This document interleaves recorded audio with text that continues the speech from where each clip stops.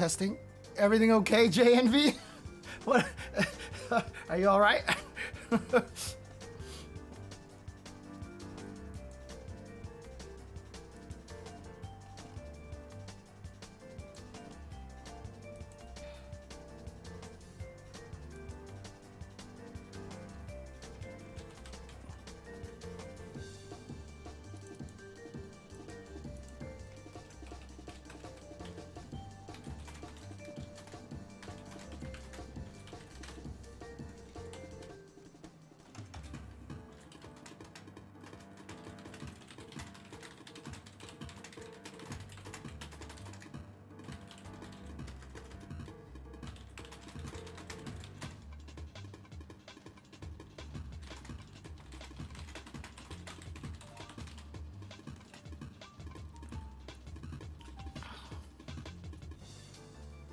Oh, I see. Okay. Oh, is ACK acknowledge? Is that what that is?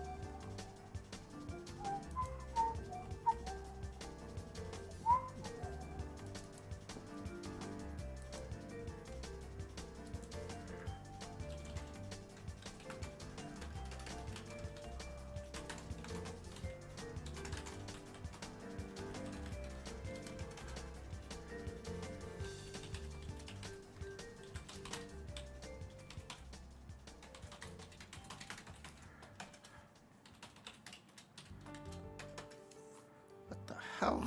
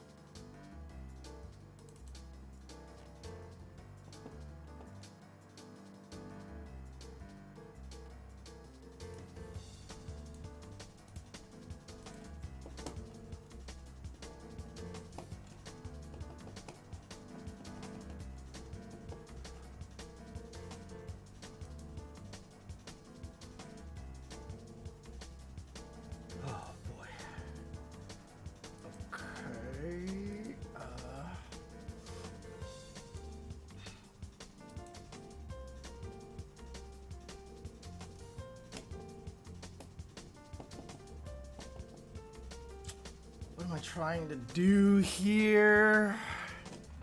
I am supremely confused. All right. Okay, here we go. All right. Let's do this. Yes. And edit. Enter. Go back over here. Oh, jeez. God.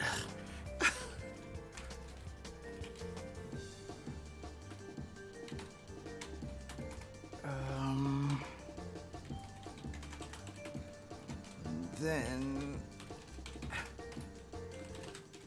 I'm gonna have to automate a lot of this process somehow to make it so that I can actually get all this stuff out quickly.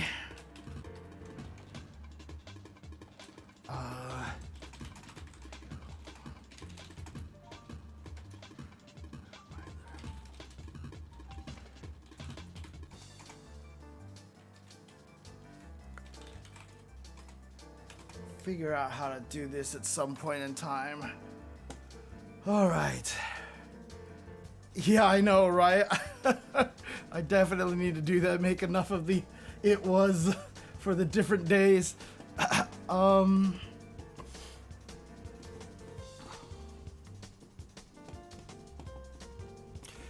is that a brand new video card, the RTX 50? Is that completely brand new, or is it just like dying at this point or something? Gibby, I would like to put out a weekly schedule, but I'm not in a position to be consistent enough because I'm still doing a ton of clerical stuff here, combining this, moving this over here, consolidating Patreons, and then officially sunsetting, you know, the Ultra Chen TV channels and all that stuff like that. So I've been slow going on that, and then this week I'm gonna be gone for most of the week. So, you know, it's one of those things. So I'll get to it soon, hopefully. I don't know if I can make a consistent schedule, but what would be nice about it is if I actually commit to a schedule very early on, that would also make it so that, like, I can't as easily flake. We're actually going to be driving, Gibby, on Wednesday. So we'll be there on Wednesday. We're going to be in NorCal on Wednesday night, basically. Wednesday evening, Wednesday night. You're actually coming up to Tenno Studios, Gibby, or no?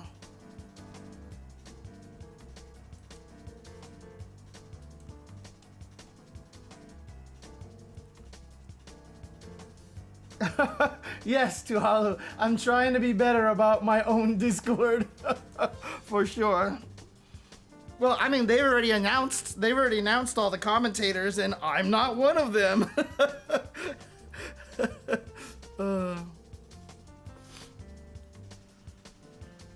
Yeah, I'm sure a Tenno thing is gonna be a pretty small affair in any case, right? So.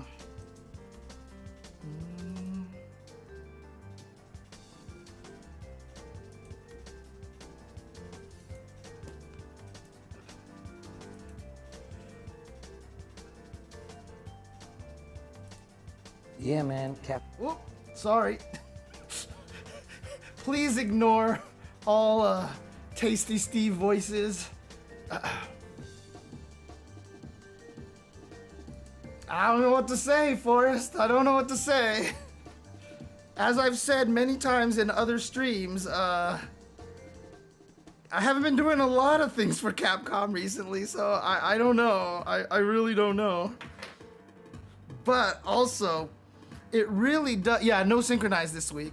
But it also does sound like there wasn't a lot of budget allocated for the English team in Japan. So, because if you noticed, the crew is only 6 people large, and so there's not that many people there. You know, normally whenever we did the Capcom Cup, we would have a lot of commentators, but having 6 people doing an entire half a week of Capcom Cup is gonna be brutal. But you know, I'm just sad because I would love to be able to go back to Japan, and I can't go back to Japan.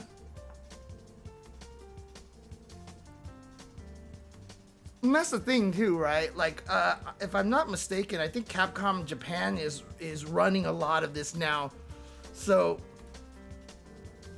I think it's kind of out of the hands of a lot of you know, the guys out here, you know, the guys out here. So I mean, we haven't gone to Evo Japan in forever.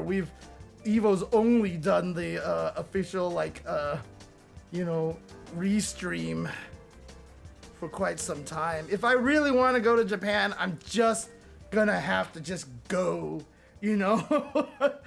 Just like, all right, let's go.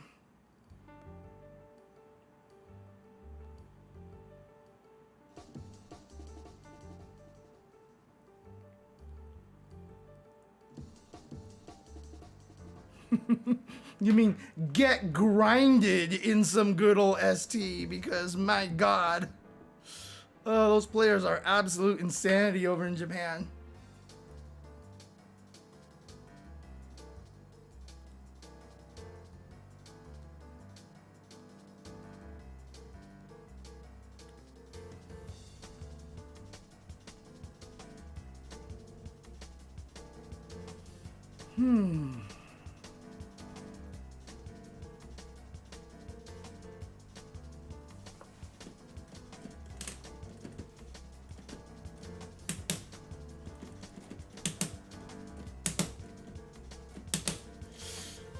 Interesting Super Turbo stuff. Which Tekken Talk? Are you talking about the one where they announced everything for Season 2 and all that stuff like that? Or is there an even more recent one?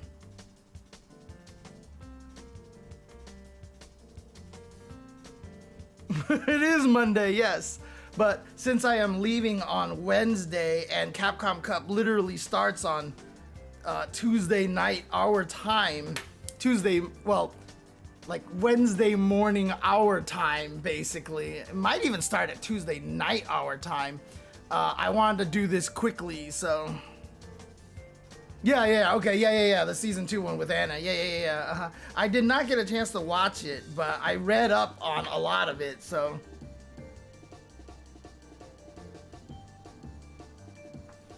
No. SFL World Finals should be on Sunday. Oh, that's a good question, actually. I'm not even sure because if it is a Japan one, I don't know if that's actually going to be a cost thing.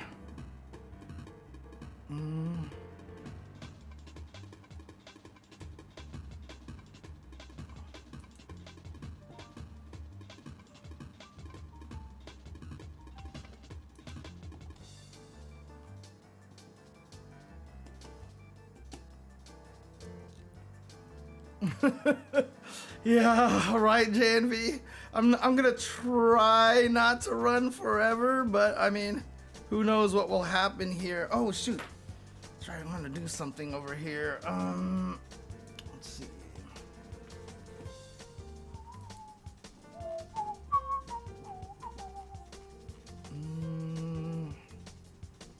Can I do this in time? Let's see. Not exactly the simplest thing to do over here. Actually, let me do this. This will probably help a little bit because then I can do that. All right, sorry guys. I'm gonna do a little more prep work over here really quick if I can. All right.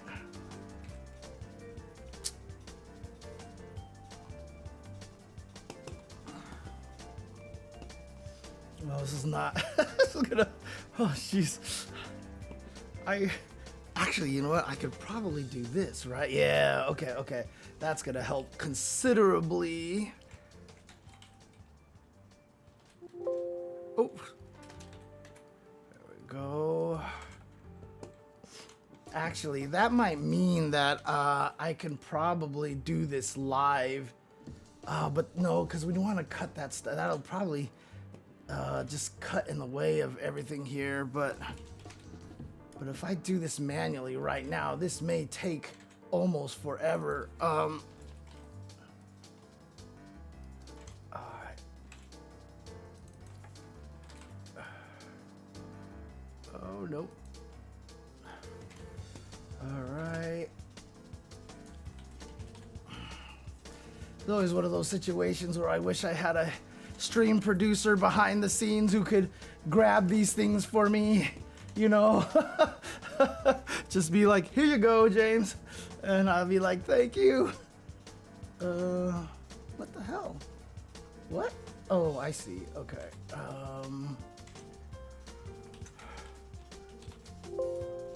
Okay. Oh, have I been spelling his name wrong? Holy crap. Hang on. Did I spell his name wrong? I did. Oh shit. Okay. There we go. All right. Okay, so I'm looking at this. Oh God. Why do these things have to be so damn hard?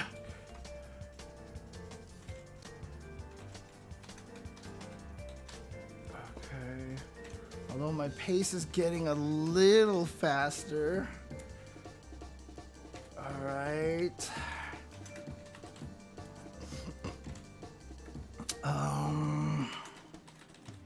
Whoops, that's not what I wanted to do. I want to do this. Oh man. Okay. Okay. I'm getting a little bit better at this. Oops.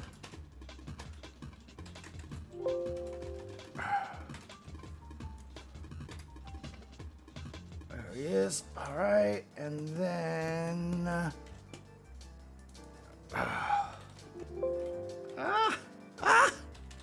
Well, so much for that pace. Actually, it might be a little bit because the microphone is in my way here. All right.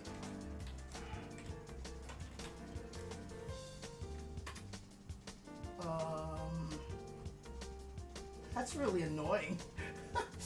I'm trying to do like find stuff and like it's getting found on the web page like outside. Oh, I see why. Because it's behind transparent stuff. So it doesn't look like it's on the page, but it is on the page. Alright. Alright. Do I keep going? Yeah, let's do it. Oh, is it? Is he just at? Because I thought it was Mr. Crimson, but it is Mr. Crimson because of, I think it's only Mr. because that's what it is in, Twitter, because maybe Mr. Crimson was already taken, you know? Alright. Okay. Should have did this ahead of time, but I didn't have a lot of time here. You guys will see why I didn't have a lot of time in a second. I mean, I hope it's not too shocking for you guys or anything crazy, so... Okay.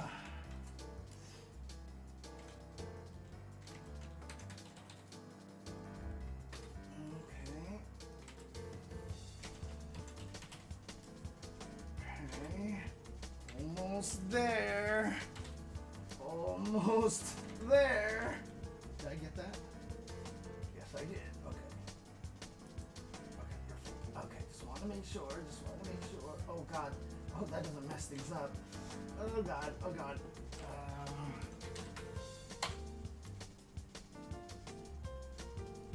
Okay, good, it did not. All right, perfect, perfect.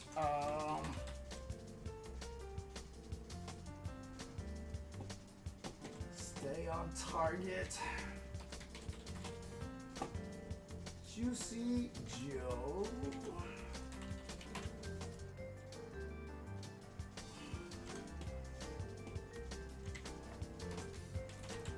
Sorry guys, I shouldn't have started by now, but forgot about this step that I wanted to do here just to make the rest of the stream run a little bit smoother. I want to do all this ahead of time. Alright.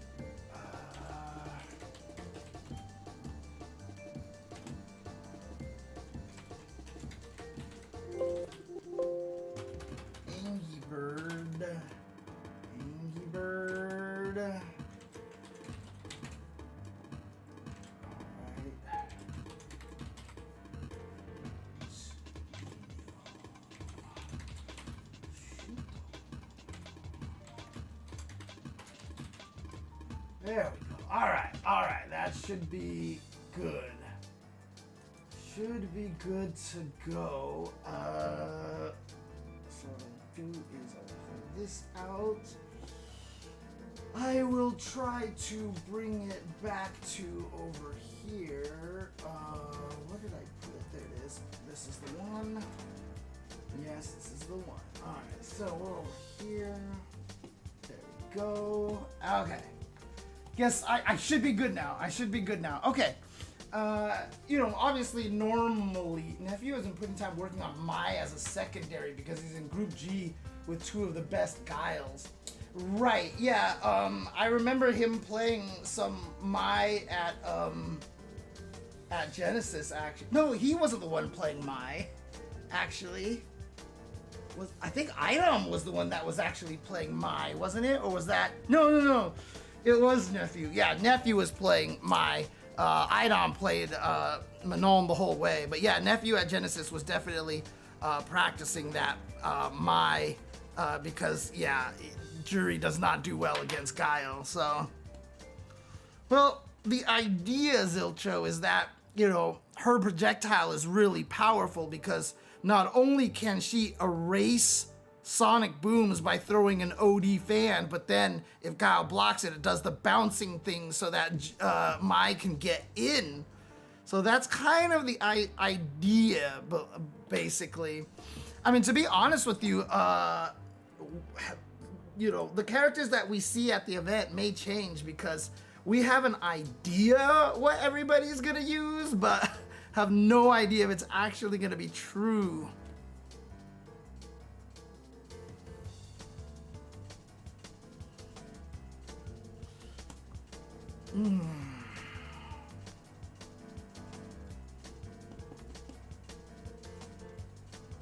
I see what he did.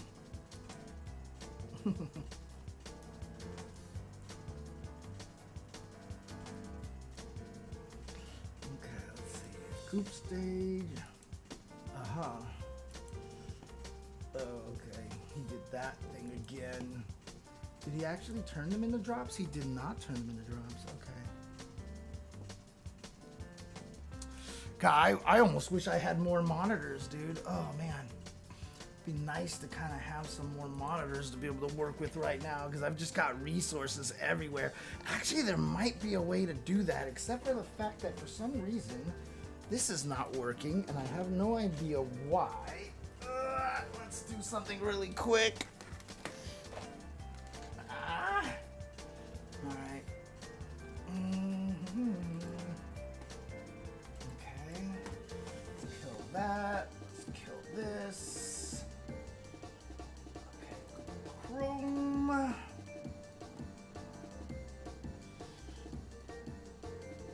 I mean, that's what a lot of people are saying, that they're actually kind of upset that Mai is actually as one note as she is. Apparently, she is like more Fireball Drive Rush the character than anybody else that has ever existed.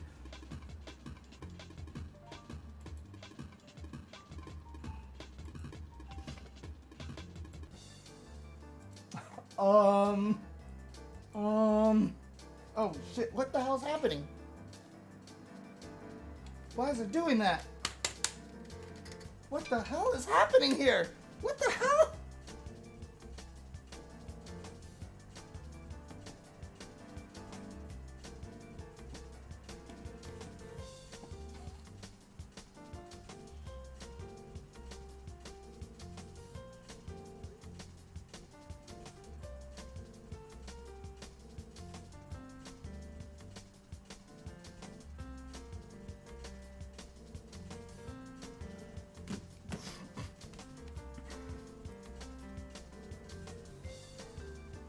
Hang on a second. Looks like some shenanigans is happening over here.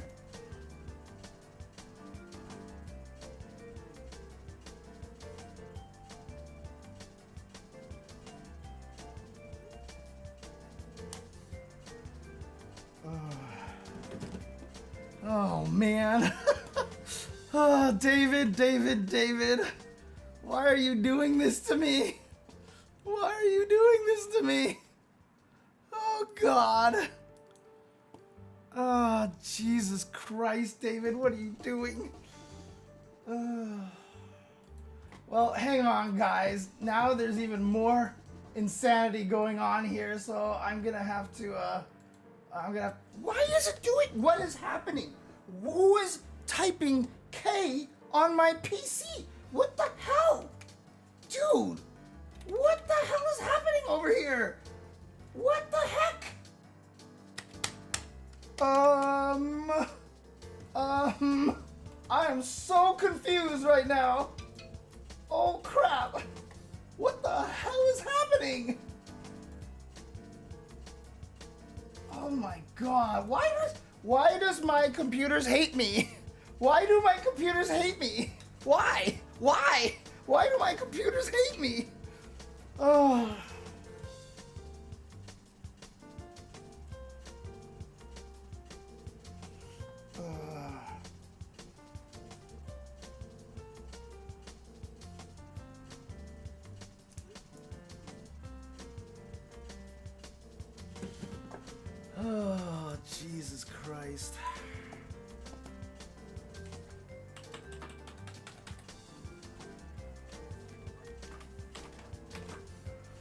Oh, God. David. Ugh. Sorry, guys. Hang on a second. I need to take care of something. Over here. All right.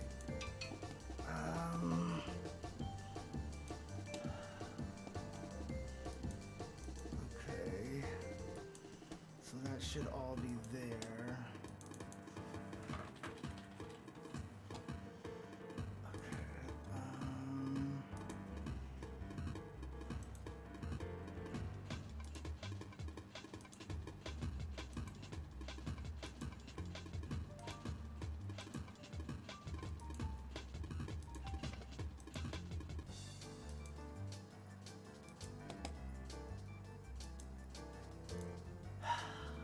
Goodness gracious.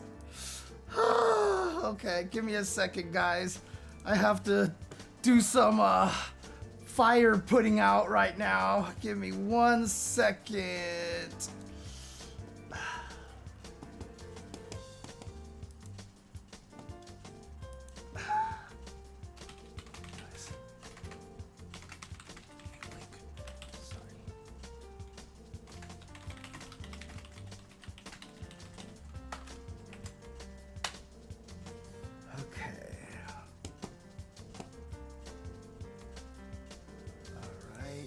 That means I can go back to over here, and then I can do this. There we go. That should work now. And then I can go over here and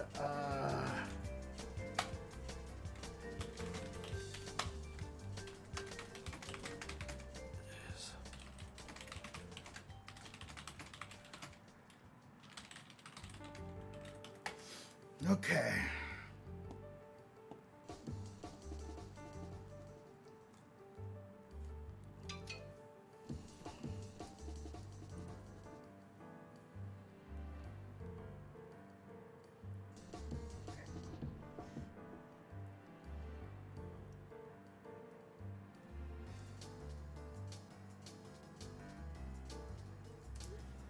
Oh God, there was a couple of other things that I needed to do here as well. So many random ass things going on in the background of the world, you know. All right.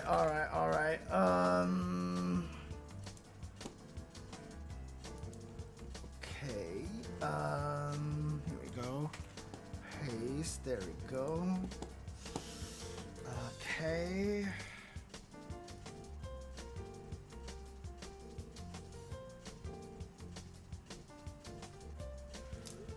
Okay.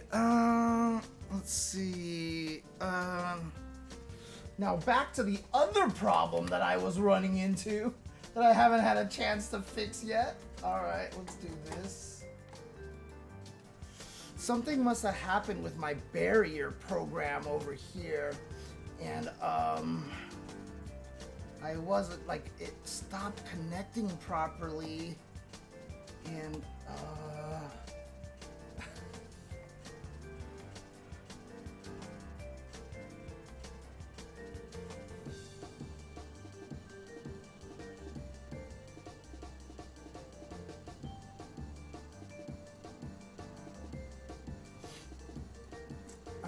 let's see, that is not working. That is not working. Why are you not working? What? God dang it. Why is this program starting to cause me problems all of a sudden? Like, I didn't have any problems before, but now all of a sudden, like, I'm running to all these, like, weird issues with it. It's basically a way to, oh, it died. My barrier program died. Yeah, I started watching it, Mikey, but I just haven't had a chance to finish watching it. Okay, there we go. So, if I fix that, that should hopefully also fix the absolute insanity of pressing K a billion times. Except Twitter sucks as a website here. Jesus Christ, I can't even sign in? Oh my god. I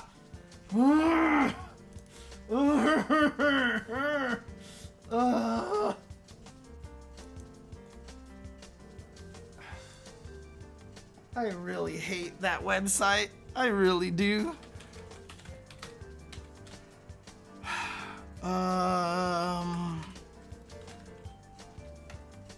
Nope. Shit.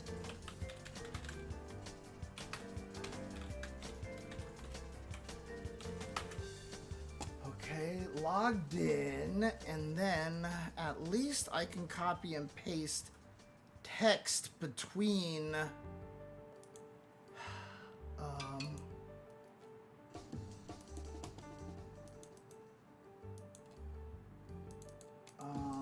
let's do this. So there it is. Okay, perfect. All right. Okay. So that will help me quite a bit doing that. And then I have this window, and I have this window, and I have this. Okay. All right. I am on Blue Sky. Scope. I am on Blue Sky.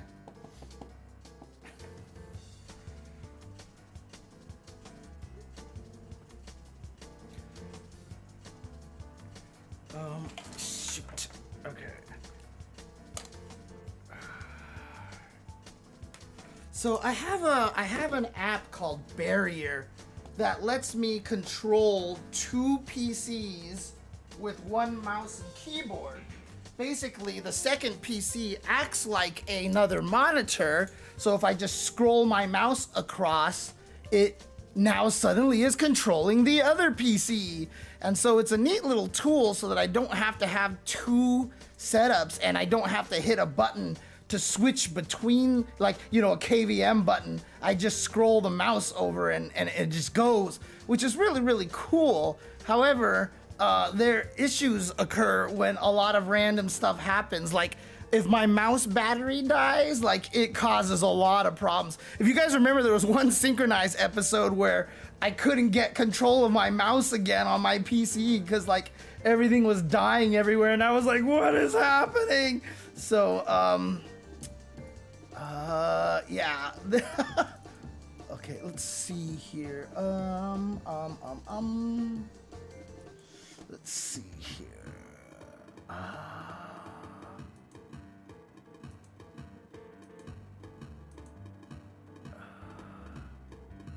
Oh, I see. It's this thing here. Okay.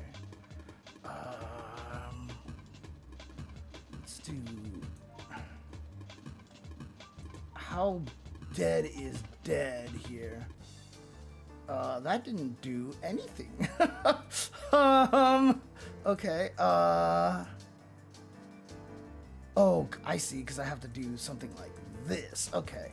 So what if I do that? That's not dead, that's not dead, that's not dead, that... What? Oh, do I have to reload it or something? Okay, let's try. Oh, boy. I guess that didn't work. Well, whatever. All right. Screw you. Screw you, gay thing.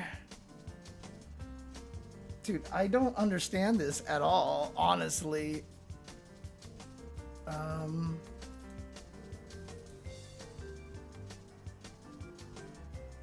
Oh, weird. Oh, that's kind of annoying. Okay, never mind. All right. Okay. Anyways, you know what? I'm OCDing. I'm OCDing because I'm trying to take care of a different problem that I shouldn't be dealing with right now.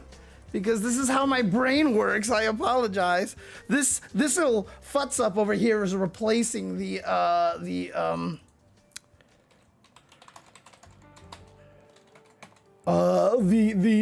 hey, I'm just hanging around talking with you guys portion of this stream here. Sorry, guys. However, Capcom Cup XI preview. Learn who all the players are. Save. Okay, here we go. Then if I go to studio mode and I click on this, Yeah, okay, that's what I thought. Doesn't quite look right. God, that looks bizarre. Holy crap, I am so not used to this right now. So, you guys are going to see something very shocking very soon. So you guys are gonna see something very shocking very soon, so. Okay, okay, I think I'm ready to go. I'm not gonna do any more of this beginner talkie portion. I'm just gonna go ahead and start the stream. We're gonna do a preview of Capcom Cup after a couple of surprises.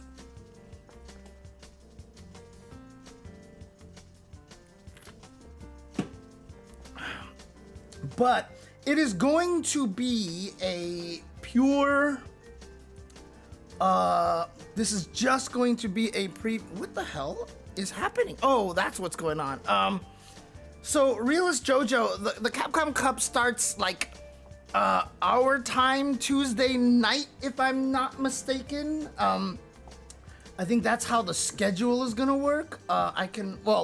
I'm going to read the schedule to you guys in just a second. What? That's not the right page. Man.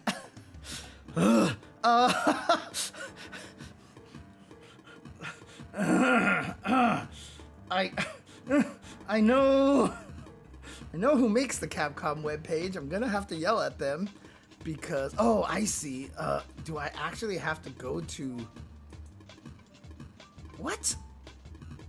I'm so confused. Oh, here we go. Here we go.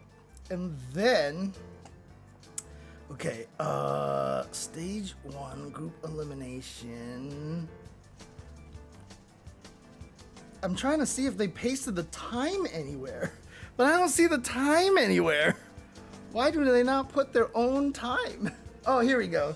Okay, okay, so everything starts noon Japan, right? So 12 p.m. Japan in PST, right? So yeah, so it starts 7 p.m. Pacific time. So if you're on East Coast, it'll start 11 p.m. your time Tuesday night. And if you're on West Coast, it'll start 7 p.m. Tuesday night. So yeah, technically Capcom Cup starts tomorrow. So that's why I want to do the stream now. Because if I did it tomorrow, it would be too late. So, oh, are you 12 hours away, Tuhalu? Is that what it is?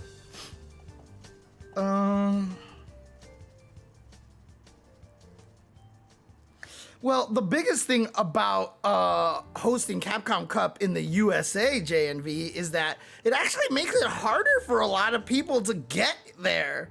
Because USA is really, really kind of, hard to get into. It's probably only going to get harder to get into. I won't expand on reasons why, but like at this point in time, yeah, if we can run Capcom Cup in all places that isn't United States, we'd probably be better off. Like if we could just run Capcom Cup in like Switzerland, I can get a preview of my future home country, like I think that would work pretty well. So, oh man. Oh, you're in Australia. So you are at the same time basically. Okay. So yeah, I mean, you know how Tekken World Cup, the Tekken finals, it jumps around from country to country. I think it'd be cool if Capcom Cup did the same thing. So, kind of, JMV, he got screwed over by that, but then he kind of screwed up a lot of things himself by accident. But I'm glad that Capcom obviously didn't hold it against him or anything like that. So, really glad he's gonna be able to make it this year. Okay.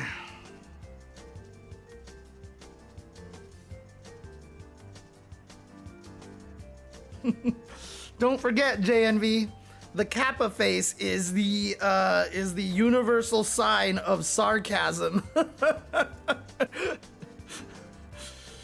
It's the worst, Petty. Like, whenever I have to try to watch something in EU, it's brutal. When I tried watching SFL EU live, it was really, really difficult. So, I mean, honestly, like, I mean, it would also be cool to have Capcom Cup in Australia, but I'm terrified of the spiders out there, so, you know. Because, yeah, those spiders are very, very scary. Can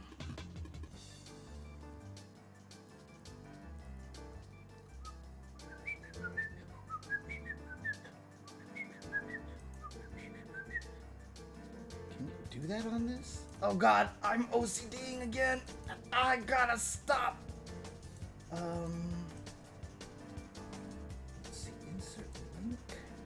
Oh, you can. Oh, sick. Okay.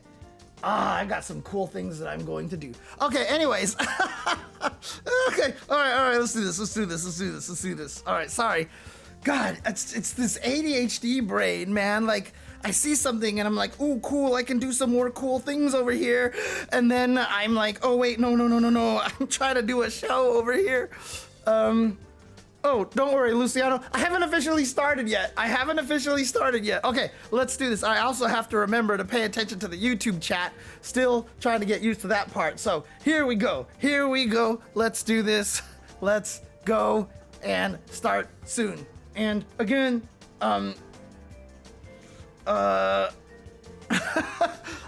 before I start too hollow, I'll just tell you the one story. My ex-girlfriend actually got to study in Japan one time.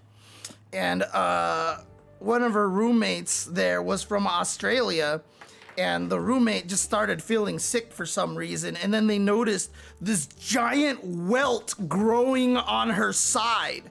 Like, she just had this big, humongous welt growing, and they were all like, oh my God, what's going on? And the girl was like, oh, I think that was probably from when the spider jumped out of the tree at me. And I'm like, nope. And I'm not even scared of spiders. I'm just scared of Australian spiders, okay? That's just it. Yeah, exactly, Oji-san.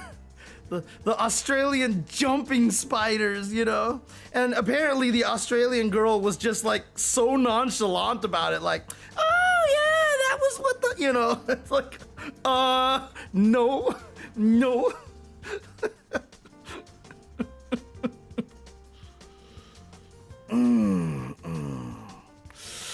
So I'm not gonna be able to do a beginner restream, Cone, because I will be doing other stuff. Anyways, okay, let's do this. Okay. Official start. All right, okay, let's do this.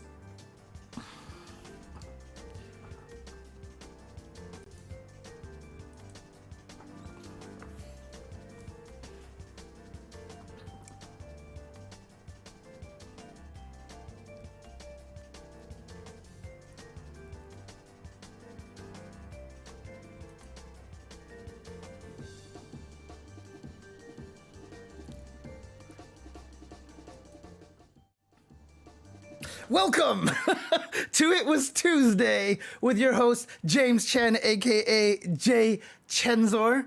My head feels about like 10 times lighter, but you know, let's go. And yes, obviously it is a Monday. So people probably wondering, what are you doing on a Monday? Well, that is because I wanted to do a Capcom Cup preview show, and the preview show, I mean, literally Capcom Cup starts in almost exactly 24 hours from now. So I wanted to get this out so people can see this on YouTube as well. So yeah, we can all see all the crazy stuff that is going to be happening at Capcom Cup. It is going to be a wild event. I will not be there in Japan. However, I will be at the official 10-0 restream with a lot of other awesome people. So we're only going to be able to restream like the finals day, like the tournament stuff, and I think just the last day of group play. Basically, if you have a chance, tune in for that. We won't be restreaming any of the Street Fighter League stuff, but we will be streaming at least, the last day of group stage and the finals. You can, actually, you know what? This might be a good time right now. So, do you want to know who is going to be on the crack team that is going to be streaming from Tenno Studio this weekend? Well, ask no further, for I can show you exactly who will be streaming from the Tenno Studios. Let's make some noise! Oh, or make no noise. Let's do this again. Yeah, man. Make some noise! Yeah, man. Capcom Cup happens in March. I won't be there. You know what, Hanzo? This gives me an idea. Sometimes, you have to brew it yourself. Okay, Capcom Cup's in early March, and we're putting the squad together. We're putting on a show to watch the last couple days of the 1v1 finals. And we need to make this thing as watchable as possible. So, who do you got on the squad? Tasty Steve. He's the guy who keeps us going. He's energy incarnate, the maker of noise.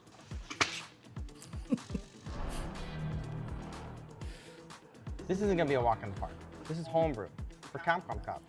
It's gonna be a complicated show. So we need someone to compile all the statistics as well as follow all the lines. Do you know someone that can get the linear regression on all his data? Don't think about it too hard, man. We've already got someone on the books. He's on his way. Who are you talking about?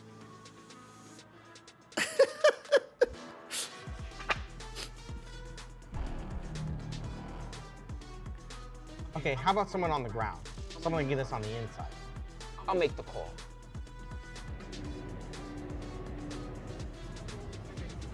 Hello? Capcom Cup. I guess.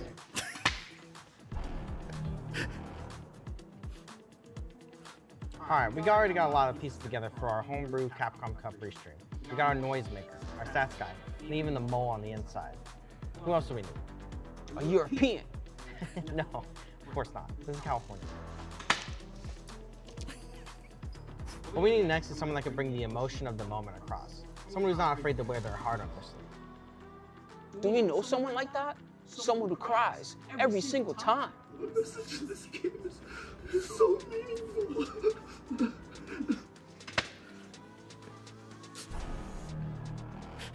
We need one more. We need someone with experience. Someone who's been on the top. Someone who knows the ins and outs of fighting games. A seasoned professional. You thinking what I'm thinking? Him? Does he even exist?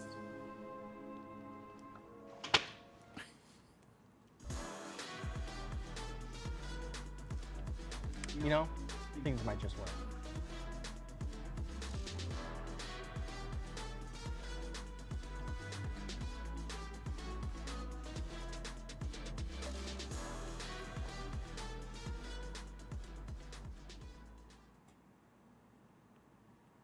And there you have it. Voila, that is your crack team that will be doing some commentary for a couple of nights in Northern California for the Capcom Cup restream. So again, you can tune in to us over there. We should be having a good time. We're basically going to be like... we're going to try to make it as casual and goofy and fun as possible. I think it's going to be a really fun time, especially with that crowd of people there. I mean, again, it's going to be me, Steve, David, and Justin all hanging out. Obviously, you know, Hanzo and Spooky will be there too. And we'll have our inside man, Majin Obama, coming to you live from Japan at the same time. So I think it's going to get really, really fun. So, but yeah, it should be a good time. And so, but, you know, again, it starts literally in 24 hours from when this was streamed live. But, you know, So you're going to want to tune into the official stream. So before I get started on anything, let's take a look at all this information over here. Whoa, that was a link. That shouldn't have been a link. Why can't I get rid of this? There we go. All right, let's do this here. We're going to take a look at this. We're going to take a look at some of the information for Capcom Cup. So if we come over here, obviously, it is all for, once again, $1 million. $1 million on the line here for Capcom Cup. And so, yeah, someone else is going to become very rich unless Mena RD is able to win it again. Then Mena RD is going to become even richer. Sorry, I'm trying to adjust this camera. So Mena RD may just become even richer. It is still $1 million. The pool, the money, the prize money after first place is a little less than last year, but first place will still get $1 million. So again, this is starting literally in less than 24 hours. There's going to be 3 days of group stage elimination. We'll be restreaming pretty much, I think, starting on this one right here. And then we will all do the Capcom Cup top 16 to finals. We will be restreaming this. So again, this is, if you're going by Japan time, this is Wednesday, Thursday, Friday, and Saturday. These will be the days of the actual Capcom Cup finals. Again, the group stages, we'll see them all played out. And if they run it like last year, I'm not sure exactly how their scheduling works. I hope it's similar to how it was last year, where they run every group every day, right? So that's how they did it previous years. So that way it wasn't like you're only just watching one group. And then that way also, you know, we wouldn't know necessarily who's going to make it out of the pools until the last day, which keeps things a little more exciting. Now, keep in mind, this is Japan time. So if I click on the stream link over here, it tells you that it'll be starting at 12 p.m. But as I mentioned, that is 7 p.m. Pacific time, 11 p.m. Eastern time, if you are here in the United States. So keep that in mind, and you will start watching it at 7. But again, it sounds great, like we get to watch at night, but these things are going to go for quite some time. So get your Red Bulls ready, get your like whatever you need to do to keep your coffee, find whatever it takes to stay up, because there's going to be a lot of good stuff happening. Now, obviously, Saturday ends Saturday. How odd. All Capcom Cups have ended Sunday. Well, Sunday is actually going to be the Street Fighter League World Championship. I don't know if they have it yet. They have it listed here. So 2 teams from every single Street Fighter League has made it, from each region has made it. So as you can see, from Europe, it's going to be, oh, I see how they're doing. No, it's sorry, it's only one team, sorry. One team from each region, and they will all fight each other in a round robin here. And to find out who wins Street Fighter League. So Street Fighter League will actually end everything on Sunday. So the Europe team is Ninjas in Pajamas. And if you aren't aware, Ninjas in Pajamas is a very, very frightening team. Hang on a second. It's a very, very scary team, because this is the team with, hush phone. This is the team with Angry Bird, Big Bird, Phenom,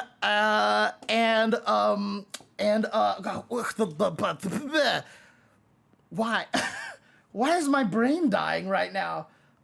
I know who it is. I can picture him, but my brain has just shut off for some reason. Oh God. Why is old man sleep so, why is old man brain so bad?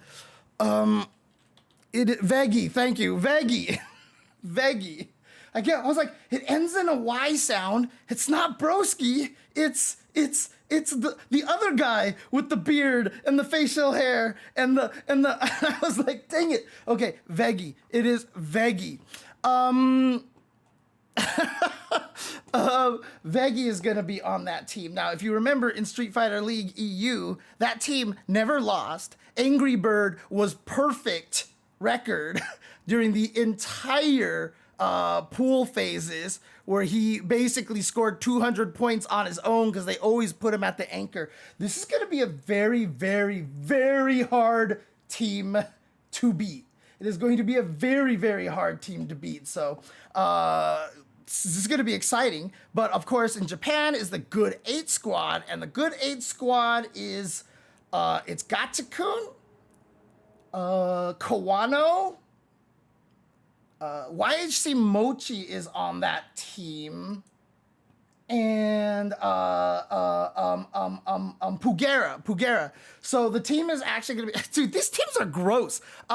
Gatchakun, Kawano, Pugera, and YHC Mochi. This is the Good 8 squad. And again, going to be a very, very tough team to beat. Now, one of the most interesting things is that FlyQuest is the team qualifying from the US area. And that team, of course, is going to be Punk the God and Chris CCH and the two dueling Kimberlys, Shine and Psycho. Yeah, two Kimberlys. Very, very interesting. But, you know, I've often said that I think Psycho has one of the best Kimberlys in existence because his footsies are ridiculous, and Shine is just one of the smartest and brightest players. Now, obviously, Shine has the potential. I know he's been playing some other characters, like practicing Mai a little bit and stuff, so he might show up with something unique and different, but he always has that Kimberly in his back pocket, and yes, Kimberly is in a position right now where she can do very, very well, and in fact, I think in a team tournament format, Kimberly is actually a really strong character to have on your team because she's just one of those characters that can just overrun you, and if you're just not ready, you die. And if your weaknesses for that character come to play, you've still got other players back there, including Chris CCH's Ed, and of course, Punk the God. And Punk the God right now, I mean, he seems to be almost invincible. When they played that finals, of course, against the Bandits team, dude, when Punk is playing like that, like Sejam said, it's just like, you don't know how anyone could beat him, you know? And I wanted to respond to that with the line from Die Hard, you know, where just like, you know, you have to know when to listen, when to shut up, and when to pray from Sergeant Al Powell. Because I just wanted to quote that, you know, when Punk is playing the right way, yeah, you just have to know when to pray. And that's the best you can do. So, this Street Fighter League is going to be exciting. Obviously, last stream that I did, I wanted to talk a little bit about the fact that, you know, the Punk calling out the Dominican Republic, Punk literally trying to make an enemy out of an entire country, you know, and I'm all for it, to be honest with you. Like, I know, like, some people might consider it rude or whatever like that, but, you know, Punk, again, like, obviously, you know, as a person who would like to see FGC go a little more mainstream, everyone's always like, oh, James, you just want to sanitize. I don't want to do that because I don't want to sanitize everything. I want to keep the trash talking. So do I. Like, that's fighting game community to me. I have grown up in the land of trash talking, etc., etc.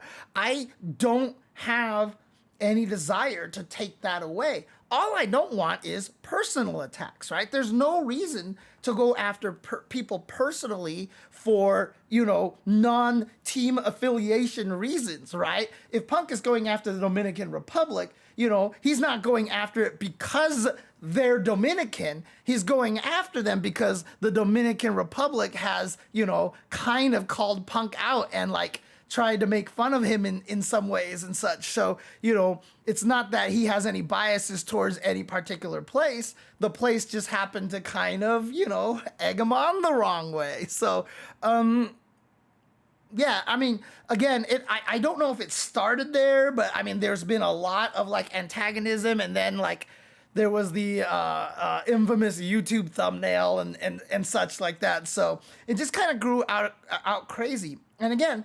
I'm all for regional rivalries. I've always been this way. Before Street Fighter, was getting bigger and stuff, I used to talk to a lot of the guys in Texas, and I was like, you guys should just run a Texas-only league. Like, just have Texas fight each other. So it'd be like Austin versus San Antonio versus Houston versus Dallas, right? Like, have the 4 major cities have a Texas league, and you can fight each other and have rivalries between the cities. Or find a rivalry with the Midwest. Go find the rivalry with everybody in the Indiana, Illinois region, and go fight each other. One of my favorite events in the past, few years was the Texas versus Florida Mortal Kombat 11 tournament. That thing was just amazing. So I love regional rivalries. And to the point that, even Punk, who's talking all that smack, and you can almost kind of tell on stage, he was like gaining more courage as he kept saying it, and getting a little angrier.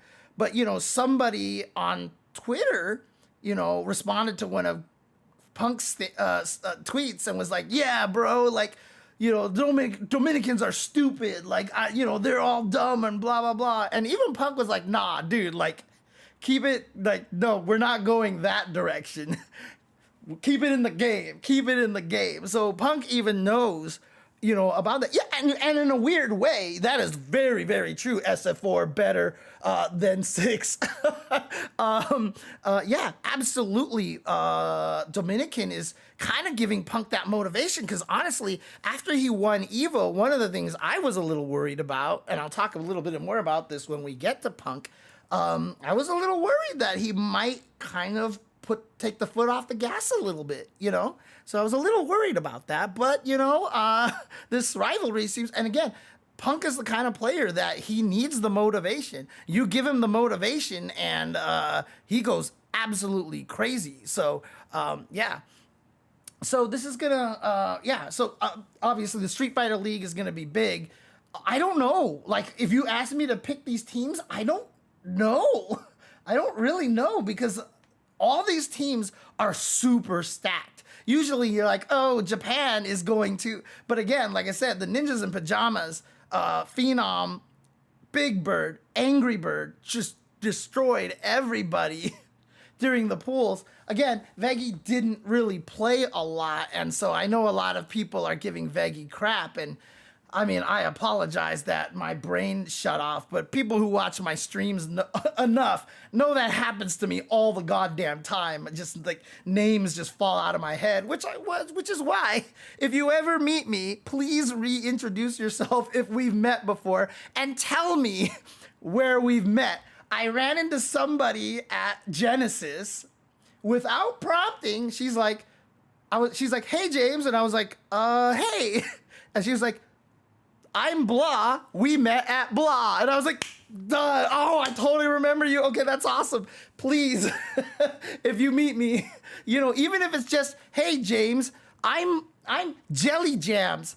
I'm in your chat all the time. I could be like, oh, cool, okay, like that kind of thing. So, just even if it's like, hey, I'm in your chat, like that helps a lot. So that will be cool. But yeah, so that's going to be the schedule for Capcom Cup. Again, elimination stage, we're going to have 8 pools of 6 players, and the top 2 players make it out of every pool, which will make 16 players. And those 16 players on Saturday, March 8th, starting at 7 p.m. March 7th of Pacific time, we'll be going all the way down to finals, and we are going to find out who is going to be the second Capcom Cup millionaire, unless Mena wins, because then there will still be no second Capcom Cup millionaire. Okay. We actually played Puzzle Fighter at Summit together? Wait, Summit? Which Summit? I never made it to any of the Summit House things. So it's a different Summit? I can't even remember now. Holy crap. Okay, well, I mean, that's what Jelly Jams is saying, that we played Puzzle Fighter together. So, okay, anyways, the thing that I wanted to do today and help you guys get ready for Capcom Cup 11 coming up here is go over all of the... Oh, you're right. It was Uma that became the millionaire last year. Man, my brain is still on Mena RD. You're right. So no matter what, this year, we will have a second millionaire. Oh, man. For some reason, I just thought it was Mena because, like, Uma just, like, bounced. Although...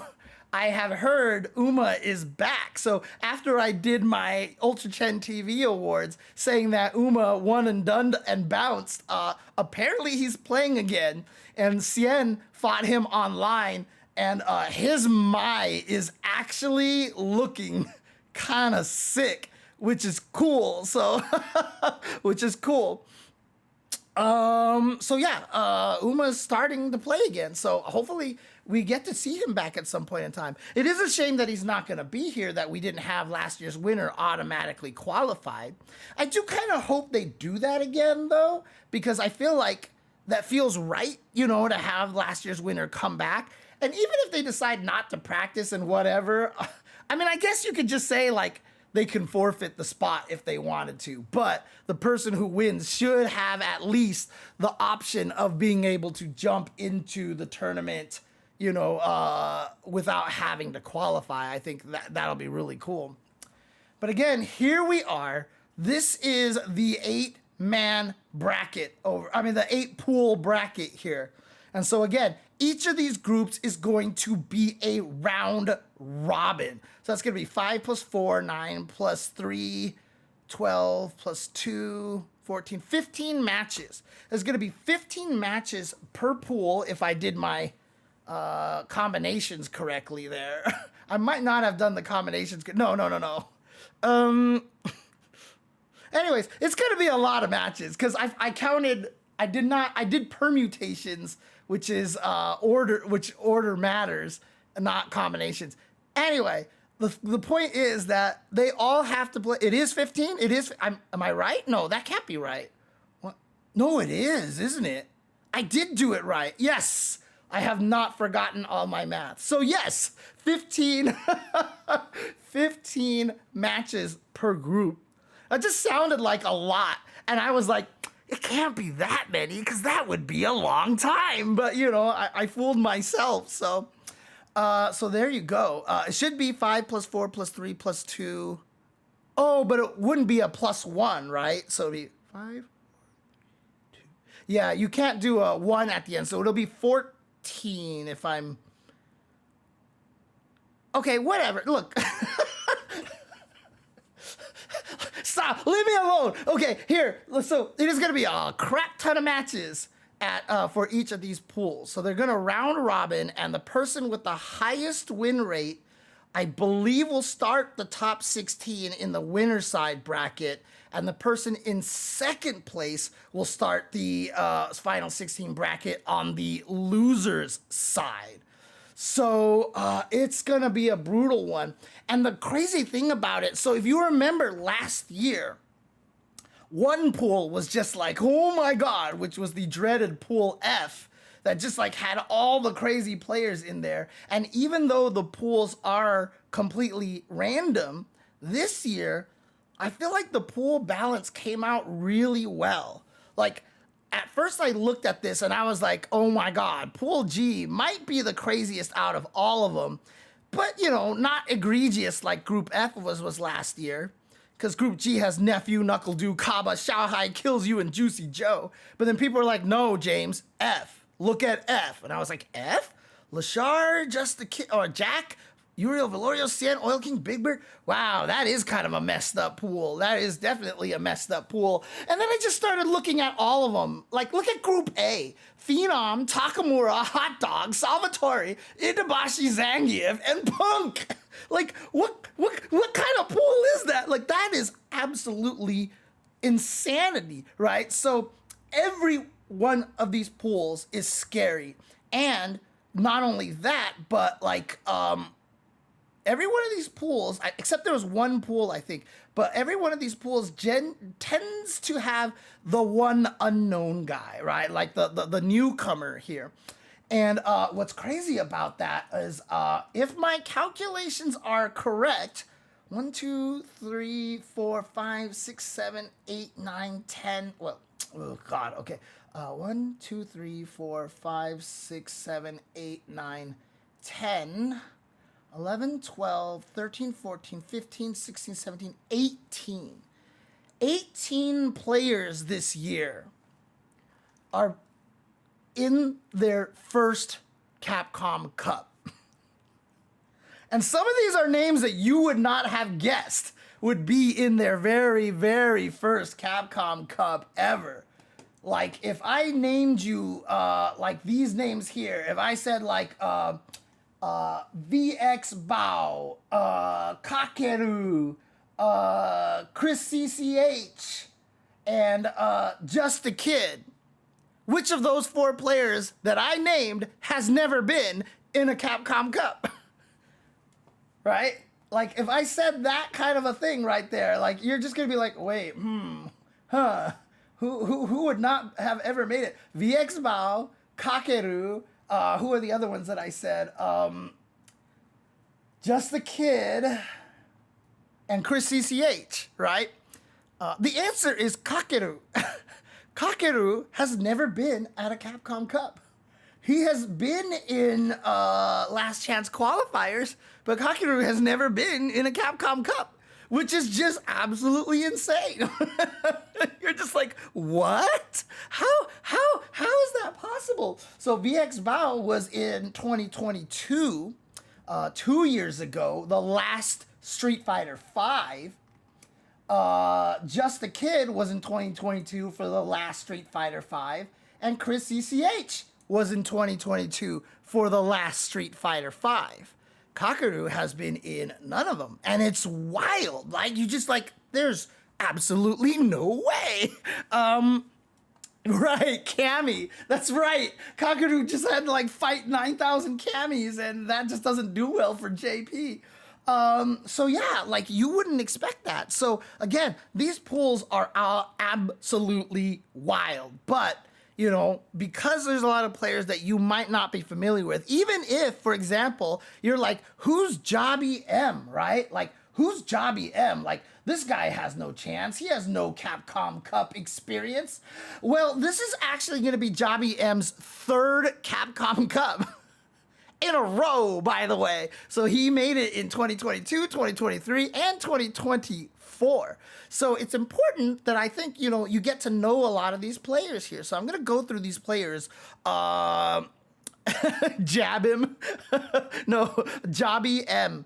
It looks like Jab him, but like his name is literally Jobby, and then his last name begins with an M. So that's what it is. So yeah, I mean, we'll go through all that stuff. So let's actually do this group by group, shall we? So let's start with Group A and talk about all these players. Now, to be fair, there are some of these players that I legit have no information on whatsoever. And shout outs once again to Incross the God for the Wikipedia page, because like almost everything that I have, you know, all this information came from Incross's Wikipedia site. So let's actually start here.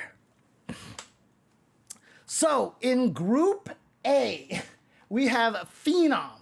And again, if you don't know who Phenom is, I don't know where you've been. I don't know where you've been, because Phenom is one of the most prolific Capcom Cup guys, like ever. Obviously, he is from Norway, but he has been a high placing Capcom Cup player, Street Fighter player for such a long time. He's been in 6 previous Capcom Cups between Street Fighter V and Street Fighter VI. So again, Phenom has been kicking butt for quite some time. So again, if you don't know who Phenom is, like, I don't know what rock you've been living under. Ooh, yeah, let's do that. Okay, there we go. I don't know what rock you've been living under. So, but yeah, so that's Phenom. Then comes Takamura. Now, interestingly enough, Takamura has been playing for a long time. He's from Belgium. He's a very, very strong player. He's always been a strong player and has had some tremendous tournament finishes, but he's only made it into Capcom Cup since the pandemic has been over. He's tried to make it in many times, but just fell short. And so this will actually be the third year in a row for him for his only 3 Capcom Cups. Now, during that period of time before the pandemic, this guy, like, I pegged him as one of those guys that would easily become one of the top players from EU. Like, I just, like, I saw it and I knew he had the capability of doing that. He hasn't quite made it there yet. He's just, like, on the verge. Like, he's right there.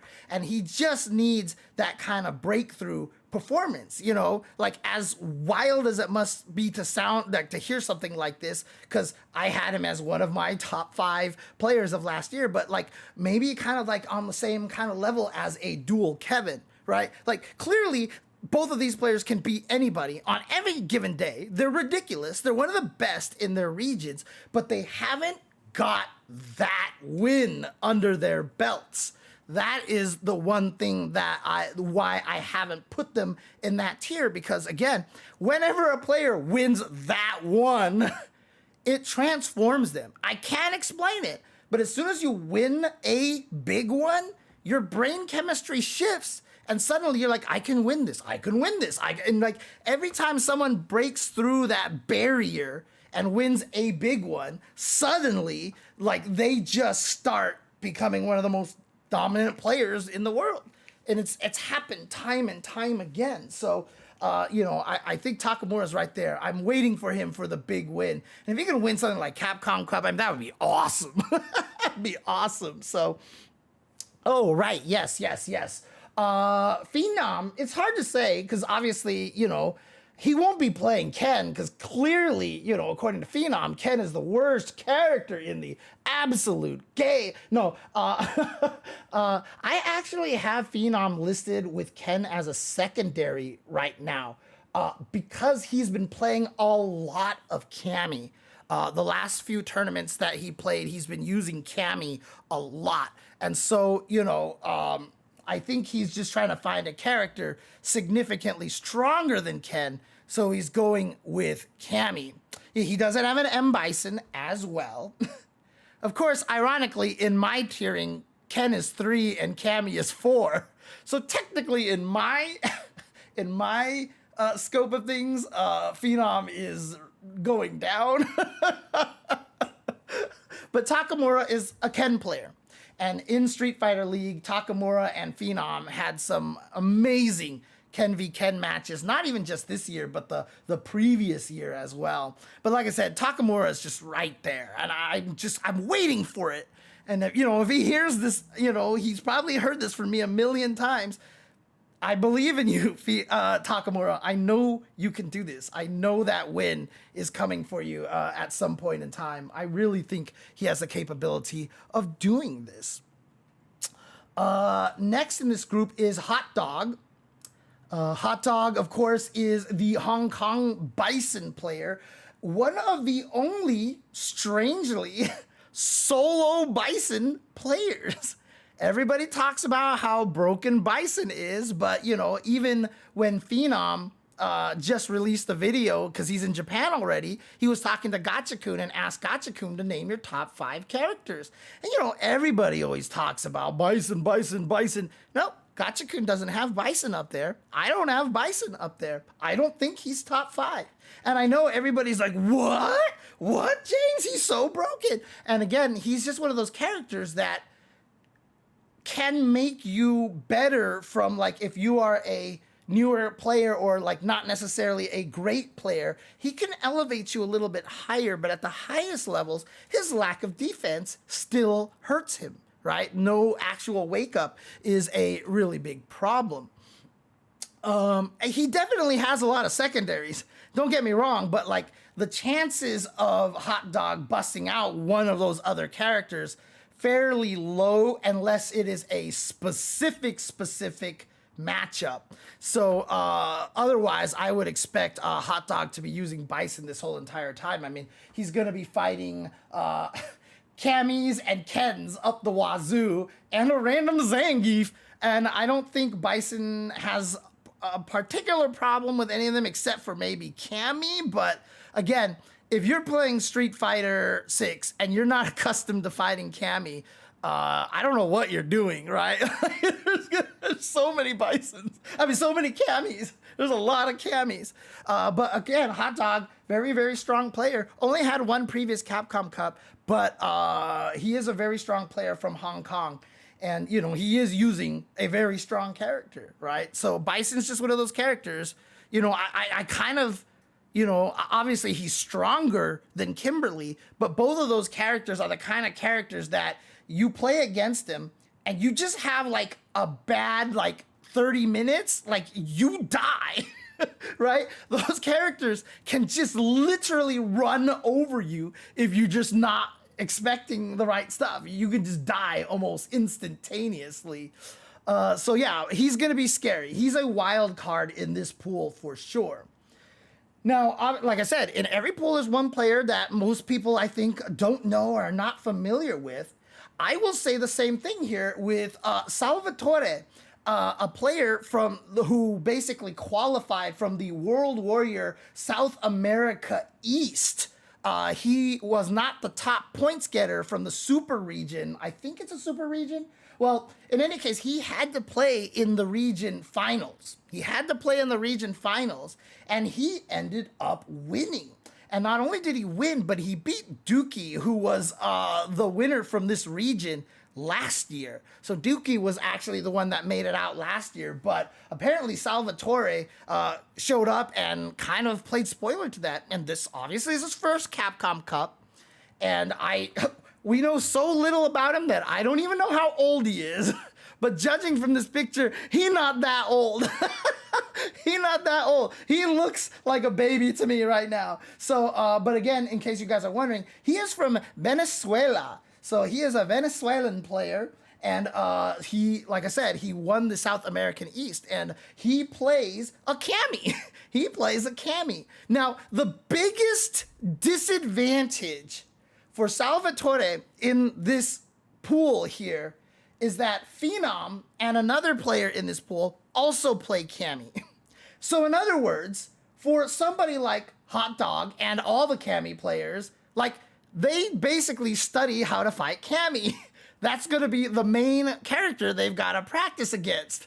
And so if you're not the strongest Cammy in this pool, everybody else is going to know how to beat up Cammy because that's who they're going to be studying against. It's going to be a tough one. However, if Salvatore can bring something different, if he can go hooligan shenanigan or something and surprise everybody. Thank you, Runkles McDougal in the YouTube chat over here. Just want to make sure I'm not ignoring the YouTube chat.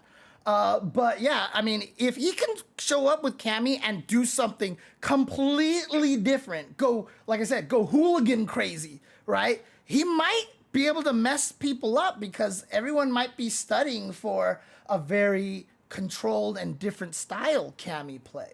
So you never know. He could take advantage of that. And, you know, honestly, if I was coaching Salvatore, that's kind of what I would tell him. I would be like, kind of go hooligan crazy, maybe, you know, or spin knuckles risky and hooligan's risky, obviously, as well. But you got to throw something at the players in this pool that they are not expecting.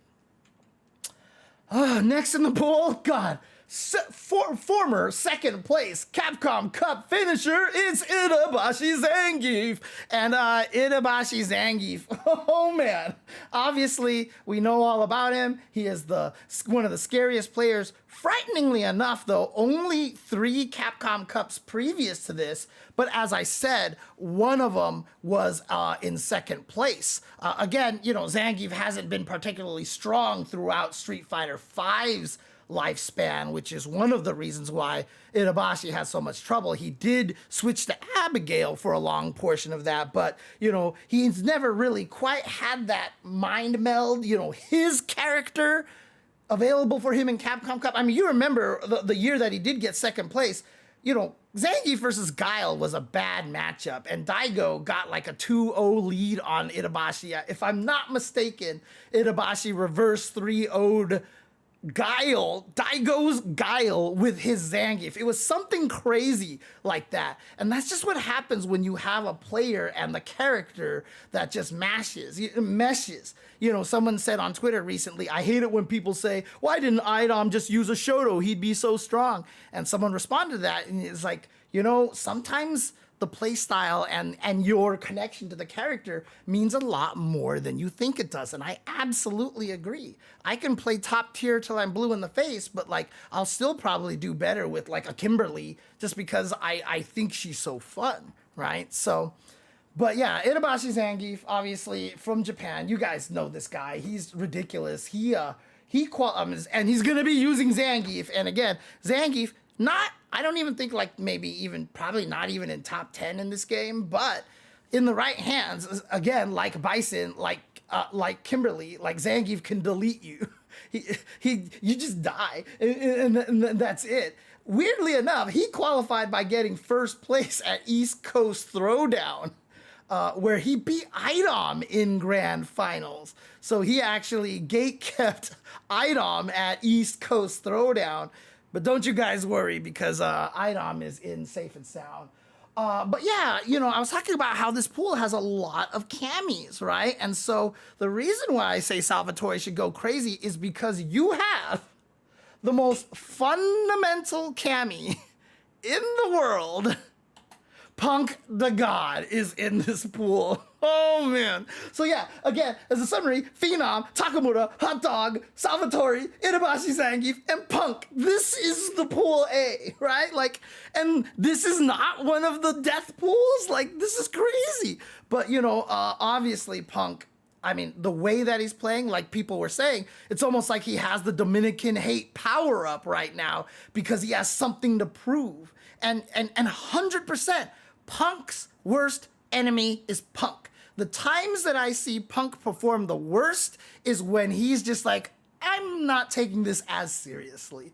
But when he has a reason to win, and a lot of that usually comes from the I need an enemy.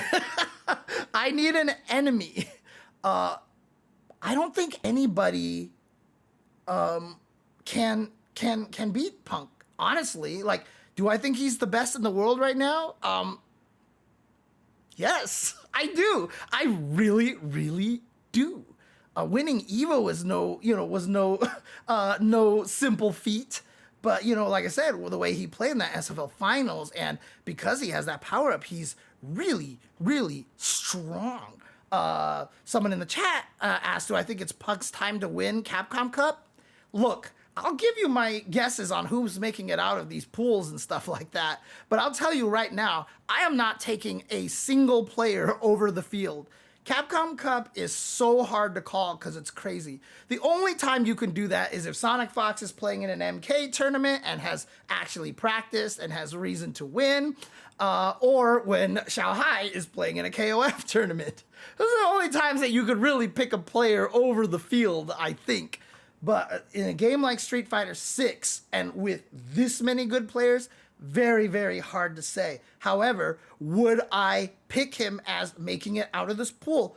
Of course I'm going to have him make it out of this pool. Because, like I said, his Cami is just so fundamental, and you can study all you want on how to fight Cami. But the thing about Punk is that it doesn't matter as much compared to other people on which character he plays, because he just beat. So the reason why Cammy is so strong for Punk is that I've often said Cammy has no shenanigans, right? She's got the hooligan stuff, but the hooligan stuff can get you killed more often than it can reward you, right? Punk doesn't use the hooligan stuff.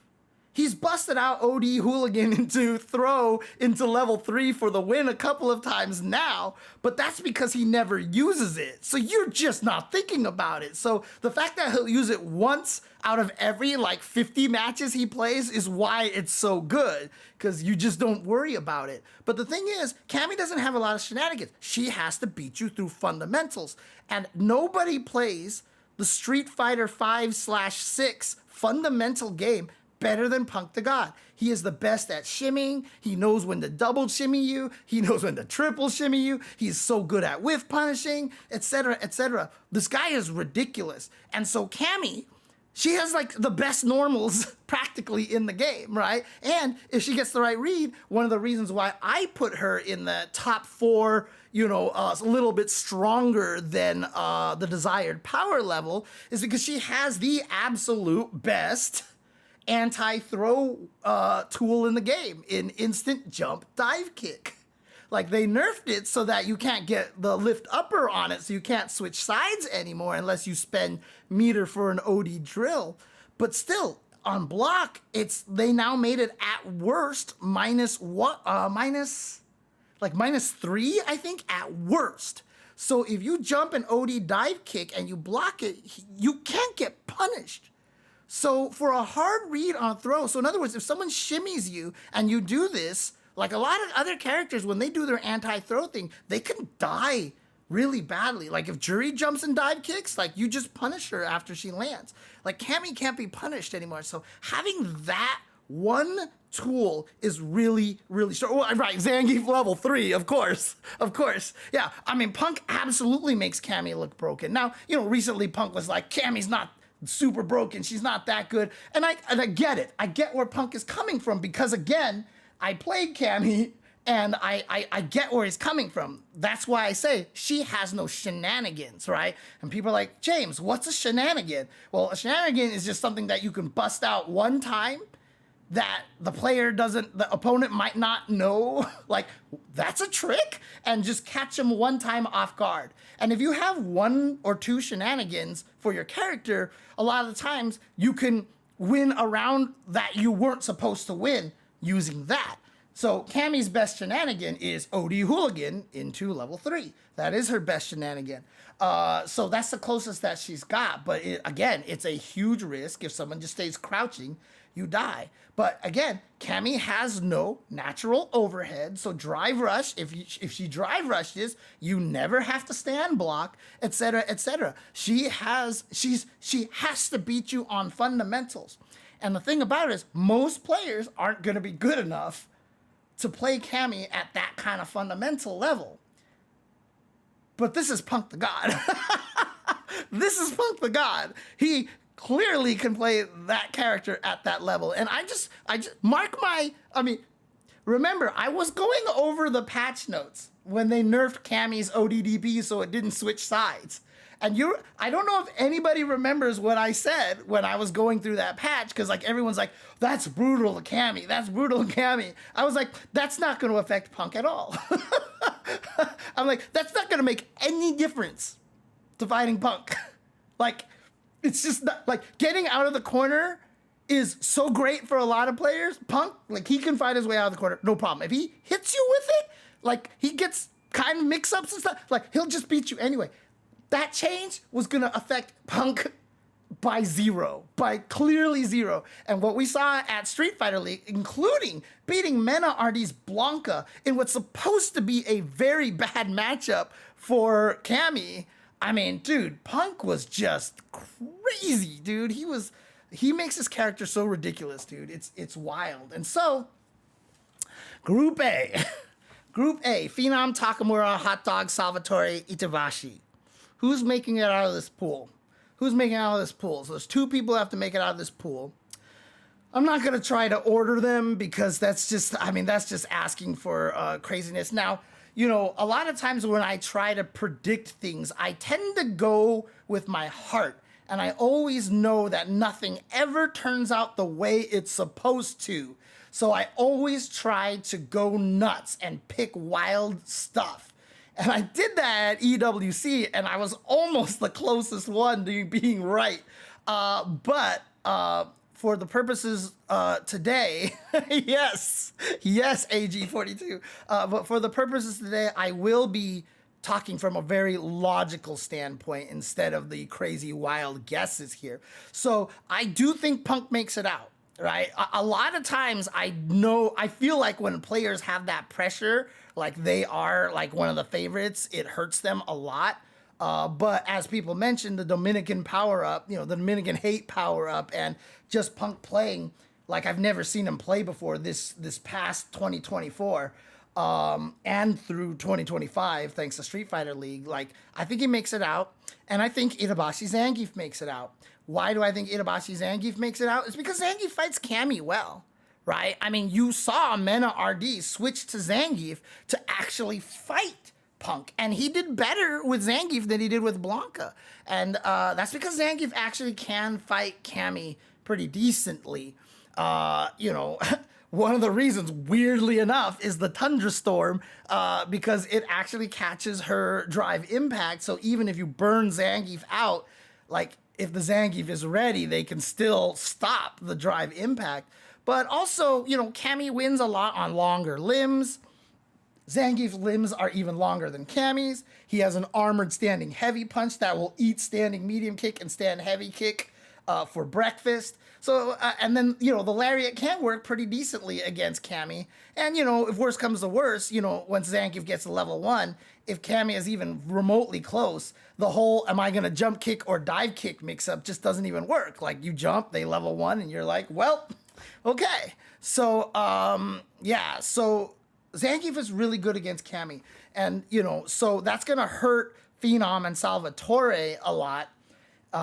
And then the other thing, too, about it really just comes down to is none of the other players here, Phenom, Takamura, Hot Dog, and Salvatore, actually Phenom. So I'll pick a wild horse, too, which is Phenom. Phenom has the possibility of taking out Itabashi because one of his main training partners is Veggie, right? Who is one of the best Zangiefs, if not the best Zangief in EU. So Veggie might have that Zangief experience. But I think Itabashi is going to have an advantage in that. I think Salvatore, Hot Dog, and Takamura are going to struggle against Itabashi because it's harder to find good Zangiefs to practice against than it is to find good Kens, Cammys, and Bisons, right? Like, you're going to find Cammys, Kens, and Bisons everywhere. So, I think Itabashi is going to be able to get some good training there. And the other players are going to have a harder time finding a Zangief to train against. So that's who I have in Group A. I think Punk, I guess they're ordered then. Punk, Itabashi, and then the wild card Phenom. That's what I have making out of Pool A. All right. Okay, so let's go to Pool B. So, Salty Kid. Bittersweet. Absolutely bittersweet for me. Salty Kid qualified out of Europe West. He is also from Belgium. Wait. Oh, that's right. I think he's like from Belgium but lives somewhere else now. Like, I'm trying to figure out why Takamura. Oh wait, what am I thinking? The pools aren't region based. Oh, I'm an idiot. Okay, yeah. So Phenom qualified by World Warrior through points winning, and Salty Kid won in the final bracket. That's right. So yes, he is another player from Belgium. Takamura. Sorry, Takamura. I always do that. I always put Phenom in Belgium, but I know he's Norway. I've done that so many times on stream. He's from Norway. But Salty Kid also from Belgium. Like I said, he qualified through the finals. And the reason why it's a little bittersweet for me is because Salty Kid is a Kimberly player. And I think he was either the first or second Kimberly player qualified. He might be the only Kimberly, actually. So I was really happy because Salty Kid is a great Kimberly player and he qualified. The thing that made it tough for me was that in the finals, he beat Garnett. And Garnett, the way that he played in SFL EU, I became a huge Garnett fan. And Garnett, qualified, I believe, the last 2 years at Capcom Cup. Excellent Dhalsim player. And so I was excited to see if Garnett can come back and, get to Capcom Cup and get even stronger because, again, the more Capcom Cups you go to, the stronger you become. Unfortunately for Garnett, but fortunately for Salty Kid, and yay, I got a Kimberly in the tournament. Salty Kid did take it because the other Kimberly that I felt was a favorite to make it into Capcom Cup did not end up making it to Capcom Cup. We will get there very, very shortly. But yeah, Salty Kid is there. And, you know, Kimberly got buffed. Like, after she got buffed, I will tell you about her weaknesses, but I will never, ever say she's a bad character now because they fixed a lot of things that she had problems with. Were the buffs enough to make her super good? I don't really think so, but she's very strong. And you fight the Kimberly, and if the Kimberly just catches you by surprise, you're dead. You're dead. That's just it. So, you're right. Stan actually mentions about that EWC thing. Everyone had Punk, Big Bird, and Mena, and I didn't pick any of them. Like, I didn't pick any of them even. I think I only picked Big Bird to make it out of his pool, but like, I was right. Again, that's my heart-based read. Like, I had it so that Punk didn't make it out because he had just one Evo, and I really felt like his brain and competitive spirit was taking a vacation during that time. And later I talked to Punk and he was like, yeah, you know, I won Evo, so I'm not like super feeling it right now. And I was like, yeah, I figured so much. So again, I'm really good at picking people's mental states and stuff because like I said, that's, I think, is my biggest strength is the empath stuff. But yeah, Salty Kid with the Kimberly, I think that's really cool. I'm excited for him. This will be his first Capcom Cup. So it will, like, I'm going to be straight up honest with you. If Salty Kid ever runs into this somehow before he plays, I don't know how that's going to happen, but it's rough for most people getting to their first Capcom Cup because they're not used to the size, the spectacle, the stage. You get nervous. Like, it is intimidating. Like, I've been a commentator and I'll walk on the stage and I'm not even playing a match and I'm like, crap, this is scary. Like, the stage fright is real. The stage fright is real. Yeah, the venue is going to be the Ryukukikan. You know, I can't even pronounce it, but it is a very famous and prestigious sumo arena in Japan. So it's going to be really cool there. Forrest asked, would I trade all the buffs on Kimberly for ODDP? Actually, no. Like for an actual Invul ODDP. No, because I do understand why they don't want to give Kimberly an ODDP to keep her a little bit more unique. I would like, I'm okay with them not giving her that as long as they buff a few extra things. But even then, like, I'd only want them to buff her for my own purposes. But right now, I really think she might be in a perfect spot. I have her in the just under desired power level characters in the upper half, which means, yes, you can win a tournament with this character. But Kimberly is one of those characters, kind of like El Fuerte, as painful as it is for me to say that because I hate El Fuerte in 4. But she's one of those characters that if you make too strong, she makes people quit the game and everybody's going to get really, really mad at her. So if you put her in that level where she's just under desired power level, I actually think she's kind of in the right place right now. The Rogoku Kokugikan. I think that's how you would say it. Rogoku Kokugikan. Okay. The Standing Heavy Punch is a nice buff for sure, but it's still shorter than everybody else's Standing Heavy Punch, which makes me sad. Anyways, yeah, Kimberly. And so Salty Kid is going to be, I think, the only Kimberly here. Let me take a look, make sure. Kimberly. Yes, he is the only Kimberly here. So it's going to be tough for him, not only just using one of the weakish-er characters in the game, but also this is his first time. And like I said, every pool is kind of loaded. The next player here, interesting story here, is Si Anik from Bangladesh. what a rough story for him. He qualified last year.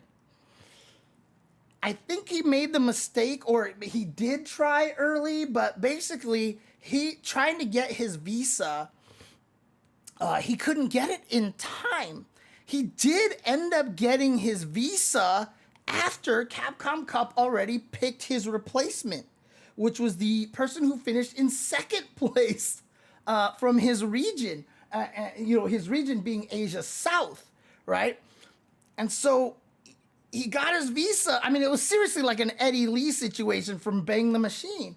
He got his visa, but after his replacement was already picked, and so Capcom was like, we can't like kick that guy off now. Like, we already told him, we done all this stuff. We changed everything. Like, we gave you a deadline to get your visa, and you didn't get it in time. And then he started hitting up a lot of people, including myself. And so I have a great empathy for him because I know he had no ill intention. There was no ill intention. It was desperation and panic because, when he was emailing me and talking to me, he's like, it's such a big deal for the Bangladesh community to get a representative at Capcom Cup. Like, this is crazy. And so he's like, I need to make it. Like, I need to get there. And so, like, can they let me in? Can they let me in? And I was like, I tried to explain to him logically why that probably wasn't the case. But unfortunately, he took to social media to talk about this. And he accidentally ended up doxing a bunch of Capcom employees, because he wanted to show examples of, conversations that he had with a bunch of people via email. And he just forgot to redact a lot of stuff from some of those screen caps. And again, as soon as he found out, he fixed it almost immediately. And as soon as I found out, I messaged him right away. I was like, Sianik, fix this. And unfortunately, took a while for him to fix it because time differences and stuff like that. And, but again, talking to him and stuff like that, there was no ill intent. He wasn't trying to do anything wrong. And a lot of people were like, well, you just screwed your chance of ever getting into Capcom Cup, bro, But I think even Capcom recognized exactly what was happening there, that this guy, I mean, there was, like I said, like, look at him. Like, it doesn't look like there's an evil bone in his body, dude. Like, he looks like the nicest dude. And from my conversations with him, he was very pleasant. He was very logical and reasonable and stuff like that. So I'm really, really glad that, he's back this year and he's got his visa. He showed the picture. He's like, I have my visa. And like, he's made it to Capcom Cup. I'm really happy for him. One, because it just shows that Capcom isn't going to be like, you doxed us, you're done, kind of thing like that. But also because now what he was so sad about last year, feeling like he let his country down, feeling like he let himself down. But again, like I said, I think the country part hurt him even more, that he gets his opportunity to play this year. So I'm really happy for Sianik. He qualified through the World Warrior like he did last year. And it's tough because like he's played like 3 or 4 different characters like throughout all of the World Warrior tournaments and stuff like that. So he has a variety of characters. The one that I see the most from him is Chun-Li. So that's what I have as his main right now, Chun-Li, but I also know he plays a Bison as well. So, the thing about it is the time between you qualified and Capcom Cup, I mean, that was like 2 months for most of these players. That's enough time for you to get to another main. So like I said, he was experimenting with a lot of different characters towards the end. So I don't know who he's going to be using as a main, but I'm really happy for him to make it in there. The next player is NL. NL, since Street Fighter V, NL has been just a force in Capcom Cups. He's a really, really strong player. And it was interesting because, was it Verloren, right? NL and Verloren kind of showed up in Street Fighter V at the same time, and I was like really excited about Verloren. I was like, I think his Cammy is like really strong, and I thought he was a player that was gonna maybe go farther than NL, but NL has really stepped it up. He is very, very, yeah, I don't know what happened to Verloren. It's funny because like one time we were commentating one of the Korean things at the World Warrior recaps, and I was just like, oh, I want to ask NL, like what happened to Verloren, but I never got an answer for that. So I don't know, you know, life happens. People probably just get jobs, just don't have time to play and stuff like that. Get a family. Can't blame anybody for that kind of thing. But yeah, NL super, super strong. And between Street Fighter V and Street Fighter VI, he has been in 4 Capcom Cups, right? If you look at this, he's in this Capcom Cup. He was in 2023. He was in 2022. He was in 2019 and 2018. Now, it sounds like he missed a couple of years, but if you remember, 2020, 2021 were the pandemic years where we only ran those exhibitions at the end. So those are not counted as Capcom Cup. In fact, if you go by the numbers as this one being 11, 2021 and 2020 don't really count as Capcom Cups, which means NL, this is his 5th Capcom Cup in a row. He has qualified to 5 Capcom Cups in a row. This guy is strong, dude. He is so good. And he's also the kind of person who's not afraid to pick top tier. You know, every time you saw it, like during Street Fighter V, if Cammy was better, then he played Cammy. Then when Karen got better, when Karin got better, he played Karin. And like, he just kept switching who's ever strong. And so in this game, he's using Akuma. He's using Akuma. And NL definitely has one of the scariest Akumas there is, honestly. He ended up winning in the finals over Armper, which is interesting. The finals of his World Warrior region. South Korea was not a super region, so the player who qualified from that region had to win the finals, and he beat Armper, but Armper will be just fine, trust me. But again, NL, yeah, I mean, yeah, even Ryu, when Ryu got buffed, yeah, exactly. NL is one of those players, you know, when I talk about, like, you got to find that one character that you gel with, that you meshed with. There are some players that don't need to do that, and NL is one of them. You give him a good character, he's going to be strong. And so NL is going to be really, really dangerous in this pool. But boy, speaking of dangerous, we haven't even gotten to the other half of this pool. Grand Totokai, a very, very strong player. I've talked with him a bunch too as well. He's from Panama. Again, a very, very strong player, and for the longest time, a JP player. Now, obviously, JP got nerfed to the point where a lot of JP players dropped him, so Grand Totokai started playing a lot of M. Bison. However, after JP got buffed again, I do believe Totokai has kind of picked JP back up, so I mean, main, secondary, I have main as Bison and secondary as JP, but like literally probably can go back and forth, right? Like it can go either way. So Grand Totokai, very strong player. He made it out of Central America West of the World Warriors. And yeah, this is going to be his first Capcom Cup. So yeah, this is the first time he's there. He's young fellow. So, you know, it's going to be a tough one for him because, like, well, I mean, he's not that young compared to a lot of the fighting game players. Like, I think 30 is young, but, like, I know a lot of people are going, 30 is not young at all.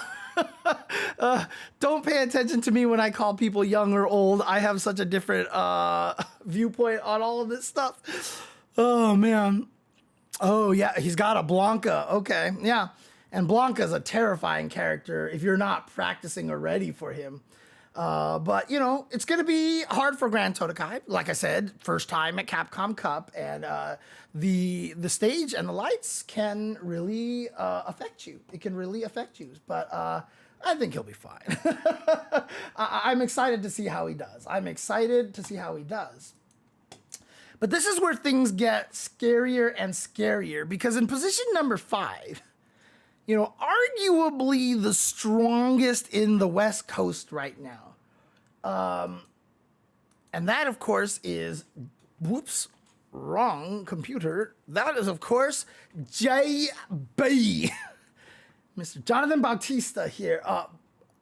I mean, most people who've been paying any attention to fighting games at all, as to Street Fighter at all, knows how strong JB is. And they know how good his Rashid is, right?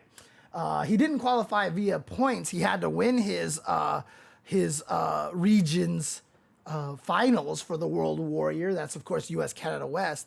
But he did so beating Snake Eyes twice. I think he was the one who double eliminated Snake Eyes in that tournament. And remember, Snake Eyes snuck in the Capcom Cup last year. He's playing all the time, so Snake Eyes is never rusty. But Snake Eyes, strong opponent, and JB was able to take him down. Again, this guy has been doing great. The sponsorship by C9, I'm sure, is doing wonders for him, because he could focus on the game and such. Again, he's been so strong, it's crazy to me to say that this is his second Capcom Cup, but like, he is a good ass player. And so he is definitely going to be one of the biggest threats to make it out of this pool. One of the people that's going to be standing in his way, and probably the biggest wild card of this pool, and it's crazy to call him a wild card, but I'm not calling him a wild card because he's a wild card. I'm calling him a wild card because he wild. He is wild, and that is Noah the Prodigy, one of the only Lukes in this tournament. One of the only Lukes, and he doesn't need a secondary. He is just Luke and Luke alone. And this man, I have said in a previous stream here that he is probably the one player nobody wants in their pool because he has the potential to just destroy everybody. It is so scary to fight this guy. And one of the reasons why I said so, I say this, is because you can't practice against him. I mentioned that there's barely any Lukes in this tournament. I think there's one other Luke main in this tournament.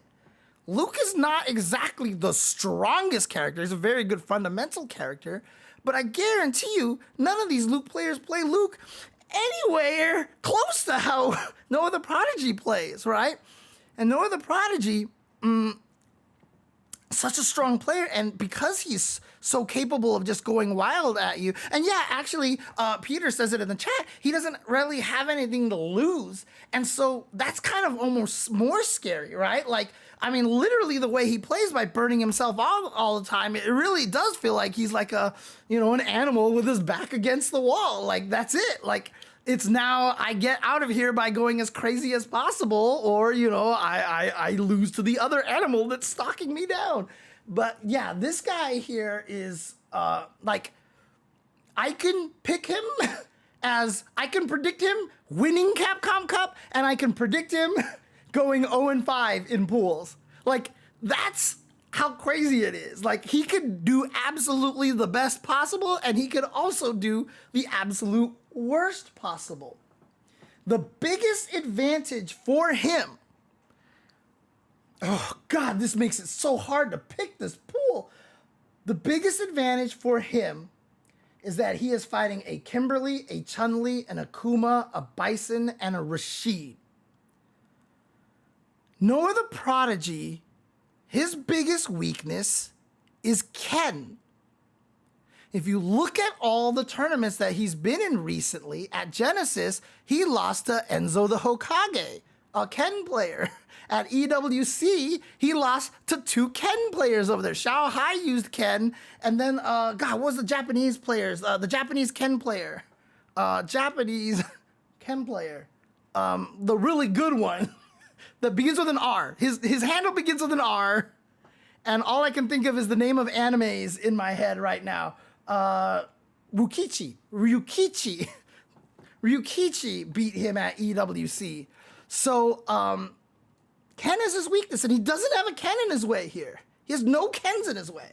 So this is going to be a terrifying thing. Now, somebody says, Jelly Jam says that his biggest weakness is JB. I mean, in this pool, clearly, for sure, because Rashid is strong and JB is strong.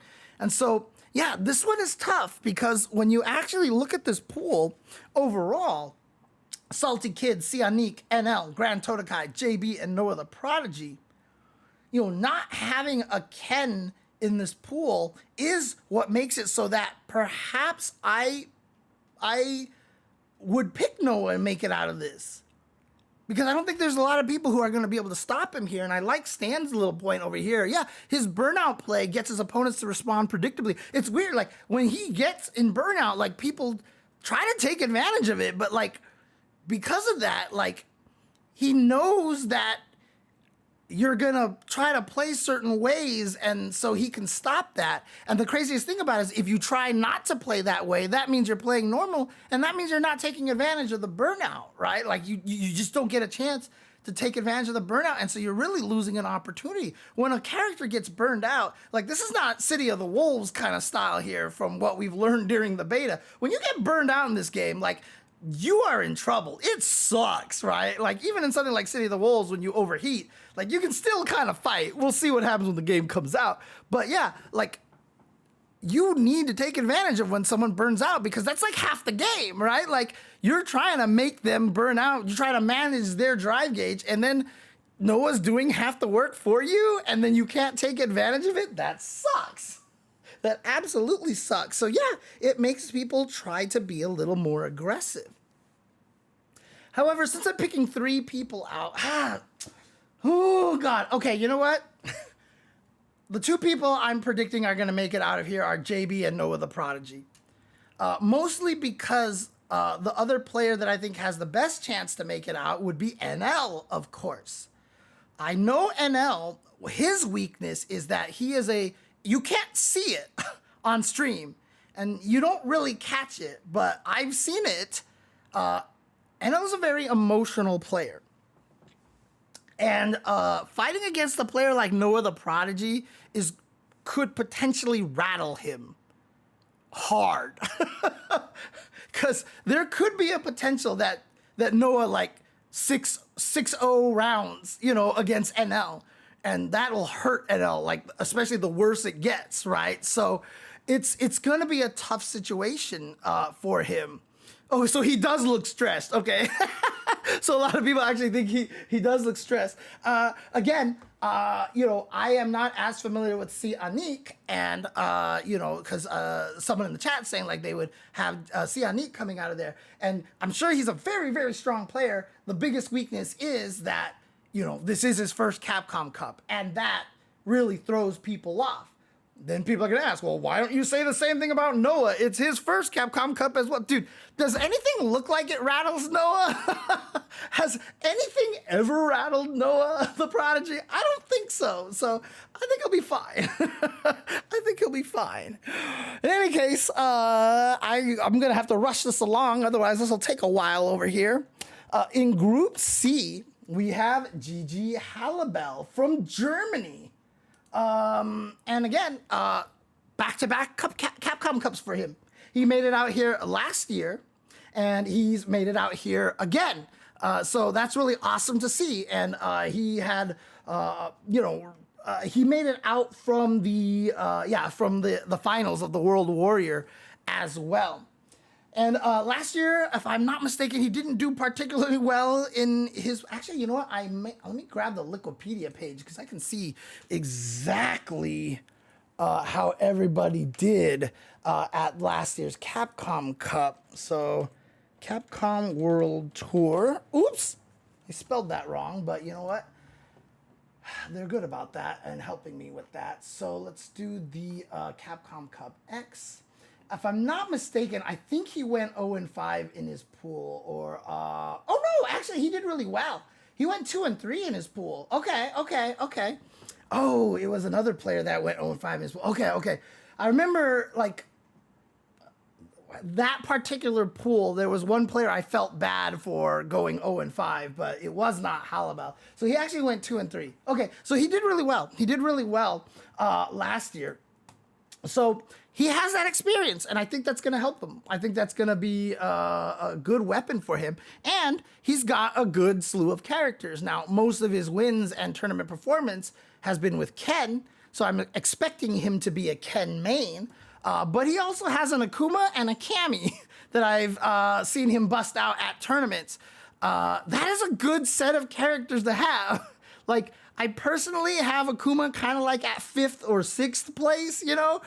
So that is a very, very strong set of characters. Jelly Jam saying that he also has a Zangief and a Manon. The likely chances of those characters coming out probably pretty low, but you know, because if you have Ken, Cammy, and Akuma, you're kind of covered in a lot of ways. So I think I'm expecting him maybe to kind of pull a lot of upsets here. He's going to be dangerous. He's going to be dangerous to fight in this pool. Again, a lot of strong people in every pool. And so, like, would I expect him to make it out of this pool? I mean, given, like I said, the logic and seeing who else is in this pool, hard for me to say that, you know, he is going to be one of the players that make it out of his pool. But I really do think, even if he doesn't make it out of the pool, he has a very, very strong potential to affect who actually makes it out of the pool. So that's the cool thing about this kind of tournament. Even if you don't make it out of the pool, you can certainly affect, you know, the tournament in these kind of round robin situations like this. And I think he could beat anybody in this. He could beat anybody in this pool. As strong as everybody is here, I really do think he can beat anybody in this pool. So yeah, I'm looking forward to see how Halibel does. GG Halibel does. Following from, oh, by the way, Halibel, I did mention from Germany, right? I did mention that. Okay. Yes, from the Germany region. And of course, Jabi M from South Africa. Like, a lot of people are like, oh, I'm not familiar with this player. You should be. This is his 3rd Capcom Cup in a row, okay? He is, like, clearly been the strongest player from the South Africa region for a very, very long time. And there's been a lot of videos of, like, people talking about the Africa FGC and stuff. You know, I've been talking a lot about that, you know, when Varix, you know, won Arxis, Arc World Tour and such, and Guilty Gear Strive last year. Africa has a lot of strong players, and Jabi M from South Africa, clearly the strongest one, and has made it out 3 years running. However, the one thing that I'm really excited about here, and could kind of throw a wrench here, is that I've seen this on Twitter. A lot of people are talking about, you know, characters that are underrated and might be better than we all think and might be pretty scary. Jabi M, his main, is Terry Bogard. Let's go. Are you okay? Let's go. Jabi M's main currently is Terry Bogard. And again, Terry Bogard might be better than we all think. He's just been out the second, you know, shortest time period, not counting Mai, right? Like, not counting Mai, he's been out the least longest. So, like, he's still a very unknown factor, honestly. So I think Jabi M can really cause some damage. Like, he can scare a lot of people in there, especially if they're not quite ready on fighting against Terry Bogard. Because again, that's a character that, like, name the best Terry Bogards on the planet right now. If you were going into the Capcom Cup and you're like, ooh, I'm in Pool C, let me practice against Terry Bogard, who are you gonna call? Who are you gonna call? Kind of a tough situation here. And again, absolutely valid strategy. This is how I played all of Super Turbo. I used to get away with playing the worst character in the game because nobody knew how to fight Cammy. Nobody knew how to fight Cammy. So, like, in Super Turbo tournaments, like, I think Honda is one of Cammy's absolute worst matchups. I think that matchup is like 9-1 in favor of Honda. Yet, I can say that I have beat more Hondas in Super Turbo tournaments than Hondas have beaten me. because they don't know the matchup. They just don't know the matchup, because how many times do you fight a Cammy that knows what they're doing in Super Turbo? It's more often now, thanks to Fightcade and just the new generation of people discovering Super Turbo. But back in the day, like when I was playing a lot, nobody knew how to fight Cammy. Like nobody knew how to fight him. And so Jobby M could come in here with his Terry Bogard and do just as much damage with Terry from people not being used to that character. The only thing that's going against him is the rest of this pool is frightening. Kakeru, like I said, weird enough, this is his first Capcom Cup. He really just played in a bunch of Last Chance qualifiers. And yes, this is counting when he was going by the handle of Uzura, but now he's Kakeru, which is his, if I'm not mistaken, I believe is his real name, because I think it was like Bonchan or it might have been Daigo actually, who was like, you should enter as your real name or something like that. So that might be his real name. I'm not actually 100% sure. But again, Kakeru dabbled around a lot, because he just like for Grand Totokai, when JP got nerfed, Kakeru started switching around. He went to Akuma, he went to a bunch of different characters. But then they rebuffed JP and Kakeru went back. And again, it's just one of those situations, you know, seeing Kakeru play all those different characters is like, for sure he's very good. But like something about JP just like clicks with him. It's great watching his JP again. And I think his JP is really, really strong. And so I have it as his main. It might be different, but I think there's a good chance we're going to see a lot of his JP at this tournament, and especially given some of the matchups he has over here. I mean, he doesn't have to worry about like any crazy rushdown character. I mean, Ken actually is kind of, it's a little rough against JP. Like I don't see that one having a great advantage one over the other, but he's got a Zangief in his pool. He's got a couple of Kens, etc., etc. So I think Kakeru going with JP for majority of these matches, I think will serve him very, very well. And again, I'm really happy because, you know, yes, was everybody annoyed by JP before? Yeah, but like, I didn't want to nerf him to the point where all the JP players quit him. So the rebuffs make me really happy to see all these guys going back to JP. And again, Kakeru, clearly world-class player. Like, clearly this guy, super, super good. So, this is his first Capcom Cup. And so, like I said, that might make him a little nervous. But, you know, he won the first, you know, precursor to EWC. It wasn't called EWC, but he won that tournament. He's won so many tournaments. So, like, you know, he's not going to get intimidated by the stage factor. He could be intimidated by that this is Capcom Cup factor.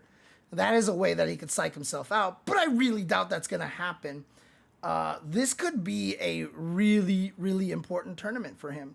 If he can get in the top 16 and, you know, potentially just start beating up on people on the way out, you know, and get really far in this tournament, like this could be a really, really important tournament for him. I would love to see him do very, very well in this tournament. But again, you know, I'm that guy who I always want to see everybody doing well, because I'm the dad that wants, can't everybody just tie? And you know, obviously Zangief Bolado from Brazil, it's, I mean, like, again, I'm a grapple player. I love Zangief, so it's hard for me not to root for Zangief. And Zangief Bolado is awesome. He's cool. I've rated his streams a bunch of times. He's rated my stream a couple of times. And, like, you know, he's a really, really cool player. And this is his first Capcom Cup as well. But Brazil is a very, very strong scene. And Zangief, again, is one of those characters that's just really scary. Like, he's just like, you know, with Bison and Kimberly, if you just like you don't even have to have a bad day. If you just have a mildly unfortunate day, Zangief could destroy you. And that's the thing that makes this character scary. Why he is good, but not like top tier, but like he can win. He clearly can win. And, you know, Zangief's have all sorts of different play styles too. So if you're not used to his play style, it's going to be kind of a scary thing. The biggest thing going against him really is the fact that Kakeru is in this pool with the JP. But as I've always said, you know, what's the matchup you study the most, that you practice the most, the matchup that supposedly is terrible for you. And so, you know, Zangief Pilato might actually be good at fighting against JP. So, you know, it might not even be a foregone conclusion. But, you know, just excited because, again, Brazil, I might only be 1 year, but like during Street Fighter 4 through Street Fighter 5, Brazil has managed to make every Capcom Cup. Like there's not been a single Capcom Cup where Brazil didn't make. And also, they kept increasing the number of the players. The first time a Brazilian made it was 1. Next time, I think there was 2 Brazilian players. And then the next year after that was 3 Brazilian players. And just like, they kept growing.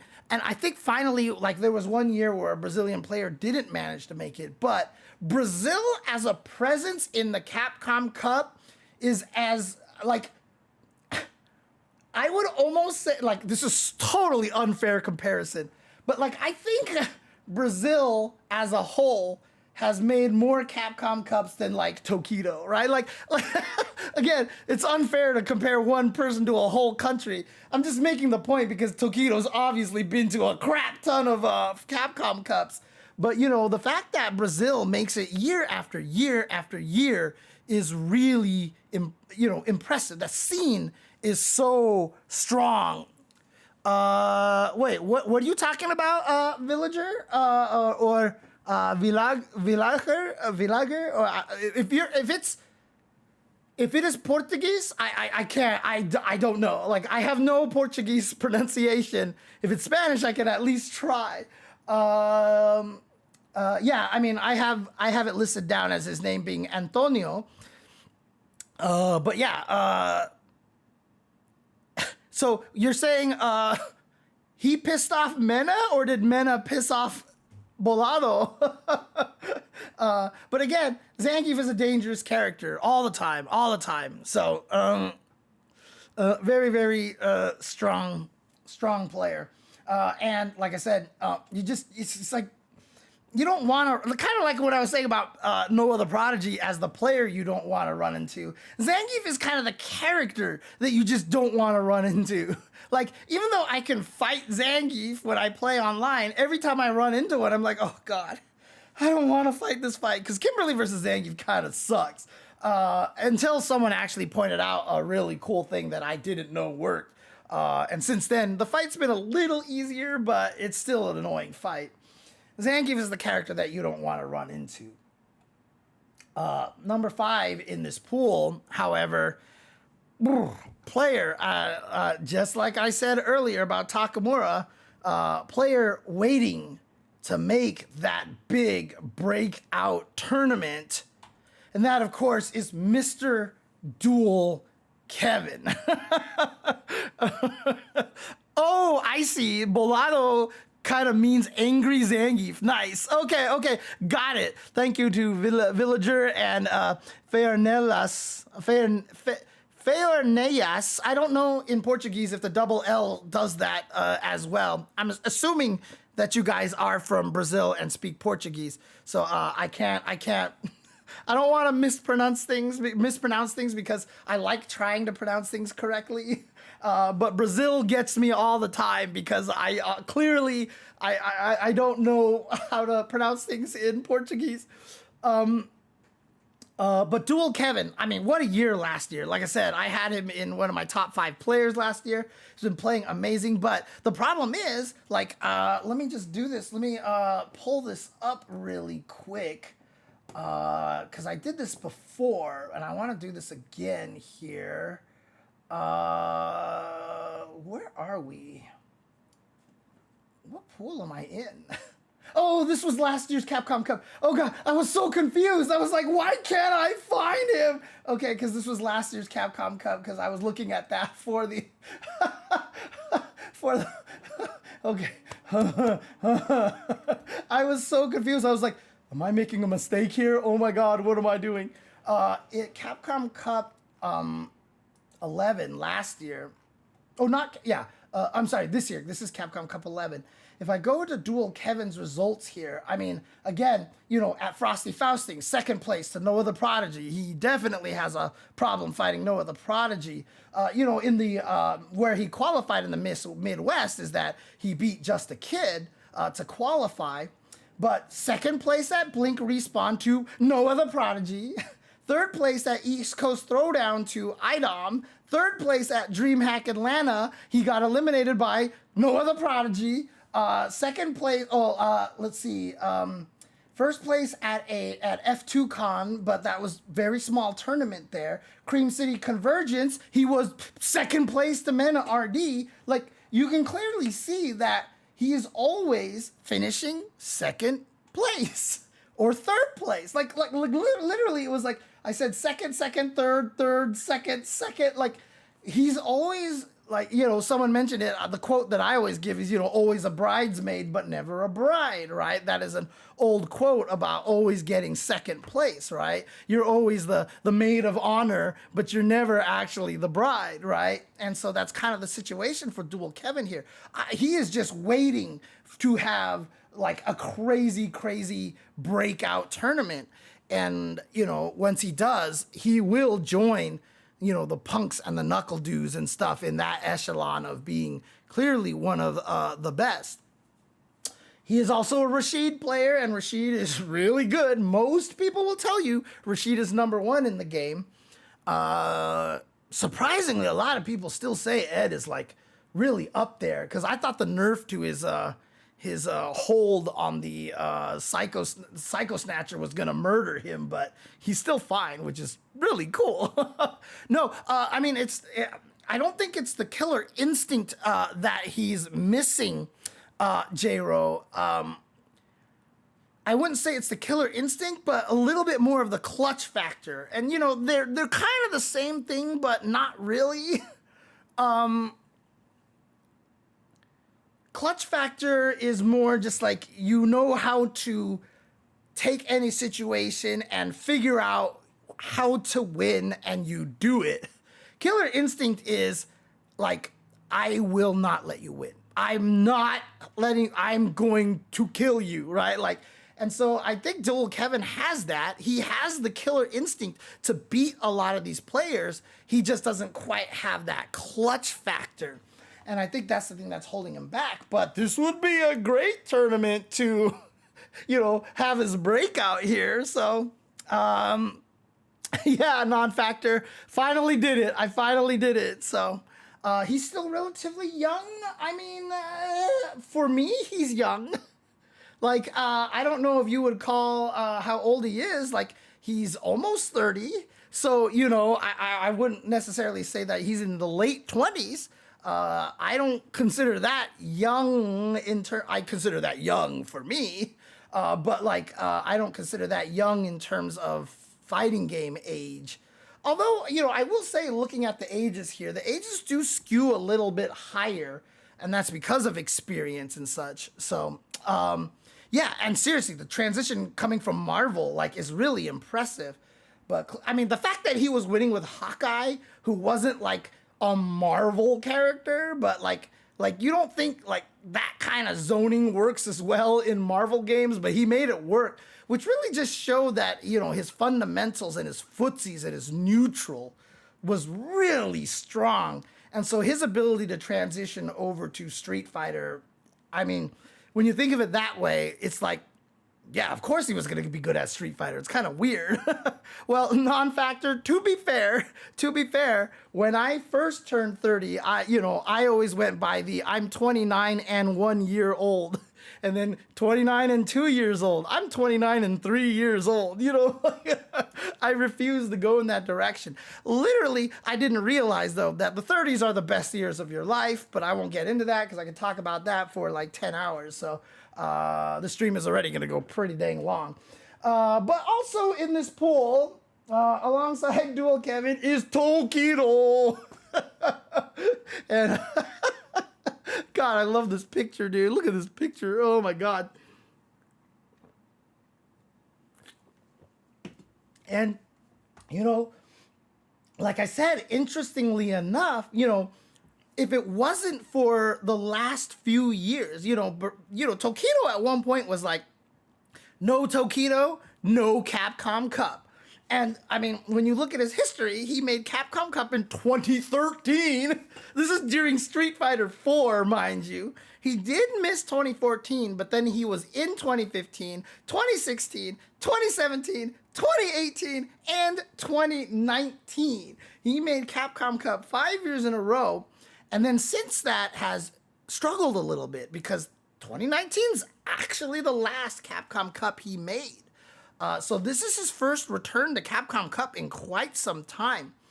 But, you know, for a while, you know, I was thinking maybe it was character crisis a little bit or just like, you know, having... But then at the Japan premiere, that's how he qualified. Clearly, as you can see here, he got first place. I mean, he played out of his mind. And, you know, he ended up beating his teammate, Lashar. And Lashar... you know, people have been talking about as like seriously one of the strongest players. I remember Lashar made it out of the pool of death last year when nobody picked him because nobody knew who Lashar was. They were like, oh, Mena's in this pool?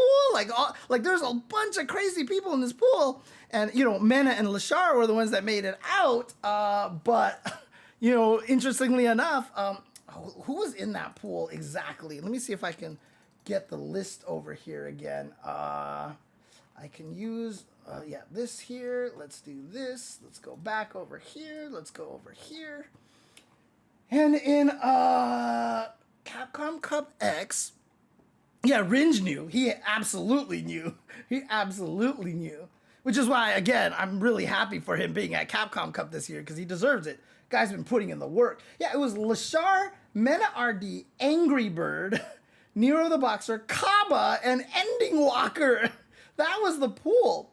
And Lashar is the one who made it out on the winner's side. He had the best record. Both Lashar and Mena RD went 4-1. But he actually had the better point differential. And so he actually ended up making it out of the pools in the top spot, which forced Mena RD into the losers bracket of the top 16, which is, a significantly more difficult run, and ended up losing to Fudo. So if it wasn't for Lashar, like Mena RD could have actually won last year, and my gaffe earlier would have actually been correct. But again, Tokido, very, very strong player. I love how he looked at the Japan premiere. And, Ken is a character who managed to get away from getting nerfed, And so, I think Ken is really strong. I do think he's legit third best character in the game right now. Very, very strong character. And so, it's so hard for me to talk about Tokido because I can't be unbiased. I love Tokido. I love Tokido. I just think he's awesome. I've been watching him for so many games at this point. I just think he's so cool. And he's just fun to hang around with and talk to. It's hard for me not just to be here and I want Tokido to kick butt. Let's go, Tokido. It's hard. You're right. It's hard not to be biased. It's hard to be unbiased. You're right. It's very hard not to be biased when it comes to Tokido. I mean, did he make me cry? Did I cry because I was biased? Partially, because I was obviously very happy for him. But he made me cry when he said fighting games are something so great. Okay, that ruined me. So like I said, he bodied me and I wasn't even playing in the tournament. But again, it's hard for me not to root for him. So it's just like, again, 3 games now. Street Fighter 4, Street Fighter 5, Street Fighter 6. That is a crazy transition, especially going from 4 to 5. That is not an easy transition. If you are a 4 player, there is a very high chance that you struggled in 5. Because 4 and 5 are very different games. And somehow Tokido just like some of the players, like I'll name some players like, Daigo, even Justin Wong, like Street Fighter 5 was a little difficult for them at first, right? Like Daigo in his first year, was kind of sketchy. Like it wasn't going so great for him until he was like, oh, I get 5 now. And so he got a lot better. Justin, when he got his hands on Manat, when Manat came out, like that helped him a lot. But Tokido was good in Street Fighter 5 like the entire time, dude. It was kind of crazy. This guy is just, he's so good. He's so good. And like I said, it's hard for me not just to be like, yeah, let's go Tokido. Let's go Tokido. So, in this pool, we got Gigi Halibel, Jabi M, Kakaru, Zangief Bolato, Dual Kevin, and Tokido. Oh, God. Like, dude, don't make me pick this pool. Like, a bunch of my favorite guys are here, and it's going to hurt me to pick some of them not making it out. Honestly, though, like, I will pick Tokido making it out through heart bias and through logic, because Tokido is just really strong. But that's the only thing I can really go with. Like, who is going to be the wild card and who's the other person that makes it out? Like, part of me is scared because I'm worried for Dual Kevin because he still doesn't have that major tournament win. And, this season might not be his season. Like, he was clearly amazing this season, one of the best and most consistent, and the highest argument for, please let us go back to a point system. But I don't know. I can't say that this is going to be his Capcom Cup yet. Obviously, I'd love for Dual Kevin to make it out because, I love Dual Kevin. Like, I love how he plays. Every time I talk to him, I just love the mentality he has, the personality, and, I love that storyline of the Marvel to Street Fighter transition, et cetera, et cetera. And again, like, I just think he's such a cool player, and I admire his strength, his growth, his work ethic, and everything like that. Do I put him in the wild card? Like, or do I feel like this is going to be a Japan bracket and Tokido and Kakaru are making it out? I probably would put Tokido and Kakaru making it out. And for the wild card, like, I'm actually split between Dual Kevin and Jabi M. Like, I feel like Jabi M, like Jabi M is literally the definition of a wild card. Terry Bogard, 3rd Capcom Cup in a row. Like, yeah, okay, he's from South Africa, might not be the strongest of regions, but he's just an unknown factor. Like, I feel like he could just mess up a bunch of people, honestly. So Tokido, Kakaru, and then I'm cheating. There's 2 wild cards. So, this sucks for Zangief, Bolato, and Halibel. Like, does that mean, these guys, dude, I hate it. It's like trying to pick my favorite child. You know what? We're moving on to the next pool. All right, next pool, Pool D. We start with Broski with the absolute upset. Defeating Ending Walker in the World Warrior Finals, in Grand Finals. It is Broski who has made it so that Ending Walker did not make it back to Capcom Cup this year. So if you haven't been keeping track of everything, and you're like, wait, Ending Walker didn't make it? This is the man here who did that. It was a great match. It was a wonderful, wonderful match. And I'm super happy for Broski. And I'm super happy for him because he's also an Aki player. And I think Aki is the coolest. I think Aki is just the coolest. But yeah, so in the UK Ireland region, he made it through. And again, the craziest thing about the UK Ireland scene is that Ending Walker's not in, and Problem X isn't in. So spoilers, Ending Walker and Problem X, who are largely considered to be the two best players in the UK, did not qualify for Capcom Cup this year. This is how crazy it was, right? It's not like they lost to a bunch of schmucks or something, like something random happened. Like, that's just, there's so many good players these days. It's so scary. Problem X, I mean, a lot of it too, I think, was also character crisis kind of thing. Obviously, he was super happy to get Bison because he loves that character, and you know, and clearly, like, Bison is strong, but also Bison is not strong in that, you know, you can get messed up a lot. I think it was at East Coast Throwdown where he got knocked into loser's bracket by Marine playing Manon. Right. And, you know, it's just one of those situations that, you know, yeah, Manon is not a strong character, but if Manon gets on you and now you have to guess between strike or throw, whatever like that, and Bison has no really good way out of that situation. And Marine is also known basically for like weirdly guessing right every single time. Like, yeah, it's a kind of a tough situation. And after that tournament, Problem X was like, I gotta learn somebody else to get me through the beginning of pools. While I think Bison is obviously very good at getting you through pools, but you know, you can run into a player that knows what they're doing and then just it falls apart, right? So it's like it's tough. It's tough.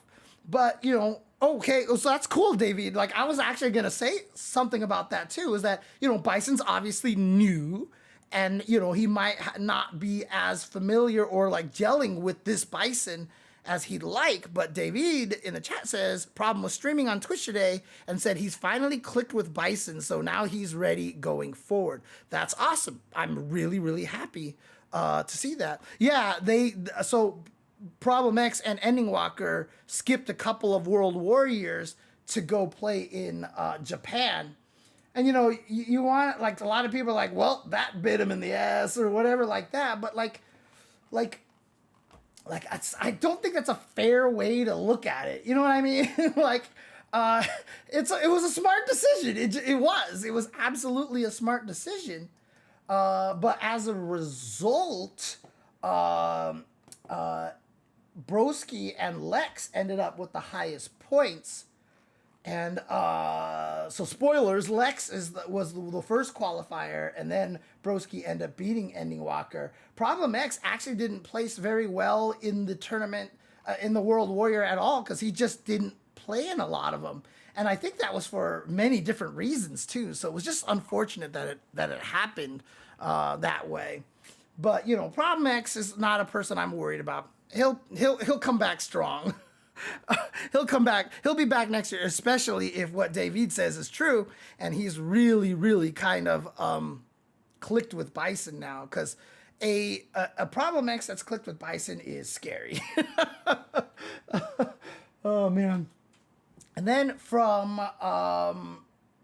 I believe he is from Singapore. Bravery here. And the crazy thing about it is, remember, this is the region with Cien, and Bravery is the one that made it out by points in their World Warrior, in their super region. So Bravery made it out of Korea. He is a Kami player, and he is a very scary Kami player. Man. Oh, I see what you're saying. So David says that, you know, Lex clearly had the most points, and so they were like, we're not worried about getting the points to qualify because, you know, Lex definitely has the advantage there. So we'll just win it by getting into the finals, you know, and win it from there. Unfortunately, that means only one of them was going to make it, and then in the end, neither of them made it. So that is definitely a tough situation. But again, Bravery, very, very strong player from Singapore. And like I said, actually outpointed Cien from this region. And again, strong Kami player. This is his third Capcom Cup in a row, actually. So 2024, 2023, and 2022. So clearly, you know, very, very strong player from this region, always representing Singapore very, very well. And I'm sure, Cien probably had no problem losing out on points to him because, Cien's whole goal was to raise the strength of that region. And so, if a player like Bravery can get this strong and make it to Capcom Cup year after year after year, that's got to make Cien really, really happy. And again, Cammy, very scary character. And, like I said, Cammy doesn't have a lot of shenanigans. She's very fundamental based. But that also kind of means that the Cammies that you fight against can vary kind of wildly. Like, I don't think anybody plays Cammy like Punk does, right? Like, I don't think anybody plays Cammy. Like, Punk, like, I'm not even sure if he's using Cammy. Like, he's using character archetype with really good normals.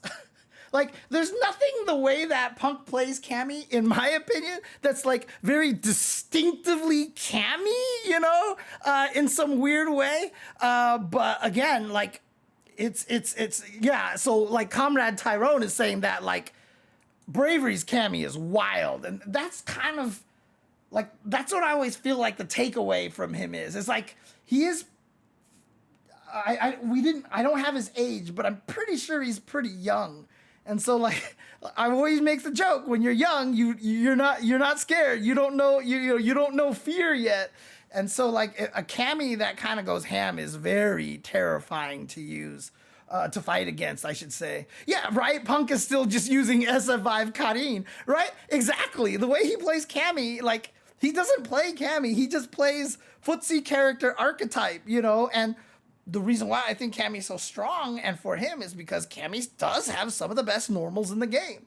Like, her set of moves make her standing light punch the most dangerous standing light punch in the game. Her standing light punch is absolutely just like, to master Cammy, to be one of the best Cammies, you have to learn how to use standing light punch to the highest possibility.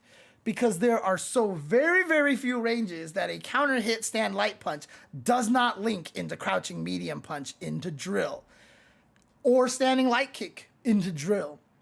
Having that standing light punch is, she's so scary because of that button. Jeez. I still think Cammy's set of normals might outdo Chun-Li a little bit. I agree with you, John the Automaton, that Chun-Li's normal set is very strong, but Cammy's is just like, the standing medium kick, the crouching medium kick, the sweep. So one of Chun-Li's biggest weaknesses is that her sweep has less range than most sweeps in this game.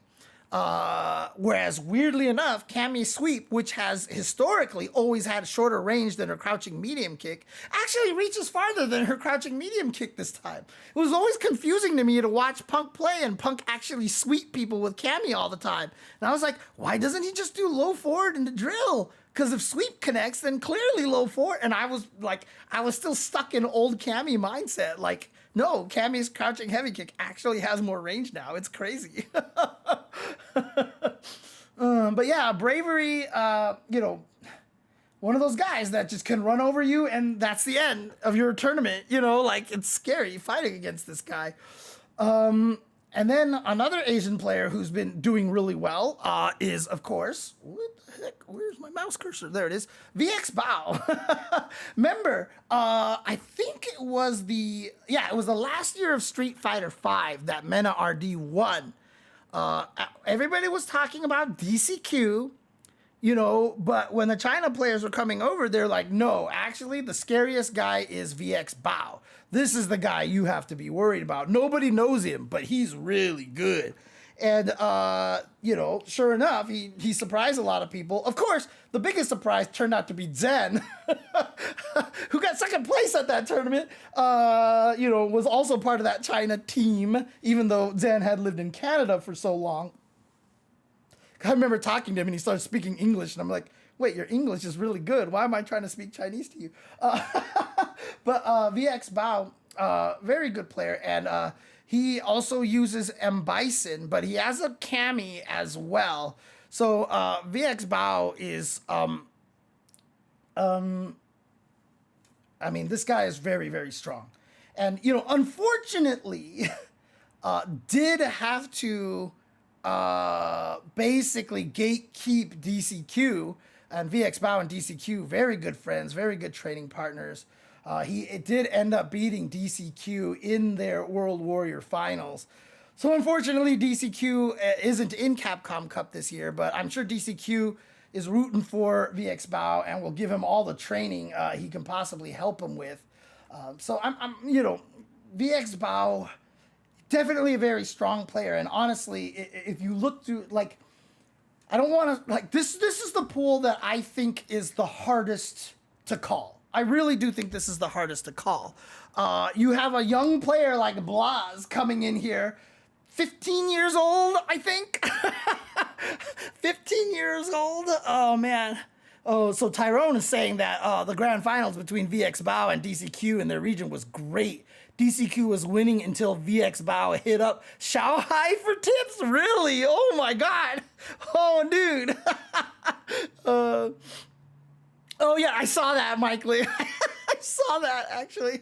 Yeah, but, you know, VX Bao clearly can use all the characters. Because, yeah, that's right. He does have an Ed. He does have an Ed. That's right. I should add that in there. Let me add that in here a little bit here. Because I think it was during ECW he played a lot of Ed, right? If I'm not mistaken, he was playing a lot of Ed there. But yeah, he plays everybody. He plays everybody, for sure. But, oh, cool. So Ani in the chat saying that Blas plays like 10 characters. Obviously, Blas is from Chile, which is also where Ani is from. And so, you know, she'll know a lot more about him as a player. But again, 15 years old. And his main character is Ed. I know he's played Ken as a backup character. But, I mean, he definitely has... he won a weekly with Jamie out of nowhere. Oh, man. Yeah, someone actually told me that... Oh, no, I think it was Cryme who actually plays on a joystick. But that might have actually been Blas as well, or was it just Blas that actually still plays on a joystick?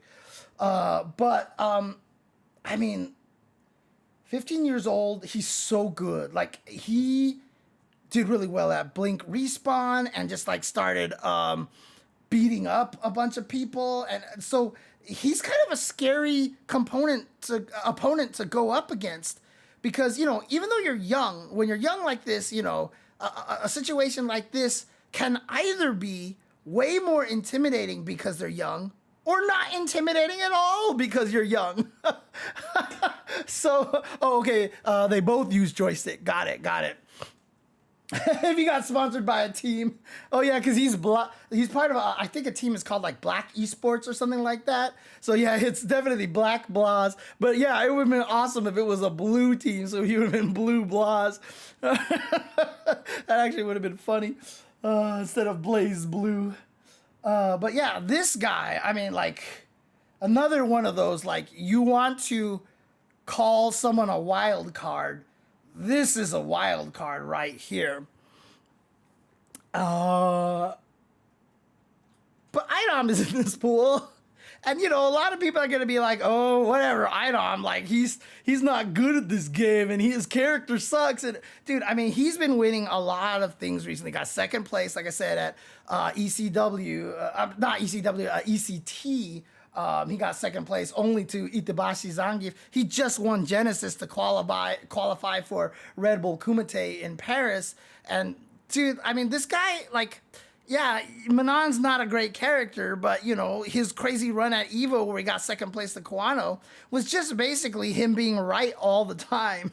And, you know, even if you're using a crappy character, if you're right all the time, you will win, right? Now, the whole concept of, you know, matchups and why you're a good character or you're not is because, you know, if you guess right, you have to guess right more often because you don't do enough damage or, like, you know, none of the, like, a good character can put in a situation where they have a 50% chance to be right and a 50% chance to be wrong, or even a 33% chance to be right and a 67% chance to be wrong. Bad characters are like, well, I'm right if I guess right, like I have a 10% chance or 15% or a 20% chance. And like, that's like the best that I have. So, you know, Manon's kind of in that situation. Doesn't matter if you do just guess right every single time. And that is the power of IDOM. That is literally the power of IDOM. His play and complaining are both at high levels now. I mean, again, you know, it's tough because like, it's interesting because IDOM, you know, obviously he's good at the studying part and the frame data part of 5 and 6, but IDOM is an old school fighting game player at heart. This is a heart player. IDOM is 100% a heart player. So the characters that he used, you know, even my tenant Olaf said that he picked Poison in 5 because she didn't have to play Street Fighter 5, right? And the way that IDOM played Laura, he didn't have to play Street Fighter 5. And so IDOM was able to find characters that kind of, you know, allowed him to avoid having to play the Street Fighter 5 hardcore, you know, the hardcore Street Fighter 5 meta, you know. And the problem is, in this game, he hasn't found the character that's allowed him to, quote unquote, not play Street Fighter 6, right? Especially Manon, because Manon is like the worst at playing Street Fighter 6, but doesn't have anything else to make up for it. But again, he's really good. And is Punk a heart player?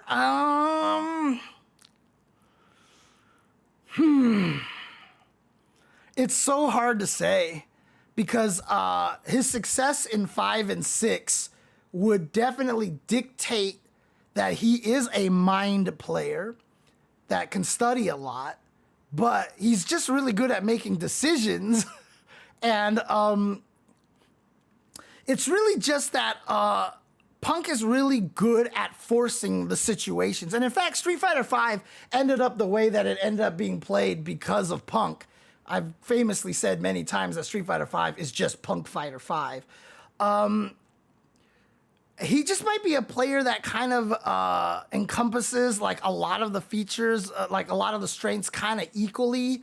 Or Punk is just a player that is so strong that he ignores the way that a game's supposed to be played. Like, he's the kind of guy who can jump into the games and play how he wants to play it. He can force Punk style into the game and maybe even bypass what the game is supposed to be played like, basically. So, I almost said he likes JP and watching JP, so I don't get why he doesn't use him more. Oh, David. I love IDOM to death. I love IDOM to death. So I always hate making fun of him for anything. For anything. So Punk knew his stuff. He studied all the situations. Yeah, very much so. Yeah. But David, there are definitely 2 reasons why he doesn't use JP more often. But IDOM definitely is going to be a scary person in this tournament to fight against. But as I said earlier, you know, Armper lost in a tournament to NL, but then Armper actually went to Kings of the World and actually won that tournament there. South Korean player Armper, who plays Ken, and took first place over Kills You. And this is going to be his first. This is going to be his first Capcom Cup. But, you know, like I said, very strong player here from South Korea. And, you know, getting second place in South Korea to NL and then traveling over the Kings of the World and taking that tournament, which was, you know, more stacked than normal because it was essentially the last chance to qualify for Capcom Cup. And Armper taking that says a lot, dude. Says a lot. What's up, Snake? How's it going? Nice, good to see you as well. But yeah, Punk is, it's so true. Punk is really good at pattern recognition, says Tyrone in the YouTube chat. And that is the thing. Like, he's so good at reading what people do. That's why Cammy works so well with him, because he's Mr. Fundamental. And not only that, but, you know, like, that's why he can... you know, break through whatever the game is supposed to be played. Because, being an emotional player doesn't necessarily mean that you're a heart player. Punk is an emotional player, but it is very hard. But like Tuhalu actually says, he did study a lot. He knew more about the game than a lot of other people did. And he understood kind of like the frame situation really well. And like I said, we only ended up playing Street Fighter V the way we did because of Punk. I mean, Capcom literally had to balance the game around what Punk turned the game into. A lot of the balance changes in Street Fighter V were we changed the window of this move to be cancelable in a 17 frame window, or we changed this move from an 18 frame window down to a 14 frame window because they didn't want you to single hit confirm it. Like, I literally didn't believe you could single hit confirm stuff. Like, the way that Punk was doing it, like, I still remember commentating one time and I was like, there's no way he can be doing this. Like, you can't single hit confirm a normal cancel like this. Like, it's just not possible. And he was doing it. And later on, like, when I talked to him, he was like, yeah, I'm hit confirming it. And I was like, there's no way. There's no way. So yeah, he's crazy. And so Capcom literally was balancing the game around what he turned it into. It's crazy. Yeah, but Armper, definitely a potential threat here for this tournament. Potential threat for this pool. So again, like, I mean, this is a crazy pool. This is a crazy pool. Broski, Bravery, VX Bao, Blaz, Idom, and Armper. Who do you pick to make it out of there? Everybody in this pool has a reason that they can make it out of this pool and a reason that they might not make it out of this. Actually, the craziest thing about this pool, so like I said, every pool has like that one person you're like, well, I'm not sure who this is. You know, like, oh, they're coming from, I'm not familiar with them. Like, this pool, like, you know, everybody in here, they're all super good. I really don't know. I mean, look, as I said earlier, like, I was totally biased for Tokido. And, you know, there's nothing you can do about it. So I totally get it. You know, you calling Blaz to be able to make it out of there because, you know, that's your country mate. So, of course, you want Blaz to make it out of there. And, of course, you believe that Blaz will make it out of there because you've also seen Blaz play all the time. So you know how good he is. Dude, this one is just a dice toss, man. I don't know. Look, I don't pick Idom to choke. I just pick Idom to be, like, playing. And then, like, he'll lose one match in a way that really annoys him. And he'll just be like, this game sucks. And then, like, he won't even try. He won't even try afterwards. Oh, God. We got an Idom subscriber here. Oh, there you go. Idom thoughts. Nice. Oh, man. That's the thing that's going to hurt Idom the most, is that I don't know if he's going to care enough to really give it his all. And again, he's obviously very capable of doing that. And so, yeah, like, who would I pick coming out of here? Like, Broski's really scary, but God, you know, like, Aki is clearly a strong character. I don't know if Aki is strong enough. Like, obviously, Broski was good enough to beat Ending Walker, but, you know, when you watch that tournament, when he beat Ending Walker, I mean, the way Broski was playing, I mean, he kept starting off kind of a little dot, and then he would just make the craziest comebacks. And so, like, you know, if Broski's playing like that all the time, yeah, like, he could easily make it out of this. Dude, I don't know. Dude, I mean, Idom has some bad matchups from Manon in that pool. I mean, there's not a lot of characters who aren't bad matchups for Manon, to be fair. But look, if I was going to pick anyone, like I said, I don't want to pick by heart. I'm going to pick by logic here. I will go. I would go with VX Bao.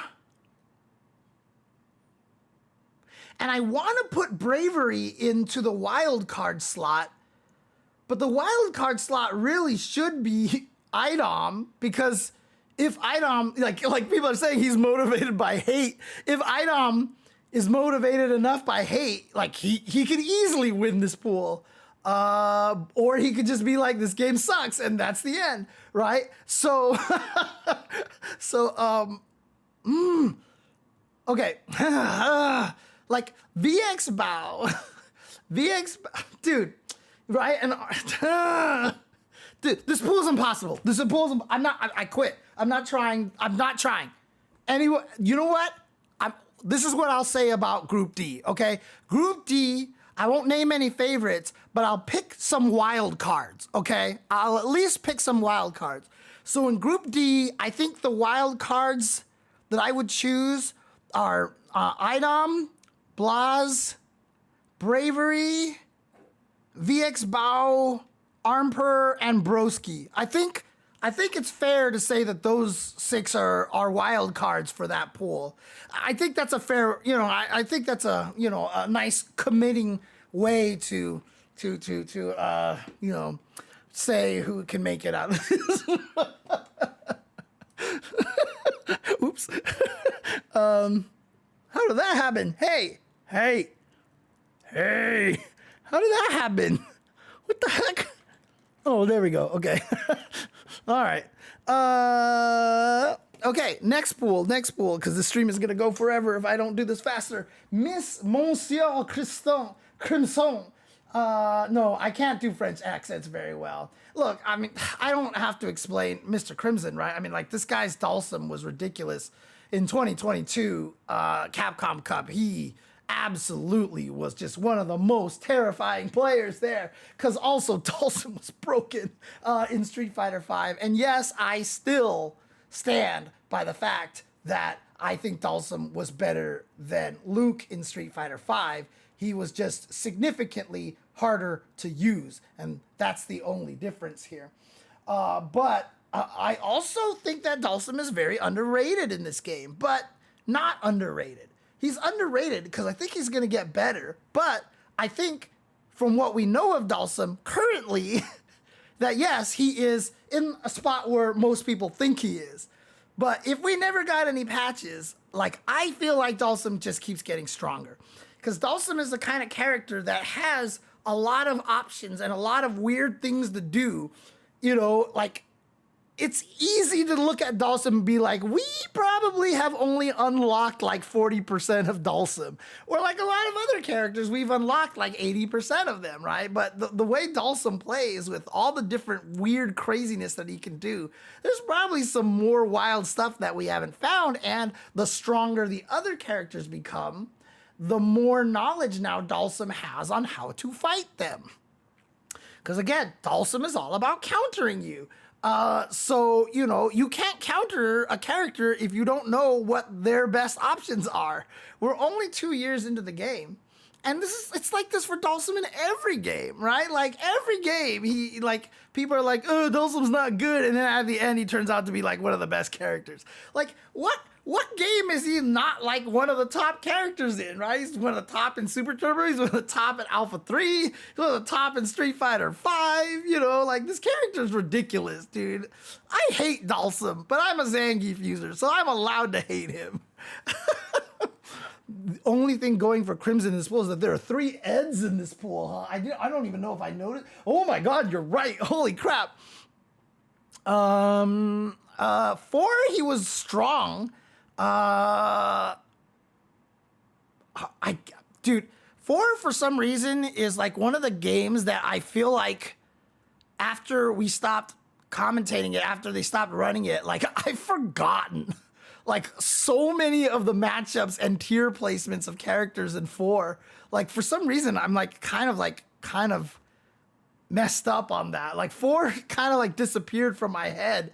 Because I just wasn't, I probably wasn't so used to such a quick transition from one game to another. Like, I've never really kind of gone through that, so. No, he's not Butt in Marvel 2. That is actually categorically false. The problem with MVC 2 is that the things that he is capable of is so hard for humans to do.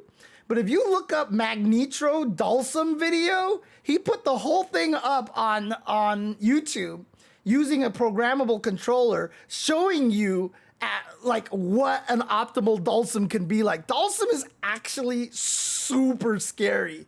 And even Justin was using Dhalsim and beating up a bunch of people when the collection came out. So Dhalsim is actually good in MVC2 because he's also, because the thing about it is he's like Magneto and Storm. He has flight. And so like flight automatically makes you a strong character. The three best characters in that game are Magneto, Storm, and Sentinel, right? They all can fight in the air. Dhalsim can do that too, but it's just that to get good at Dhalsim in MVC2 requires suffering so long until you really figure out what's going on. And it's painful. It's painful to do that. And nobody's taken the time to do it. But he's really annoying in MVC2 if you play him right. And he's really annoying in this game. Dude, there are sometimes I will fight against Dhalsim and I'm like, man, I can see why people say he sucks. And then there's sometimes I fought this character and I'm like, I freaking hate Dhalsim. He's the best character in this game. Delete him, please. Delete him, please. So, yeah. Crimson has a good chance coming in and really just ruining somebody's day.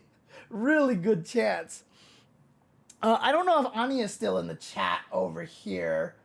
She would be a really big help here because I will say that Daver,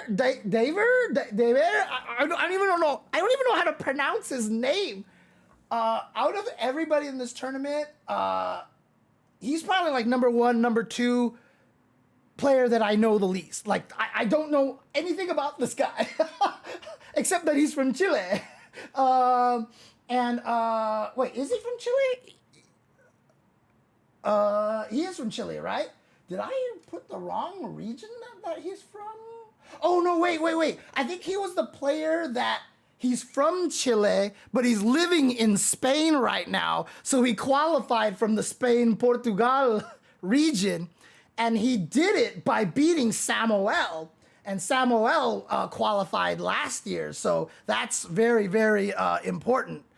Okay. So you don't know who he is either. Okay, interesting. Okay, so he might have moved to Spain a long time ago, but he was born in Chile, but maybe didn't really get a chance to make a name for himself until he went to Spain. Okay, so you don't know much about him either. Yeah, honestly, I really don't know much. Oh, trust me. Again, that's where I got all my information from, is from that Wikipedia page. So yeah, that's where I got all the information that I got. And really, there's not much to go off of. Like, you literally look at all of his results, and it's just the World Warriors from last year and the World Warriors from this year. There's no record of him playing Street Fighter V at all. So I have no idea. I literally am not sure anything about him. He is just a mystery to me. In a way, like, does that make him one of the most dangerous players? For sure, but, you know, if he is really new into fighting games, I mean, this has got to be kind of a crazy situation for him, but I really hope that he has a really awesome time. I really hope he has an awesome time here and just, like, is able to get a couple of upset wins here, because that would be really, really sick. Oh, he did go to UFA. You're right. He did go to UFA. But he finished, you know, in the tied for 33rd, which of course is a bunch of players. I think it's like 16 players get tied for 33rd. But yeah, I really can't say much about this player, unfortunately. I wish I could say more. I wish I had, you know, more intimate knowledge of this player. But unfortunately, I was unable to collect any information before this time that I got on this stream. But also in this pool is Fudo, and again, I don't even know, like, how to talk about Fudo in a way that isn't just like, God, you guys know Fudo. Like, don't lie to me. You know Fudo. Come on. And the wildest thing about Fudo is that along with one other player, they have the most Capcom Cup appearances out of everybody. So I talked about Cien earlier, you know, losing in points to Bravery, but he did end up winning the finals against Mind RPG of the Asia Southeast. So Cien qualified. Cien and Fudo have the most number of Capcom Cup appearances in this tournament at 8 each. And the craziest thing about it is that the qualifying years are 2023, 2019, 2018, 2017, 2016, 2015, 2014, 2013 for both players. So from Capcom Cup 2013 to 2019, they didn't miss a single Capcom Cup. They were in every Capcom Cup from 2013 to 2019. There was no Capcom Cup in 20 and 21. They both missed Capcom Cup 2022 and both made it back in 2023. That is crazy. So they have 8 appearances and it is the exact same 8 years that they have. There is no such thing as a Capcom Cup where Fudo is there and there's no Cien, or Cien is there and there is no Fudo. Like, that is crazy. His main right now is for sure Ed. He's been playing a lot of Ed. I mean, he was the first player that I saw move from DJ to Ed, and I'm like, why would you do this? And then once we saw more of Ed, then I was like, oh, that's why. Oops. So I just looked at the YouTube chat again. Dude, Tyrone, the Street Fighter V, when it had that one patch where when he got hit out of float, it was a knockdown. Dude, all of the Dhalsims are like, well, rip our character. He did get a couple of buffs, and then they found out that V-Shift was actually really good for Dhalsim. And then Dhalsim became one of the best characters.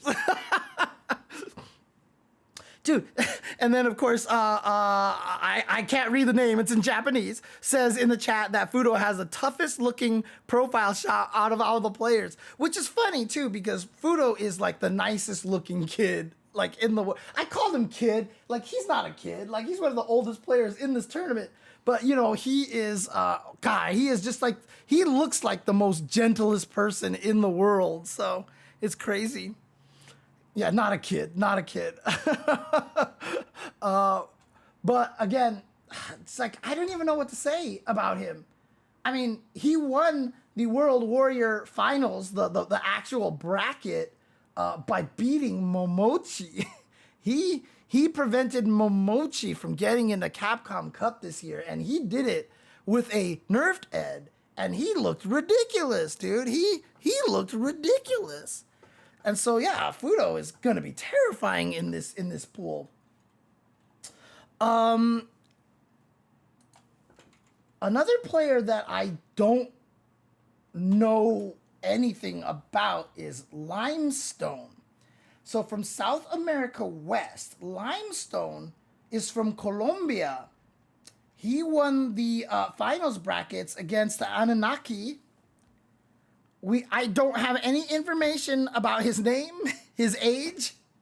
So literally all I know is that he plays Ken. That's about the best I can tell you at this point, is that he plays Ken. What is that? That's hilarious, Forrest. That's amazing. Okay, hang on a second. I gotta go back.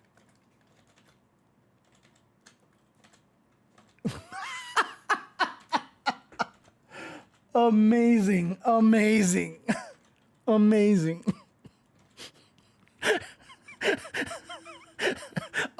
Thank you, Forrest. Thank you. Dhalsim wasn't good. Mr. Crimson was a freak. No one else win anything with Dhalsim. Nope, Dhalsim was the best character in Street Fighter V. You talk to a lot of the players out there, a lot of them will say that. A lot of them would say that Dhalsim was the best character in Street Fighter V. The problem is, he takes the most work to get good at. But if you got good at that character was annoying.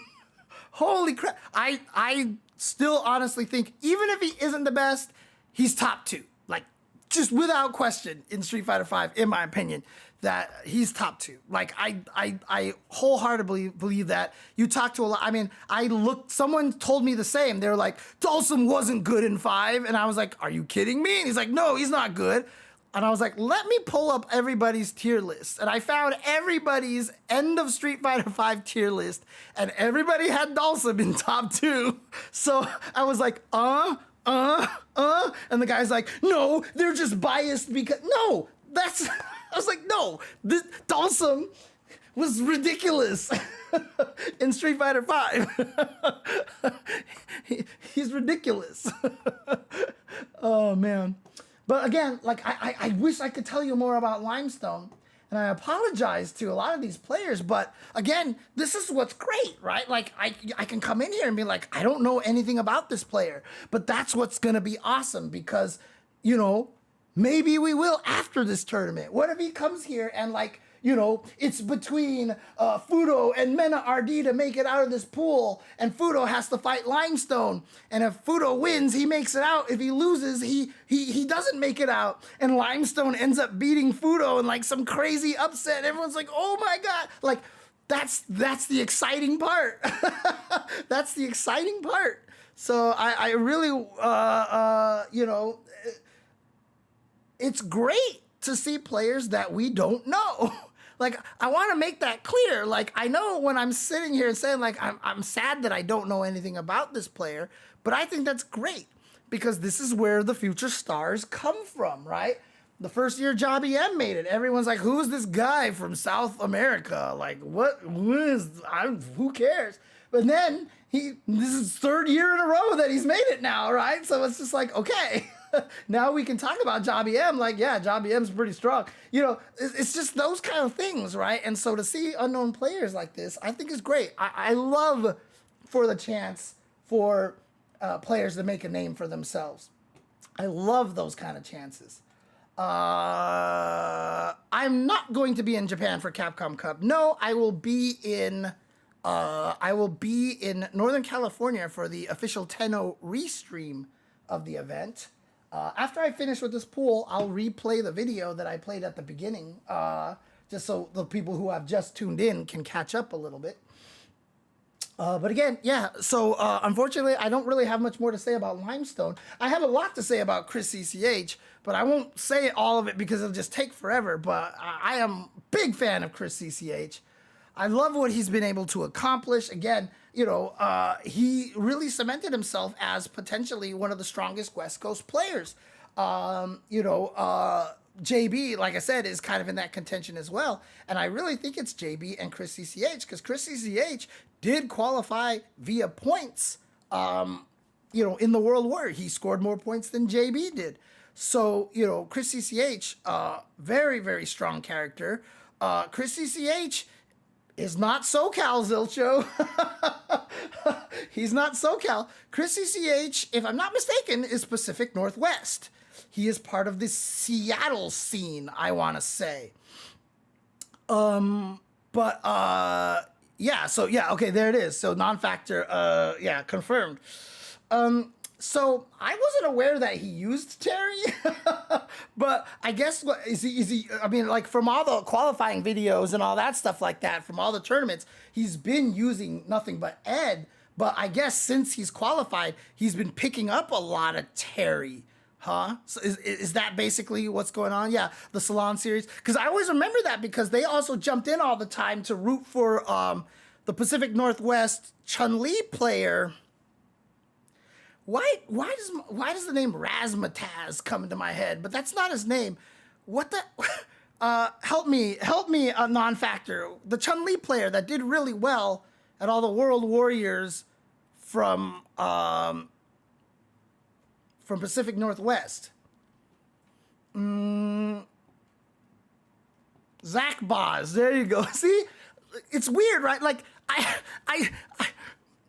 I know the name, but like it just gets mixed up because of the way my brain memorizes names. When I say like Razzmatazz, like, now you can see Zach Boz, like, now you see why that's the name that came into my head. Chris CCH terrorizes you at your local panda. I mean, I know I've seen your name a lot. I know I've seen you've played in a bunch of tournaments all the time. Razzmatazz. Apologize to Zach Boz for me. But yeah, I mean, Chris CCH, amazing player. And he was one of the other players that switched to Ed. And I was like, Ed? And he's like, yeah, Ed's really strong. And I was like, he is? And then that's when Ed's really his stock started going up. But apparently, you guys are saying that he's learning Terry now. He's learning Terry, which is really cool to hear.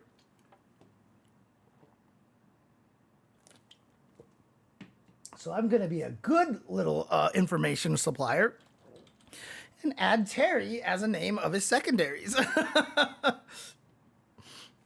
But yeah, no, Chris CCH, again, another player for me personally that it's really hard for me not to be biased. Again, I admire so much of what Chris CCH has accomplished. I love his mentality. I love his attitude with the game. I love how hard he plays and how hard he works. He's just one of those players that, like, I enjoy seeing the passion that he has. There's a lot of times where you see him win and he pops off, and it's just like there's just something so genuine about the ferocity of his pop-offs that just, I mean, it makes me admire him a lot, honestly. So, is Razzmatazz an actual person? Maybe. I don't think it is, not in our community, but I'm sure somebody has that name. So, I mean, again, a lot of people, talking about Terry, like, don't sleep on Terry. Like, if you're coming into this tournament, make sure you know how to fight Terry, because he might surprise you. And so if Chris CCH is one of those guys doing that, I mean, that's a scary situation. Again, I mean, this is his second Capcom Cup. So he got into Street Fighter V's final year. And then now he's back here again after having missed last year's for Street Fighter VI. But again, Chris CCH was still kind of on the come up that year. He was establishing himself as one of the best players in the West Coast. And last year, he cemented himself as one of the best players. And he has won some of those big wins. So I feel like he kind of has, traversed into that kind of into that upper echelon, and why he is one of the best players currently in the West Coast right now. I mean, looking through his results over here,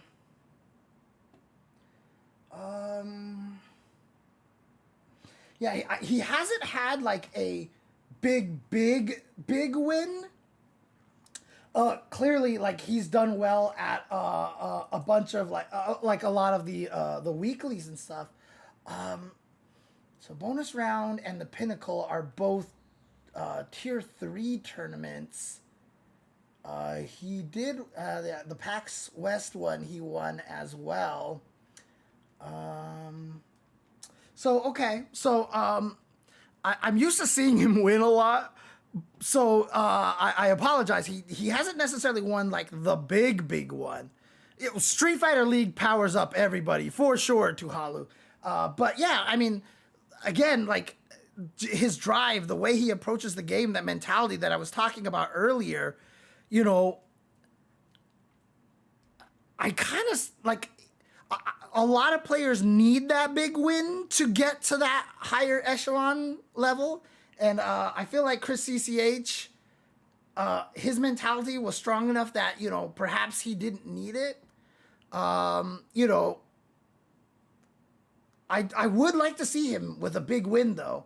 Now that we've like talked about all this, and now that I look at these results here, I would really like to see him have like that big win. I think he's very capable, but yeah, it's like, I don't want to break my own rule, having that kind of thing is really, really important to have, is that big win, honestly. FlyQuest West Coast ladder hates to see him coming. Yeah, that's the thing is I've commentated enough West Coast, FlyQuest, TNS, and like all the Wednesday night. When Level Up was running all the U.S. Canada Wests. So I'm just so used to seeing Chris CCH win because actually, when you actually talk about the World Warriors, and you talk about, let's see here, it's this one, U.S. Canada West, from this past year, keep in mind, he finished with 210 points, okay? Which basically means he won, like 3 out of the World Warriors, and the ones that he didn't win, I think he got like he either wasn't at or like he got like 3rd place or something. So he got 5th place once. And then, he wasn't in the other one. So again, out of 4 of them that he played in the World Warrior West, he won 3 of them. And I think I commentated a majority of those. So that's probably why, like, my brain is just like, this guy wins all the goddamn time. Knuckle Dew is just as good as Punk, but Punk seems more active and successful. Remember Chris saying he'd play Sim if Sim was OP in Street Fighter 6? Oh, God, if he loses to Mr. Crimson, that would suck. Oh, man. Knuckle Dew has every capability to be as good as Punk. I agree. And so I agree that a lot of it is, obviously, priorities in life, right? I mean, he's a father now. He's a father to two baby girls, I think. And so, things, having kids changes the way you look at stuff. Clearly. Man. Yeah, I know, Dr. Cheesesteak. I'm working on fixing that. At some point. But Chris CCH, obviously very strong, without question. And of course, the last person in this pool is Mena RD. And, the interesting thing about this is that I would say that this is the most vulnerable Mena RD could possibly be in a Capcom Cup, and yet I still think he's clearly one of the favorites to make it out of this pool. The reason why I'm concerned about Mena RD, and again, this has not, like, his skill level, ridiculous. Like, we were talking about Knuckle Dew and Punk. Like, is Mena just as good as them? Yeah, absolutely. Like, like Punk and Mena RD, like, I feel like are going to be rivals forever, because they are going to be fighting for this era as, best player. Mena RD clearly very, very strong. The only reason why I'm concerned for Mena RD is he is in a character crisis like you can't even imagine. And the way that he's performing, despite the character crisis, is just an indication of how good he is. Of how good he is. Because right now, like you see it in tournaments, he switches Blanca, then Zangief, and then there's a Luke. And,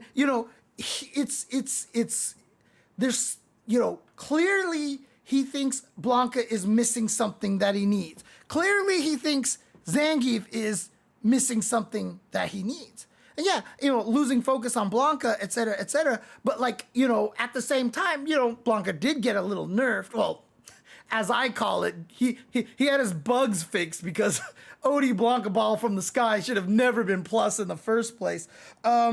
But it is a situation where he does have a character crisis, and he's even said as much, not directly, not in that kind of a harsh term, but he's talked about it before. Like, not sure Blanca has everything that he needs.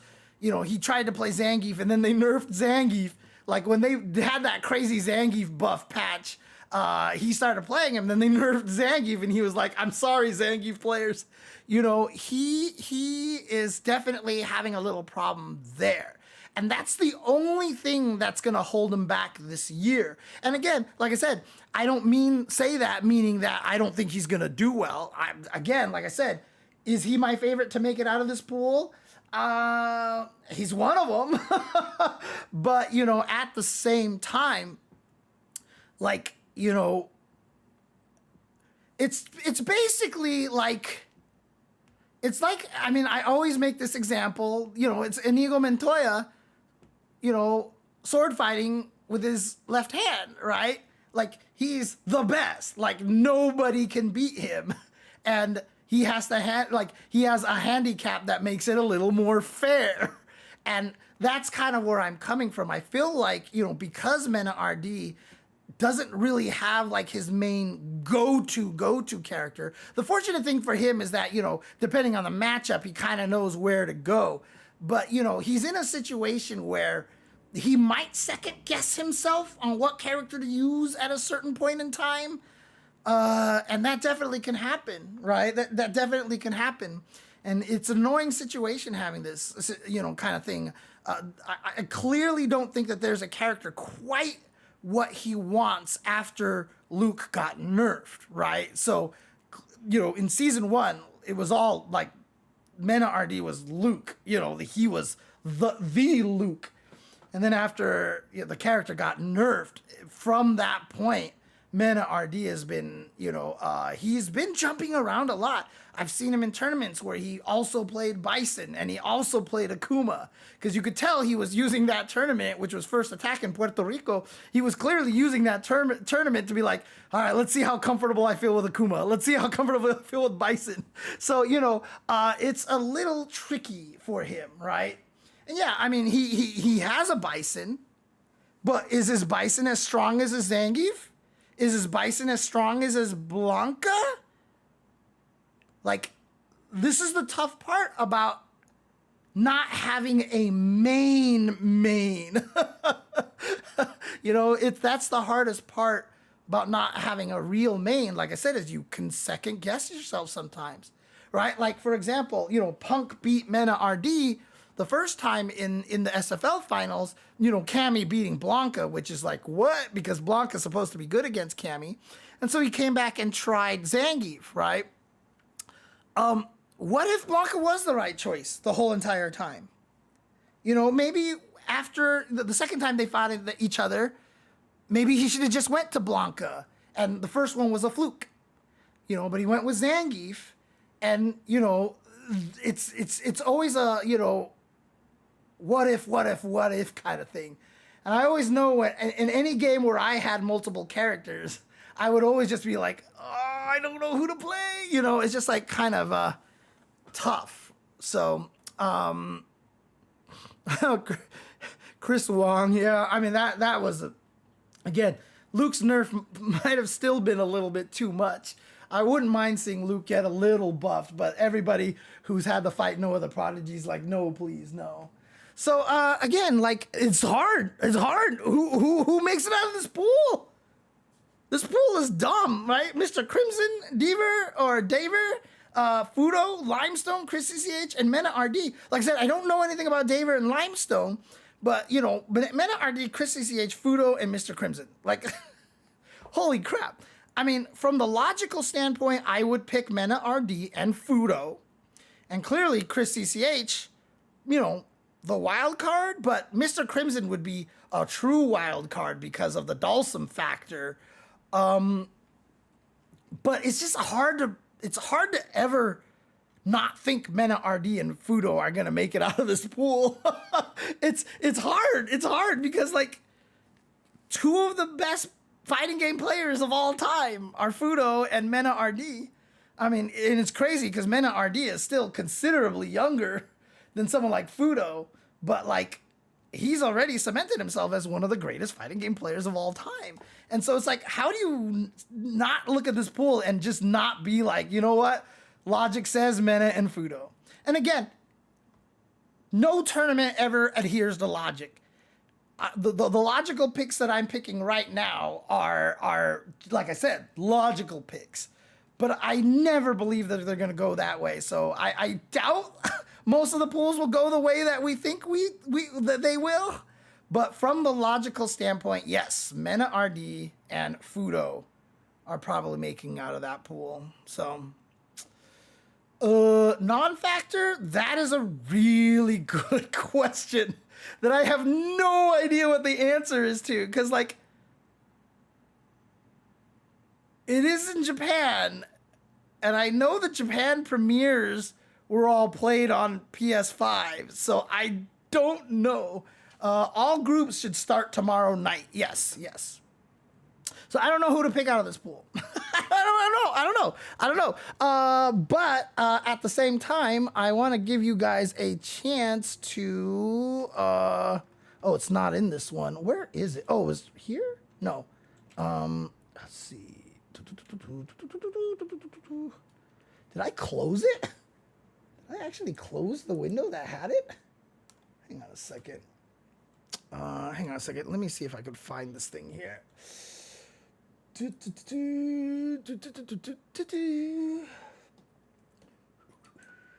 Oh, wait, was it on this thing here? No, it wasn't. All right, I'm going to go see if I can get this here again.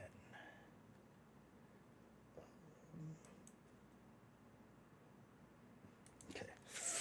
That should be the right one. This is not the right one here. This is not the right one here. This is patch notes. It'll change at Capcom Cup 11. All right, so let's do this here. Let's use this one.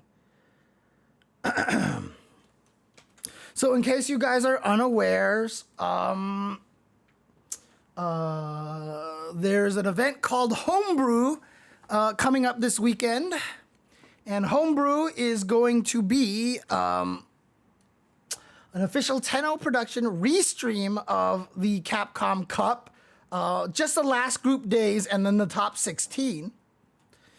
And who's going to be at this event, you ask? Who is going to be chosen as the voices to represent this tournament? I am glad you asked. Yeah, man. Capcom Cup happens in March. I won't be there. You know what, Hanzo? This gives me an idea. Sometimes you have to brew it yourself. Okay, Capcom Cup's in early March, and we're putting the squad together. We're putting on a show to watch the last couple days of the 1v1 finals. And we need to make this thing as watchable as possible. So, who do you got on the squad? Tasty Steve. He's the guy who keeps us going. He's energy incarnate, the maker of noise.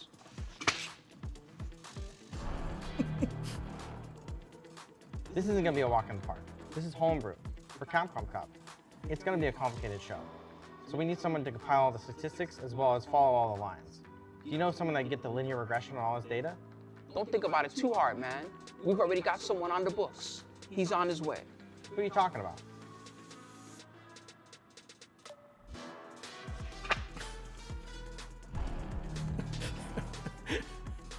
Okay, how about someone on the ground? Someone to get us on the inside. I'll make the call.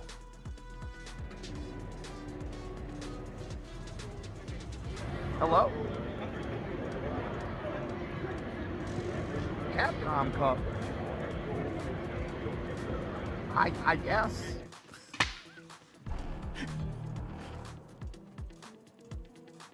All right, we already got a lot of pieces together for our homebrew Capcom Cup restream. We got our noisemaker, our stats guy, and even the mole on the inside. Who else do we need? A European. No, of course not. This is California. What we need next is someone that can bring the emotion of the moment across. Someone who's not afraid to wear their heart on their sleeve. Do you know someone like that? Someone who cries every single time. The message in this game is so meaningful.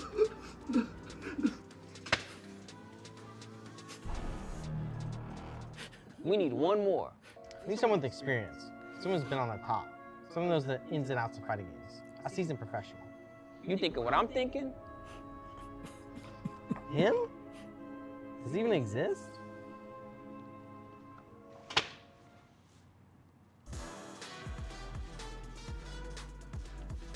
You know, things might just work.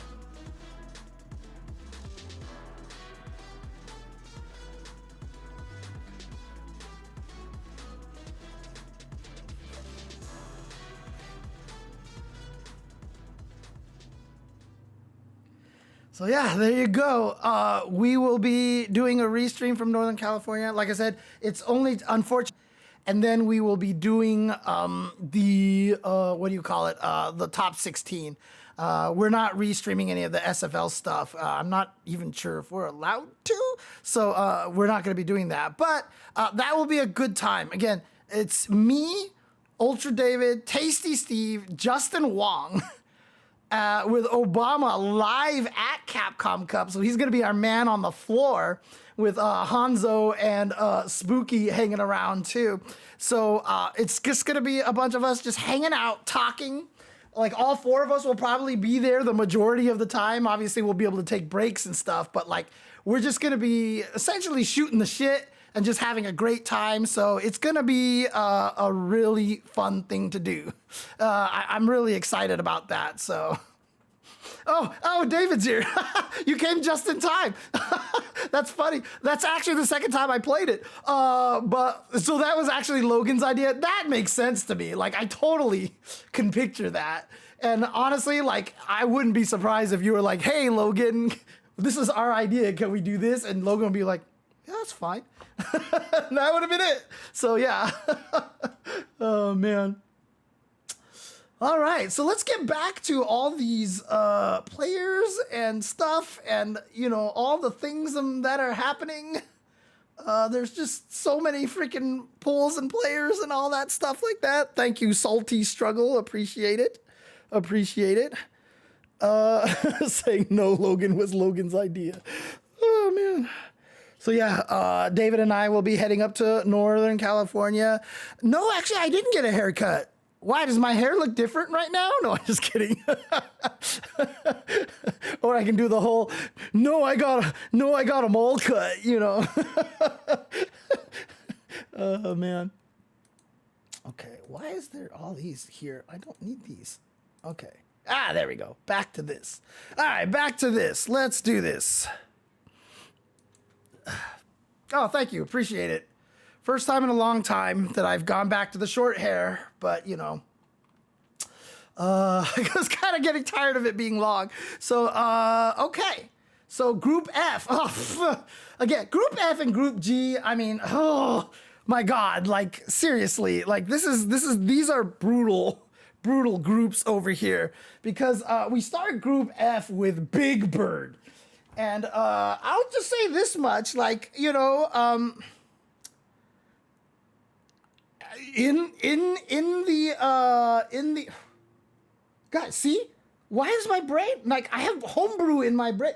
Battle Hub. In the Battle Hub, I picked Big Bird to win. Like, I picked Big Bird to win a lot of things because I really want him to win. Because, again, another player who seems to, I mean, 2 second place Evos in a row is not in a row, but, you know, 2 second place Evos is hard. It's hard, right? And so, is Big Bird playing Ken now? Is he playing Ken now? Oh, interesting. Okay. I'll wait to see if anybody else can confirm that. But obviously, really, really good player. You know, it's again, these groups are all ridiculous. So, you know, I'm just picking because, like, it's just like, you know, I'm a fan of Big Bird. Again, huge fan of Big Bird. So, like, I pick him because I want him to win a big one. I just want him to win a big one, you know. So, but again, like, if you asked me to front $1,000 on my bet, like, I'd have to sit down and think a lot longer. I would have to think a lot longer. So Big Bird is here. I mean, again, like, I don't even know what to say at this point. I mean, he's one of the best Rashids. Rashid is the best character in the game. You know, he qualified from the Middle East via the points. And so it was Angry Bird who actually had to qualify through winning the finals of the World Warrior. But, I mean, Big Bird as well. I mean, you know, I don't even know if I could say relatively new. But, you know, he is newer for a person like me. But he has been to 5 Capcom Cups in a row. Since 2017, Big Bird has not missed a single Capcom Cup. He's been there in 2017, 2018, 2019, 2022, and 2023. This guy's ridiculous, dude. This guy is so strong. And like I said, using Rashid, I mean, again, you don't want to face Rashid. You don't want to face Rashid at all. Even if you are a Rashid player, you don't want to face Rashid. Hello, Oil King. Oil King is also in this pool and also one of the best Rashids in the world. Of course, Oil King from Taiwan ended up qualifying through World Warrior via points as well. So he didn't have to play in the Asia East Finals. But Oil King, very similar to what Big Bird did. He missed last year, but if you look past that one, he was in 2022, 2019, 2018, 2017. So, 4 in a row up until that 2023 last year. So, but he's even said that the first season of Street Fighter VI was very difficult for him. And it makes a lot of sense because Oil King really kind of started during Street Fighter V. Like, I heard he did play 4, but wasn't very serious in it. And it was really only 5 where he really started to shine. In fact, I was told, now I have heard there are alternate stories to this, so who knows, but I have heard that he is called Oil King because he played Rashid. So that was why he got his handle of Oil King, because he was a Rashid player. So, clearly Street Fighter V is where, if that story is to be true, that was basically, an indication of where he first started gaining prominence. And, switching games is very difficult. It is. It's really hard. One of the hardest things to do, especially if you love the old games so much that it's, you don't want to transition. Fortunately, the transition from 5 to 6 has not been as brutal because, the longer we've done this, like 6 feels more and more similar to 5 than I originally thought, because the frame data stuff is still very, very strong. But yeah, he was a Rashid player back then. He had trouble in the first season because he didn't have Rashid. Then he got Rashid and things started clicking. Right. He won Evo Japan in 5, right? It was the last Street Fighter 5 Evo Japan that he won, if I'm not mistaken. But Oil King, clearly very strong. And then Cien is in this pool. So when people say, like, Group F is brutal, I mean, Cien, ooh, man. But, like I said, he had to qualify via the finals, and he did so by beating Mind RPG. But as I said, when I talked about Fudo, 8 Capcom Cups, and both of them missing 2022, the last year of Street Fighter V, which is the crazy thing. But outside of that, both Fudo and Cien have the highest number of Capcom Cups, at least for people in this tournament. And since 2013, they were both in 2013, 2014, 2015, 2016, 2017, 2018, 2019.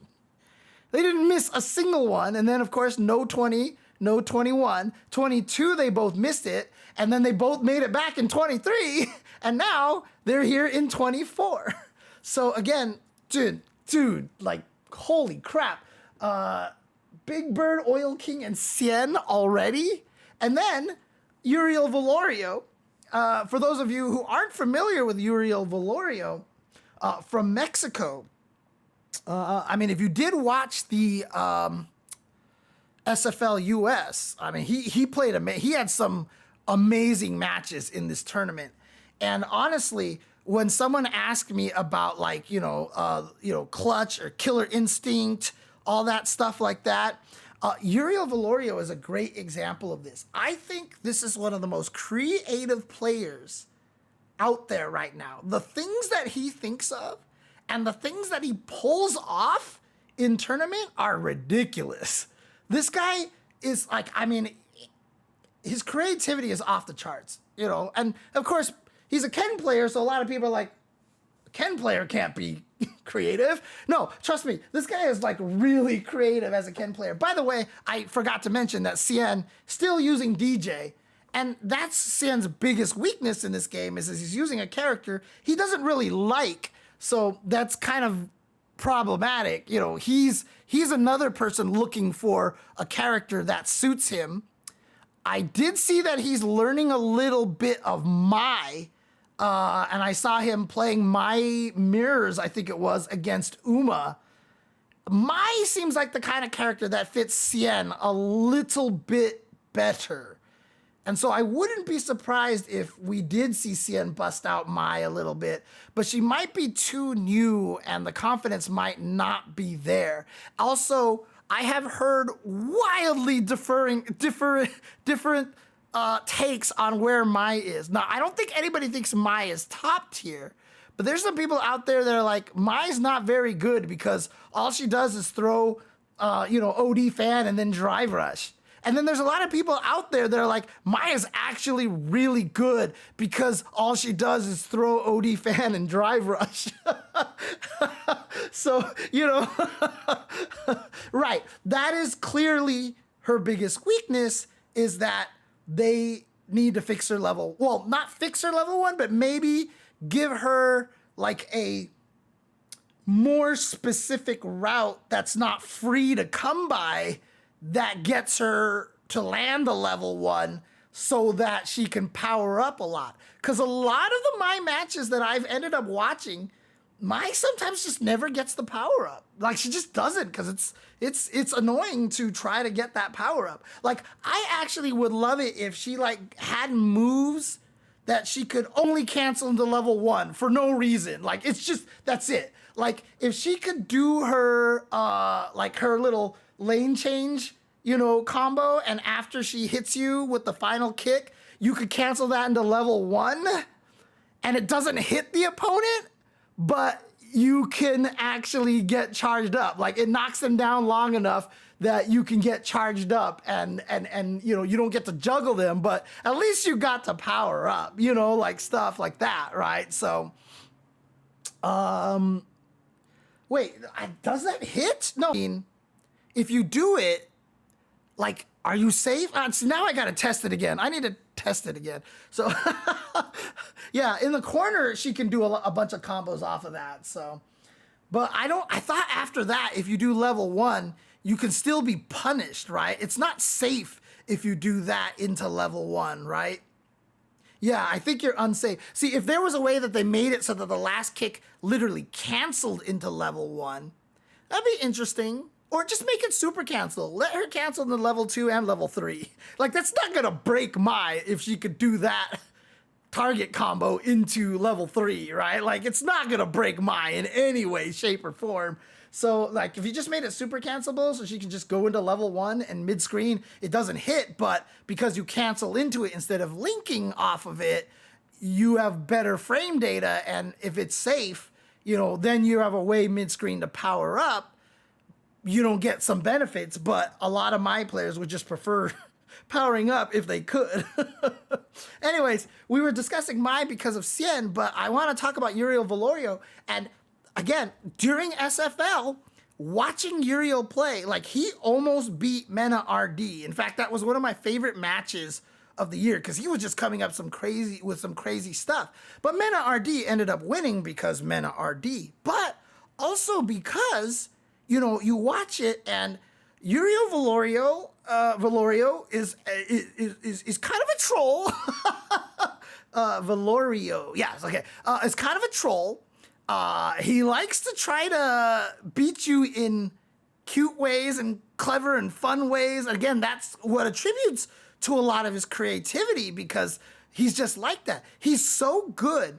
But when Mena started making the comeback against him, he was laughing about a lot of goofy things that was happening. And even after he ended up losing to Mena RD, he was just like laughing and like, having a good time and stuff. And while I love that, I do think Uriel Valorio is missing a little bit of that killer instinct. Like, I really feel like had he had the killer instinct, he might have beat Mena in that SFL match. But he was, he was laughing about things that going on. And again, I'm not saying he wasn't taking it seriously, but again, like I said, it's hard for me to explain as a person who, I believe that I am a massive empath. And so like, I feel this kind of stuff out of people. And when I watch Uriel play in matches, even when he loses, I feel like there's a lot of like, well, I lost. Like, you don't want to get hung up, like you don't want it to kill you. But I feel like it might be a little bit too much leaning in the opposite direction. And the reason why that I can say this is because I literally said that to Uriel on Twitter. So again, I'm not talking behind his back. I was literally like, Uriel, you need to work on your killer instinct. And he's like, yeah. So he kind of agrees with me, right? So he kind of agrees with me. He kind of knows it too a little bit himself. And, again, yeah, I mean, we Mexicans don't have the killer instinct. We are out to party, says Zorlan. And you can party and beat people up at the same time. I mean, that's more reason to party, But again, that's the kind of thing I really feel like, oh, yeah. And thank you for mentioning that non-factor FGC. One of the, Lugabo, he was beating up everybody in Mexico. And it's unfortunate that Mexico was not a super region, because otherwise Lugabo would have qualified by points and then Uriel would have qualified by the tournament. But in the end, they had the fight in grand finals and Uriel ended up defeating Lugabo. And Lugabo, outside of like Psycho and Shine and like Salty Kid and stuff, might be one of the best Kimberlys ever. Like he was beating everybody up with Kimberly in Mexico before she got buffs. So Lugabo's Kimberly was ridiculous. And so, again, weirdly enough, like, the Kimberly in Salty Kid was bittersweet for me because we got Kimberly in there, but he beat Garnett, and I became such a fan of Garnett thanks to Street Fighter League. And then in Mexico, this was bittersweet for me because Uriel Velorio gate-kept Kimberly from making it into another Kimberly from making the tournament, but it's okay because Yuri Velorio is awesome, and I became a big fan of his because of Street Fighter League. It's just weird how, like, both of them, like, the exact opposite results happened there, and, both of them I feel bad because I'm so sad the other person couldn't make it, but happy that the person who did make it made it. It's so weird. Lugabo, honestly, his record for that region, like, yeah, he should have made it. He should have been in there. But again, like, it's hard for me to feel like Uriel making it in there is like an injustice because, like, this guy is super good. Super good. So that's fair too, David. I was rooting for Lugabo because I didn't want another Ken in Capcom Cup. But the pool doesn't stop here because Jack is here as well. Jack, again, this guy, he might as well be the US version of Uriel Velorio, honestly. They're trolls, they're having great time, they're fun, and they're both super, super good. Just a Kid, he's made it to top 8 at EVO 1 year in Street Fighter V. Clearly also very, very strong. He was in a Capcom Cup as well in 2022. And by the way, Uriel Velorio was also in Capcom Cup in 2022. So both Jack and Uriel Velorio have skipped a year. So they missed 2023. But both of them, this is their second year. And in fact, nobody in this pool, and I think this is the only pool where nobody in this pool is their first time at Capcom Cup.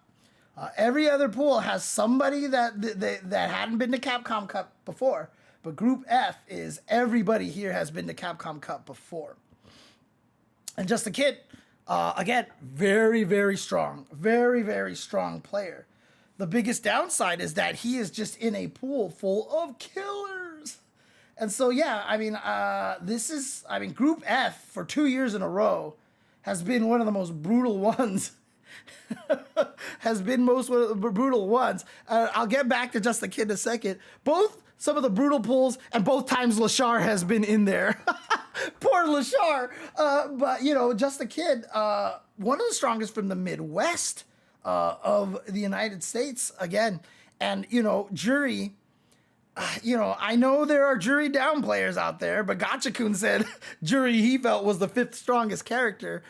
Jury is clearly very strong. We've seen what Nephew has done with Jury, and Just the Kid, clearly one of the best Juries out there. But he's in that same situation that I find a lot of very strong players at, where he is having trouble finding that consistency to really, really dominate and take tournaments, right? So if I look at his Street Fighter VI history here and look at all his placings over here, not counting any of the World Warrior stuff, because obviously that's limited to just people in your own region. You know, he got 3rd at Blink Respawn. At East Coast Throwdown, you know, he tied for 33rd place. DreamHack Atlanta, he tied for 17th place. Island Paradise, which was just a tier 3 event, was, you know, 7th and tied for 7th place over there. Cream City Convergence, he tied for 7th. CEO, he tied for 5th at Evo. But see, at Evo, he got really far. He got to like 13th place. He's got a lot of this in him, but he hasn't won first place at a really, really big tournament. And so he's in that same position that I put a lot of other players. Like, one of the best examples that I could probably give is that, like, again, people who have heard me commentate his matches before know how much I love Samurai and how good I think Samurai is. But I think Jack is kind of in that same area as Samurai. Like, he could beat anybody. Like, Samurai and Jack can beat anybody. It doesn't matter who they fight. They can beat him. You know, they have that capability, but they just are lacking that capability to have the extreme consistency to be able to win a big tournament. Like, they can beat anybody, but they can also lose to a lot of, you know, strong players, but not necessarily the top players, you know?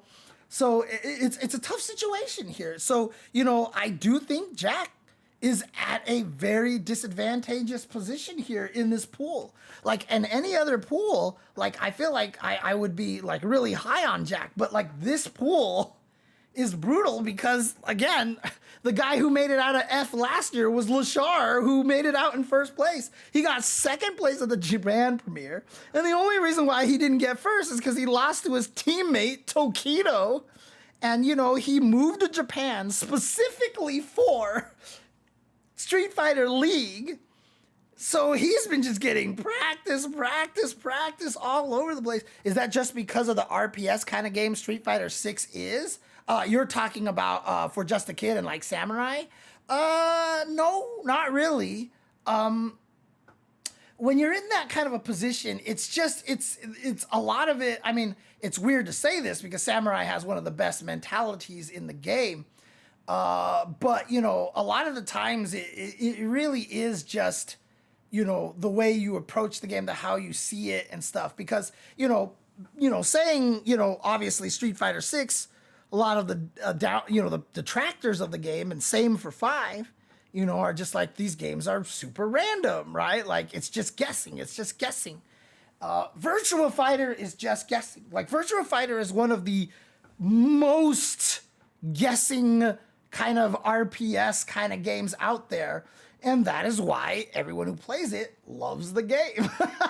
So, you know, saying that, you know, it's just an RP, like, I mean, Virtua Fighter probably has a better weight distribution than some of the other games, but, you know, again, what's his face?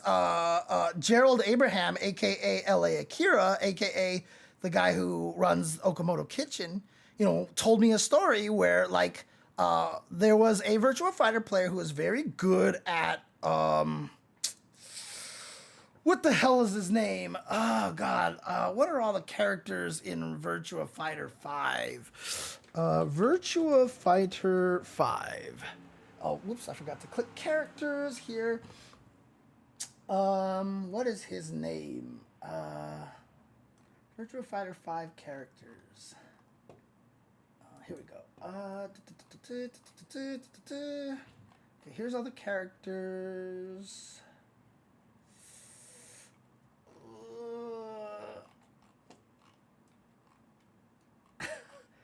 Oh boy, I hate my brain. Oh, I think it was, might it be Jean or Jean, whatever, how you pronounce that name is. I don't remember. You know what? Forget. I don't remember.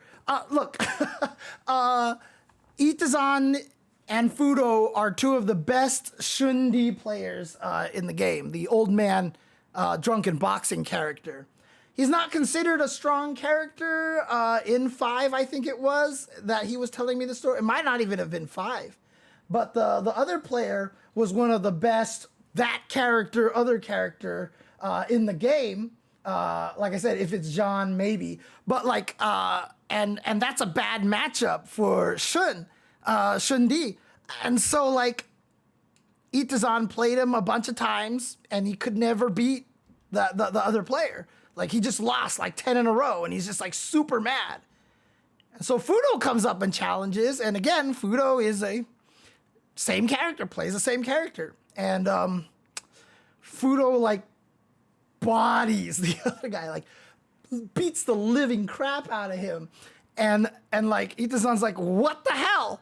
And so after Fudo finally loses, like Itazan's like, well, I don't even know. Like, I think they just played a first to 10 and stopped. So Itazan's like, let's run it back. So he fought the guy again. And after watching all those matches of Fudo playing, he's like, I think I understand now. And he went up and then he got bodied. So like, you know, even VF just has this weird element of like, you know, like if you just know how to guess this other person and how they play is just how it works, you know, kind of thing. And so like, you know, people will talk about, you know, 5 and 6 as just being guessing games. But like I said, Virtua Fighter 5, you know, when you talk to the best Virtua Fighter players, you know, that game is literally one of the most elegantly weighted and balanced RPS games. So much to the point that if you just can get into somebody else's head, you just destroy them. Like irregardless, it's not a word, regardless of matchup, you know, regardless of matchup, you just blow someone away just because you know their mindset so well. So yeah, so, you know, like I said, Samurai and Jack are having, that's actually funny. I can't believe I've associated these two players with each other. So, Samurai Jack has problems, you know, has a little bit of that problem, and it might be the clutch factor, actually. They might be the players that are kind of missing that clutch factor. And so that's the thing that they're missing. Clearly, Lashar is not missing that. And, you know, Ringe was talking about Lashar last year, and then he made it out of Group F, which was the group of death. And then everybody's like, whoa, this Lashar guy's really good with Chun-Li. And, you know, and since then, Lashar has just been amazing. Like I said, he moved to Japan to be on Street Fighter League. And the nice thing about it is, like, the Japanese players take Street Fighter League super seriously. And Street Fighter League runs for 4 months, okay? Like, both Europe and America, like, their Street Fighter League takes place within the span of, like, 2 weeks. And that's it, and they're done, right? Europe decided to do that live. US always takes that and packages it as episodes, you know, in a timely release. But Japan, they're playing it live, and they're playing it live like for 4 months straight. So the teams, boy, they are just training with each other all day. And Tokido and Lashar apparently have been training with each other a lot. And so, like, they have, like, really become very, very good training partners with each other. So the fact that they finished first and second at the Japan premiere is like, well, there you go. I mean, it's the Jeff Goldblum pick, right? Well, well, there it is, you know, kind of thing. And so, yeah, Lashar, oh boy, like he is so, and now, and you know, after Capcom Cup last year, every tournament you would go to, everyone's just like, dude, Lashar is probably going to win. Lashar is like one of the favorites. Lashar is so good. Like his stock just skyrocketed. I remember during EWC, like a lot of the commentators there were like, no, like Lashar is going to be like one of the scariest. Like he has a great chance of winning. And, you know, that's what we saw a lot of during the course of, you know, the second year of Street Fighter 6 is just Lashar's dominance, and his Ed play is just crazy. Like some of the stuff he does with Ed. I mean, there was one thing where like he did something and the commentators were like, oh my God. And Lashar came back and was like, yeah, that was kind of an accident, but I made it work. You know, like it's crazy. So, right? Everyone was like, why would you drop Chun-Li? I mean, that's how I thought about Fudo dropping DJ. But sure enough, I mean, obviously the characters really turned out really good. So, who do you pick to make it out of Group F, man? Big Bird, Oil King, Cien, Uriel, Valorio, Jack, or Lashar? Who do you pick to make it out of this pool? Again, not picking by heart, picking by brain and logic. And if I go by brain and logic, I will pick Lashar and Big Bird. That's my pick. And I think Cien is the wild card. I mean, it's crazy not to be able to pick Jack, Uriel, or Oil King. But, you know, from a logical standpoint, I will say Lashar and Big Bird make it out of there, and Cien is the wild card. And that's the best I can do. Like, that's the best I can do, because that pool is ridiculous. That pool is scary. And the next pool is also scary. And we start with Juicy Joe. And a lot of people are like, I don't know who Juicy Joe is. This person is dude. Dude, he has been killing everybody in the EU with JP, even when JP was nerfed. He was like one of the true JP users out there. When JP got nerfed, he was like, whatevs, and he kept playing and he adapted to the character. A lot of people who played JP were playing him because he was top tier. And so when he got nerfed, everyone quit. But Juicy Joe did it, and he was beating everybody. Like, he would get second place and stuff like that in all these crazy tournaments that, and it just, you couldn't not notice him. You were just like, who is this Juicy Joe guy? Like, he is beating all these strong players. Like, it's crazy. And so, like, he's a scary person to have in your pool. Because a lot of these players here haven't had to fight a really strong JP in a while. I mean, one year I had picked Cien to win it all because I really do think Cien deserves to win a Capcom Cup, but it's just like, I mean, I could say the same thing about like 19, 20, 30, 50 other people, right? Like, I really would like this guy to win a Capcom Cup. But yeah, Juicy Joe continued playing JP, never stopped. And I just love that because he is a true master of the character. In fact, to qualify for Capcom Cup, he beat Riekeman's Barnett in the finals. And Riekeman's Barnett, he's jumped around characters, but Riekeman's Barnett is really, really strong. I'm sad because it would have been fun to hear his story about landing in, the Tokyo airport and maybe walking to the venue again. Wouldn't be as long as the walk as he had to do in California, for sure. And he probably wouldn't have to walk because the public transportation in Japan is really good, so he wouldn't have to do that. So I don't deserve to win a Capcom Cup. I just deserve to commentate at Capcom Cup. Look, everybody who's there is amazing. I'm not gonna critique anyone, but I'm allowed to be sad that I'm not there. I'm allowed to be sad that I am not there. But yeah, Juicy Joe, I think, is a danger here. Is really, really a strong danger. He could definitely end up taking out any one of these guys and really messing up this pool, honestly. But this pool is, oh God, I'm looking at who else is in this pool, and I'm just like, what? kills you. Very, very, very strong player. In fact, like I mentioned, at Kings of the World is like, that was the last chance qualifier. And a lot of people went there to try to qualify. Armper ended up doing it, but you know who Armper beat in grand finals was Kills You. Kills You is really strong, and he keeps getting stronger and stronger. And so you cannot just like look at this player and just be like, whatever. Oh, by the way, Juicy Joe is from Sweden. Kills You is from France. So again, Juicy Joe is a Swedish player. Kills You is French. And again, Kills You is another one of those people that one of the hardest things is you don't know who he's going to go up against. You don't know who he's going to use, right? Because Jury is where he's been going lately, but he has a Rashid and he has a Cammy. So, like, you're not sure who you're going to fight against. Jury is probably what it's going to be because, like I said, that's who he's been playing mostly recently. He has a Manon. Oh, yeah, he has a Manon. That's right. But, again, that doesn't mean anybody's going to be playing Manon.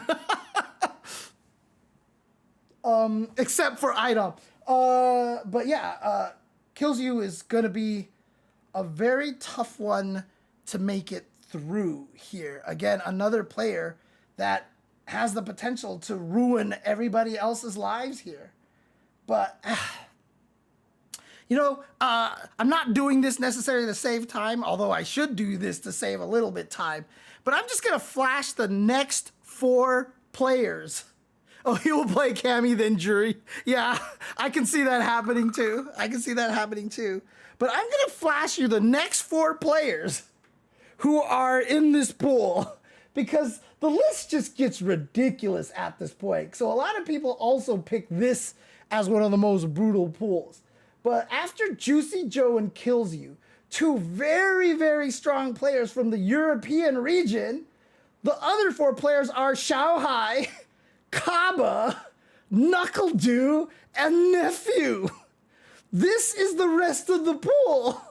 Like, come on, dude. Like, come on. Xiaohai, who was on the most amazing run when he won EWC and then got 2nd place at UFA, losing only to Kusanagi's Ryu, of all things. And not only that, but Xiaohai beat a lot of good players in that tournament. It felt like Xiaohai could not be stopped. And, you know, clearly Xiaohai is one of the greatest fighting game players of all time. Like I said, one of the only humans on the planet that I would pick over the field in any game. Of course, that being KOF. If it's a KOF, I would pick Xiaohai over the field. And that is just, it's just insanity to say for any fighting game, considering how strong everybody is. But, you know, Xiaohai is definitely coming into this Capcom Cup off of a high, right? Like, he is coming in here knowing that he can take out any of these players, and he's very, very strong. And he could definitely, and again, like, people are like, okay, so he's a KOF player, but is he really good at Street Fighter? Well, he was in Capcom Cup in 2018, and in 2016, and in 2015, right? And yeah, and so, you know what is that? What does it say? The color is Karzi. Karzi says in the chat, yeah, the other problem too is that Xiaohai doesn't have a main. I mean, his main is probably Ken, but it's probably Cammy, but it's probably Bison, right? Like, oh, he has a Mai now. Oh, I did not know that. Okay, so Xiaohai even has a Mai. Interesting. And, you know, the crazy thing about it is that one of Xiaohai's gifts, obviously, is being able to play multiple characters at a very high level. KOF, right? Like, if Street Fighter 6 was KOF, he would have a team of Bison, Ken, and Cammy, and it's terrifying. Oh, you didn't even list Cammy. You list the Kuma. So Bison, Ken, Akuma, and Mai, and then there's Cammy. Dude, but again, the different thing about it for Xiaohai, though, is that this isn't a character crisis kind of thing like I said for Mena.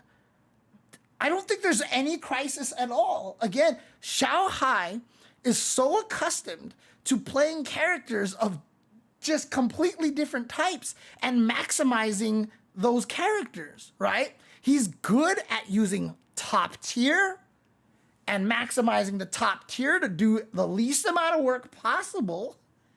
And he basically was born and raised in this environment of using multiple characters. So Xiao Hai learning 3 characters is not to that degree. Learning 3 characters at like equal strength and at a very, very high level is not something the majority of the players at Capcom Cup, even though they're the world's best, it is not what the majority of these players are capable of.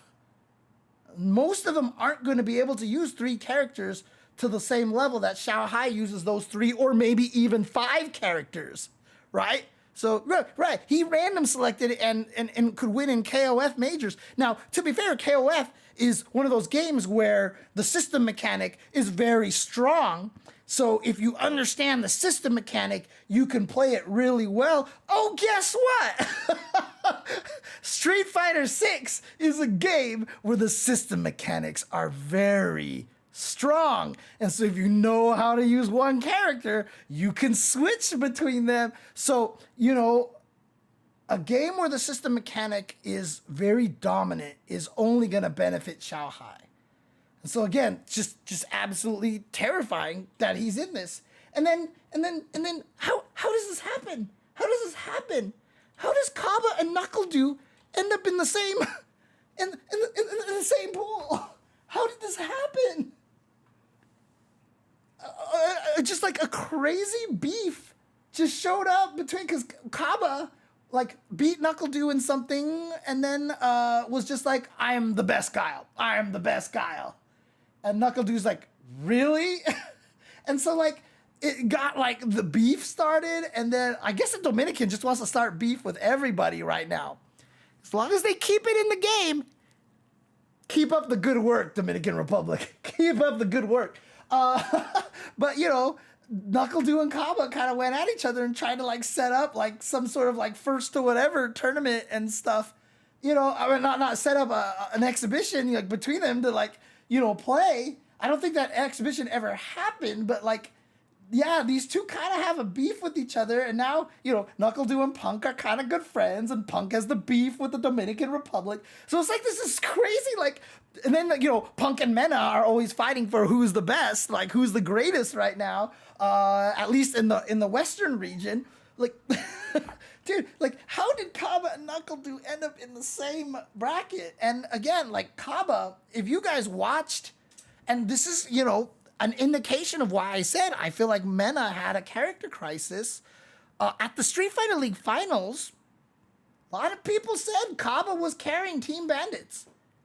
And they kind of were wrong. Like, Kaba looked unbeatable. Like, Chris CCH, like, ended up losing a lot of his matches at Street Fighter League because he had to fight Kaba all the time. And so, like, it wasn't an indication that Chris CCH was doing bad. Kaba was playing ridiculous. He was playing so good. And so Kaba is just like, again, just I mean, he's one of those players that just keeps getting stronger and stronger. And again, you love to see it. Because as loud as he is, you know, cheering for his teammates and, you know, trying to get into these little beefs with NuckleDu and stuff, like, he is like the nicest human being. Oh my God. Like, there was one time, you know, basically, you know, someone was taking me and David around, you know, for dinners and stuff and showing us around Puerto Rico a little bit. No, was this at Blink? No, not Blink. Was this at the, I forgot which tournament it was. I thought it was one of the first attacks. I'm pretty sure it was one of the first attacks. And so Kaba came along and we just had dinner, the 4 of us, and we were just talking, and like, seriously, Kaba is like, he's just like so respectful. He's just so nice. He's really just like, he's such a good person. Like, we were just talking to him. He's like, yeah, I would really like to get good at this, but you know, I really want to do well in school because I really want to, you know, do this for work. And you know, it was just like such a cool conversation to have with him, you know. And then you get him when he plays in the tournament, and then he's just passion.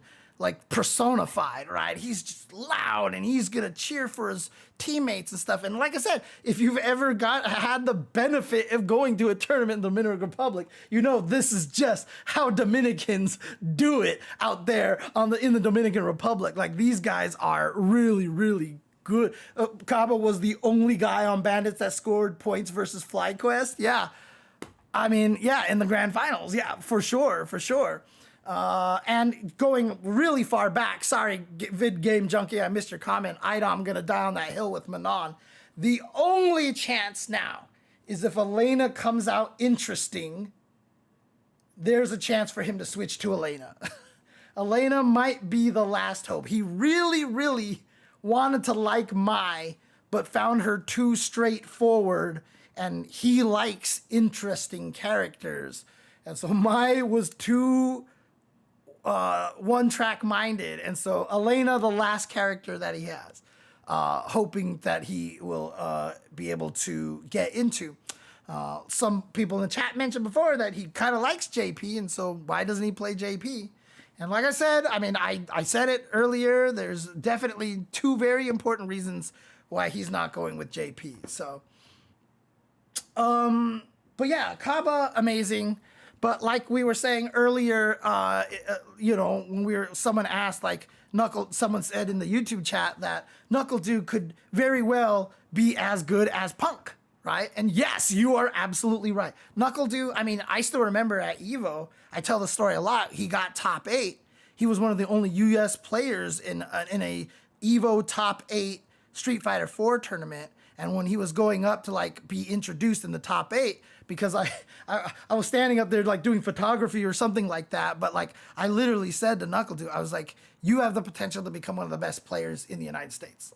It was like, even back then I could see it. I could see it back then. And sure enough, it came true. And, you know, obviously, you know, one of the hardest things for NuckleDu is, you know, at the time back then was, you know, a lot of the, you know, the just life issues, mental stuff, right? And that's the craziest thing is like, you know, NuckleDu is a great allegory for understanding that, my God, like these players who are doing this stuff and we cheer for them and we root for them and we do all the stuff for them. But a lot of these people could be just going through a lot of stuff happening in their lives. You know, it's hard. And so, you know, a lot of times people, you know, sit there and be like, oh, you're washed up. Take that. You know, like, you know, it is a sports thing, right? I mean, like I said, I realized, like, I gained a moment of clarity when Mike Brown was coaching the Lakers and they were losing really badly. And I was like, God damn it, I hate you, Mike Brown. I wish you would die in a fire and blah, blah, blah. And I was like, holy crap, I'm the Twitch chat. You know, so, you know, Twitch chat gonna Twitch chat, but like at the same time, like, you know, a lot of times we're not aware of a lot of the things that go up and down. So, the tax thing is brutal too. I mean, like I actually caught, yeah, exactly, right? I've talked to him before about that because I know a guy who's really, really good at taxes, because he's also a fighting game player. So, you know, if you're a fighting game player and you're an expert at taxes. So I've talked to NuckleDu and he says like, it's already kind of at the tail end. There's really not much, you know, can happen at this point in time. Dude, Mike Brown on the Lakers was not good. I mean, I'm happy for what he did for Sacramento, but like on Lakers, it was just bad, Adam. It was just bad. Anyways, yes, NuckleDu absolutely could be one of the best players, but, you know, priorities, right? Now he has a family and he's got a family to take care of. And the thing about it is, whenever you talk to him, like, you know that family is his world, right? Like, I mean, you can probably notice it on stream just and stuff, but like every time I talk to him, you know, I always make sure to ask him about his family and everything because it's so important. He had that one speech after he won something one time where we were interviewing him and he was just talking about how, I don't remember if it was our interview or if I referenced it in our interview, but it was an interview where he was talking about like, you know, how cool it is, how supportive his wife is, and like his wife would like, you know, sometimes he would feel down and lying on the floor or whatever, and his wife would just come up and like lie down on the floor with him, you know, and kind of things like that. And oh God, I'm gonna make myself cry. But you know, like that kind of thing is just like really, really washed up. We support the chair. Every time I talk about Knuckle Dew, I go on the verge of tears. Again, you know, he's another one of those players that it is really hard for me not to be biased, you know, with. Because again, like, oh God, shit. Oh, Jasmine's looking at me like, what the hell's wrong? Whew. Knuckle Dew is like, oh God. Every time I think about Knuckle Dew, it reminds me of why I do what I do. It reminds me of why I want to make fighting games so big.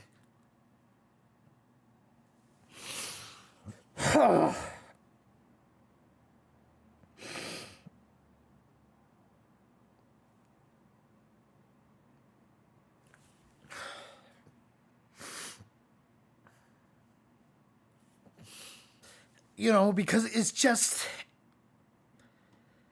it's one of those things that, like, I don't know what his life would be like had he not gotten into this. You know what I mean? And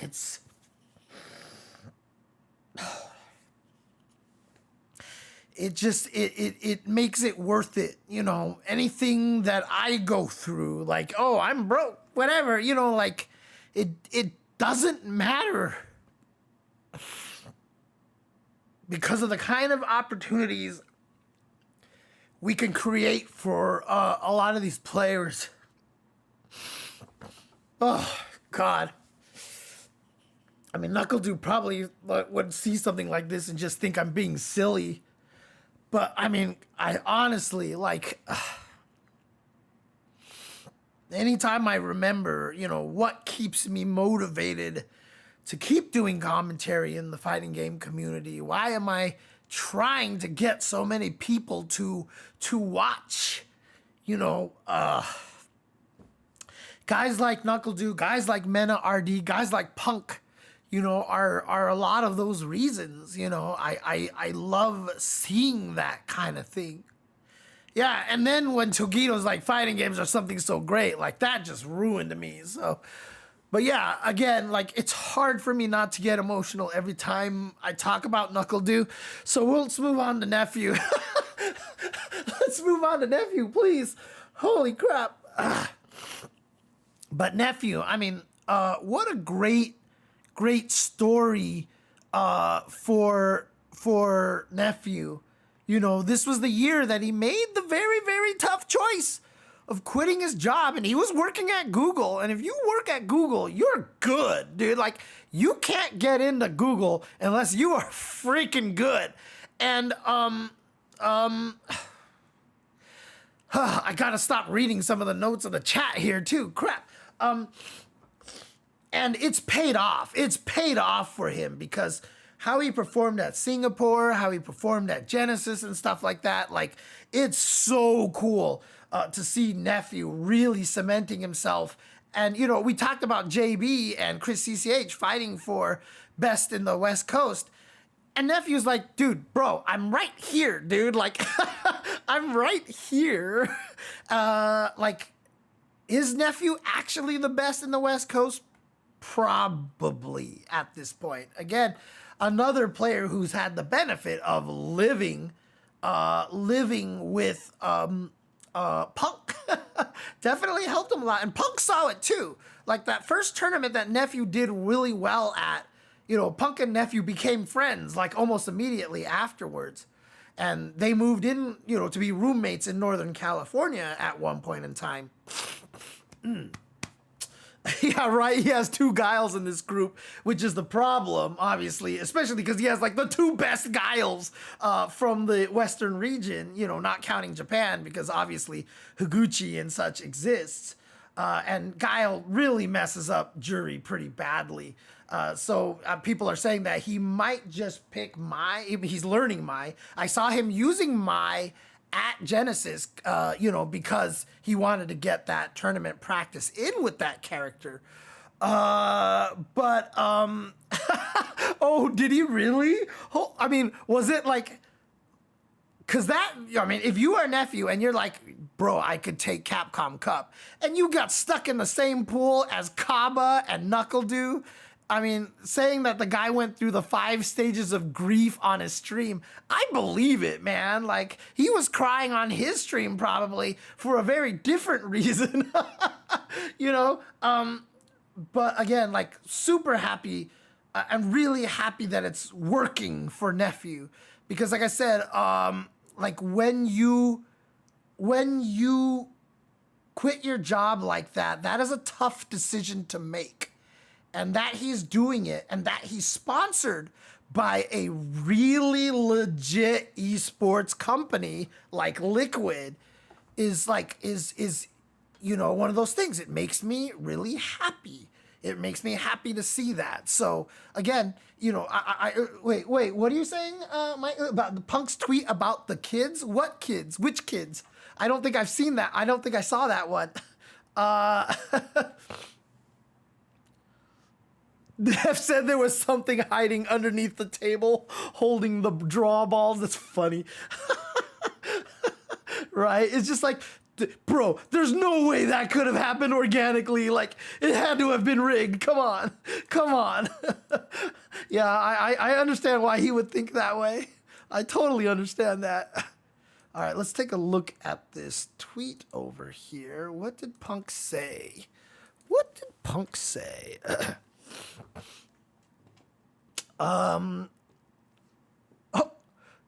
Okay, dude, oh my God. Hang on, let me put this up here.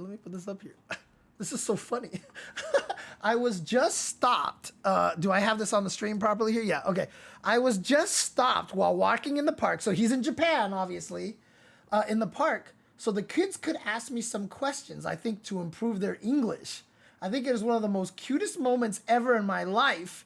And I'm very happy I could help them and experience this. And so, yeah, like, he's just chilling here with all these Japanese kids.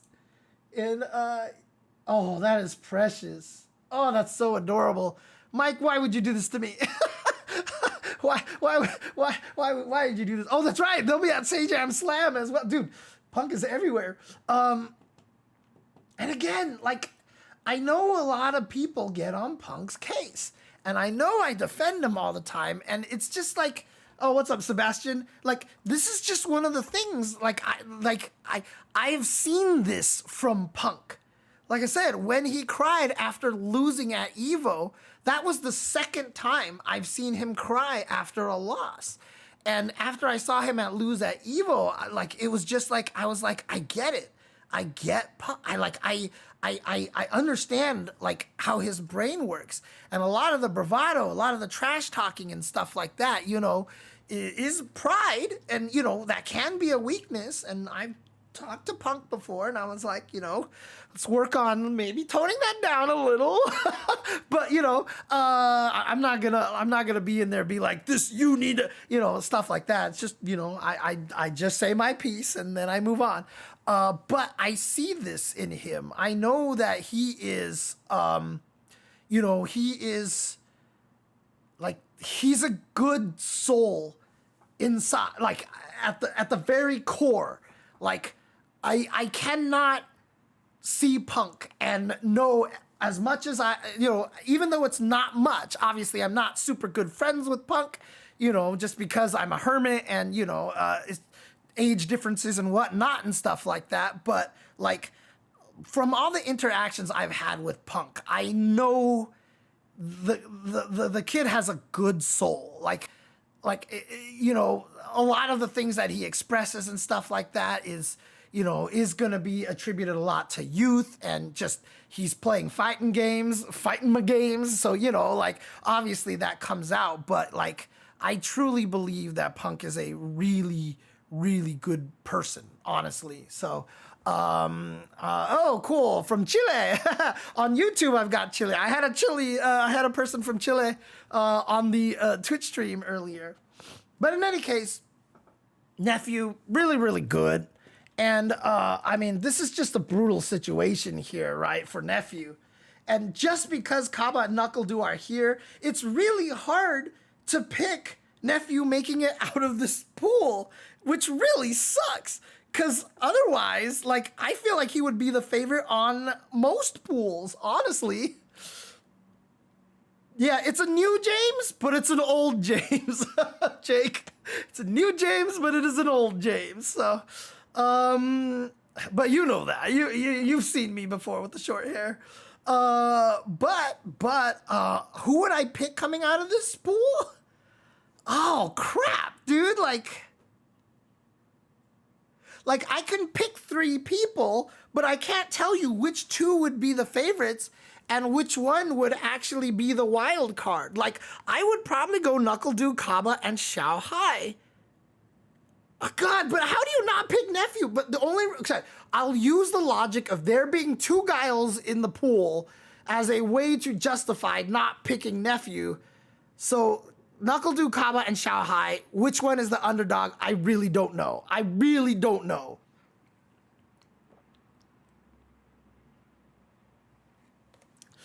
Really hard to say, honestly. And then Group H. So we're at the last group now, here. We start off with... Why did that load? With Lex. Lex. In case you guys don't know, Lex, younger brother to JB, who currently resides in England, in the UK.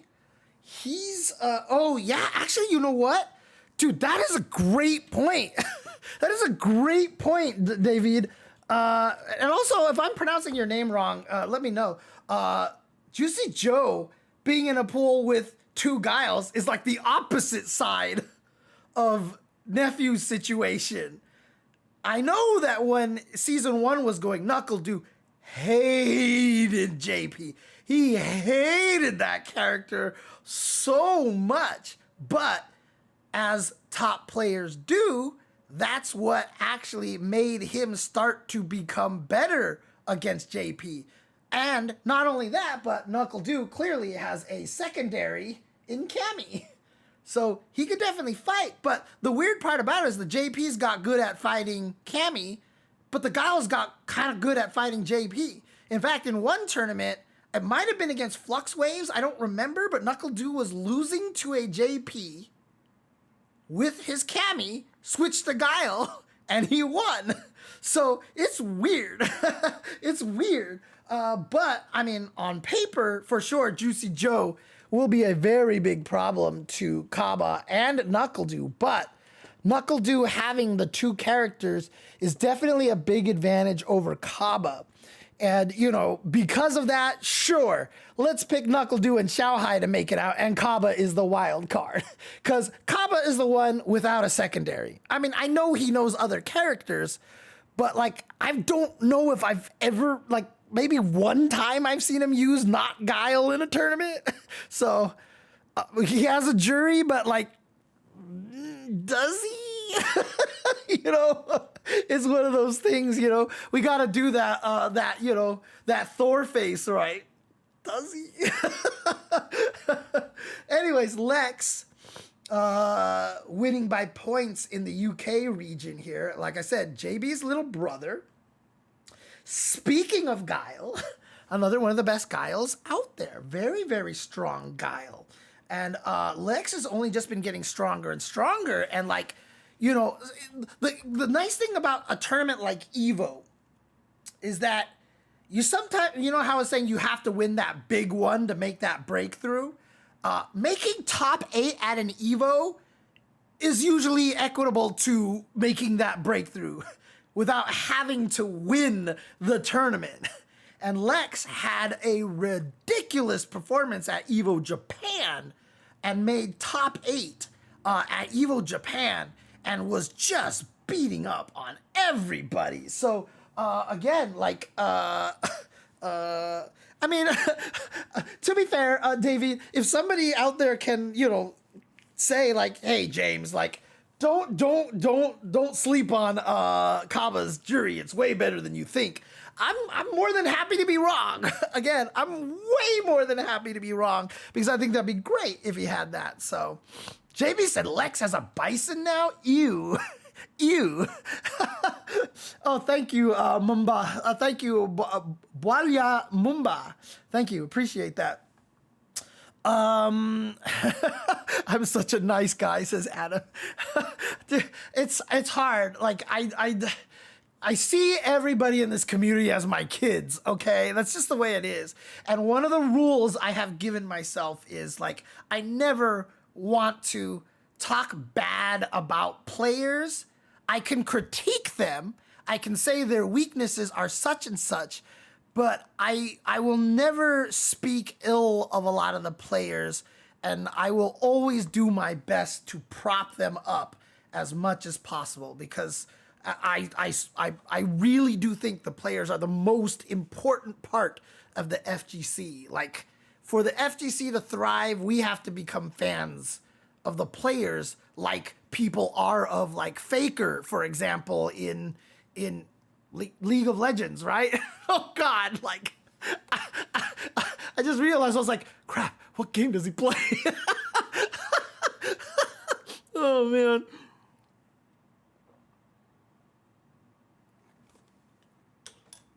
Oh, dang, one of the reasons you got in there was the Tuesday show, huh? Thank you very much. Appreciate that. But yeah, I mean, Lex, God, if he has a bison now, that's kind of terrifying. I do, so Davey does say, okay, yeah, okay. So Kappa does have a jury. Oh, wait, never mind. That was an old statement. That's a nice statement, old statement over there. I have nice big jugs, huh? Strangely, it's very, very, I mean, if I have nice big jugs, I need to grab another one. And then maybe Idom would main me as a commentator, you know? Anyways, Lex, very strong. I mean, this pool is an interesting one because it's full of really strong, dude, this pool sucks, dude. Okay. But Lex being a Guile will definitely cause a lot of problems in this particular pool over here. But Angry Bird, like, I'm just going to say this right now. Like, I don't care who else is in the pool. If Angry Bird is in the pool, he is my pick to make it out on the winner's side. If you saw him at Street Fighter League and you listen to the way he talks about fighting games, when the way that he just, like, his mentality, how he approaches everything, dude, Angry Bird, I mean, Street Fighter League Europe, he looked unbeatable. Unfreaking believable. He was, I mean, unbeatable. I'm sorry, unfreaking beatable. The crazy thing is, he only lost to one person in Street Fighter League EU. Only one person after pools. After pools where he scored 200 points for 10 pool days and he scored 20 points every single day. He got 200 points in the actual bracket area. He only lost to one person. Do you know who that one person is? Guess who else is in this pool? How does this happen?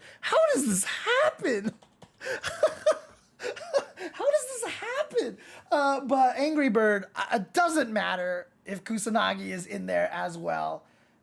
I have him as just being he's the favorite to make it out. Like, I cannot praise Angry Bird's gameplay enough, honestly. So, hey, look, people were asking me what the two reasons were, right? Earlier. So, I kind of gave that away. But yeah, I like, what am I supposed to say about Angry Bird? Like,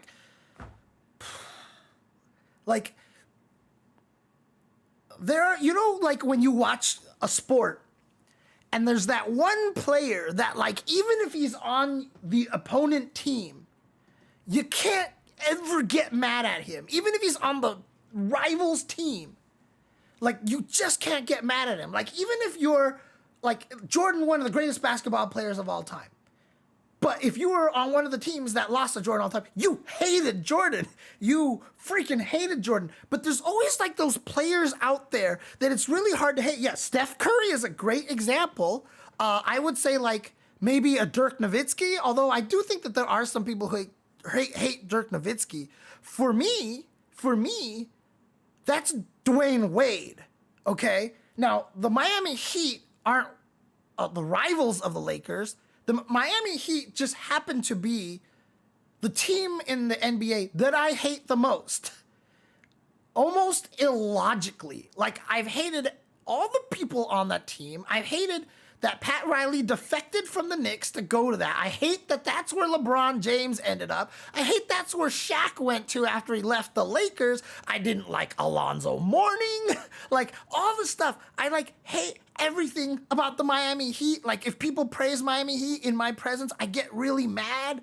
Like, I don't know why. I have an unreasonable hatred of the Miami Heat, and yet I respect Dwayne Wade so goddamn much. I have not even the remote, slightest inkling of negative opinion about Dwayne Wade. Like, Dwayne Wade, to me, was always, like, the epitome of, like, that guy who gets the job done. And you can't ever be mad at that. Like, you just can't be mad at that because he was so good. And, you know, I'm not saying he was humble, because he wasn't, and nobody who's ever been good at the NBA, in the NBA has been humble, okay? Like, you have to be cocky to be good in the NBA. And so, like, I'm not saying, like, oh, I appreciate how humble he was. No, it's just that, like, Dwayne Wade went out there and he did his thing day in, day out. And so, like, I can never not feel like Dwayne Wade is, like, a player that I will talk glowingly about for the rest of my life. That's Angry Bird. That's literally Angry Bird. Like, there's no, like, if Angry Bird one day was, like, on stream, he'd be like, you know what? I really hate James as a commentator. I think he sucks. He never talks about the match. You know, he misses all this stuff all the time. If he said that, I would be like, you are right, Angry Bird. Like, I would be like, that's fair. I respect it. Like, I don't know if there's a way I could ever get mad, you know, at him. Like, he's like, Angry Bird is just like, he is the epitome, I feel like, of that guy who's goes out there, gets the job done, and just has such a great mentality, such a great mindset about how he approaches everything. And, you know, talking to him, and when Logan interviewed him during Street Fighter League, I loved listening to him talk every time about his philosophy. And it's so mature. It's so wise. And so it's just like, it's impossible for me not to respect Angry Bird, like the man that Angry Bird is, like the human that Angry Bird is. Like, it's not even just like a gameplay thing. It's just like, I just respect him so much as a person, you know, because I just love the way he looks at the world and stuff like that. So oh, trust me, David. One of these days I'll show you my Twitter. But yeah, like, I think Angry Bird is just amazing. And again, another one of those players that it's hard for me not to be biased, you know, for. Unfortunately, this is probably the last player that I really don't have much information about. This one, I mean, like, I don't want to call any wins a shock or an upset, but this one is probably the main one that was surprising to me, was the most surprising to me. Now, nationality-wise, he's Kuwaiti, but he's currently living in Australia. So the Oceania finals, which I mean, there's so many strong players in Oceania. And you know what? Every year, it's Travis Styles who makes it out of that region. Travis Styles is kind of ridiculous, right? And crazy enough, this was not a super region, and Travis Styles still finished second place to Soleil here.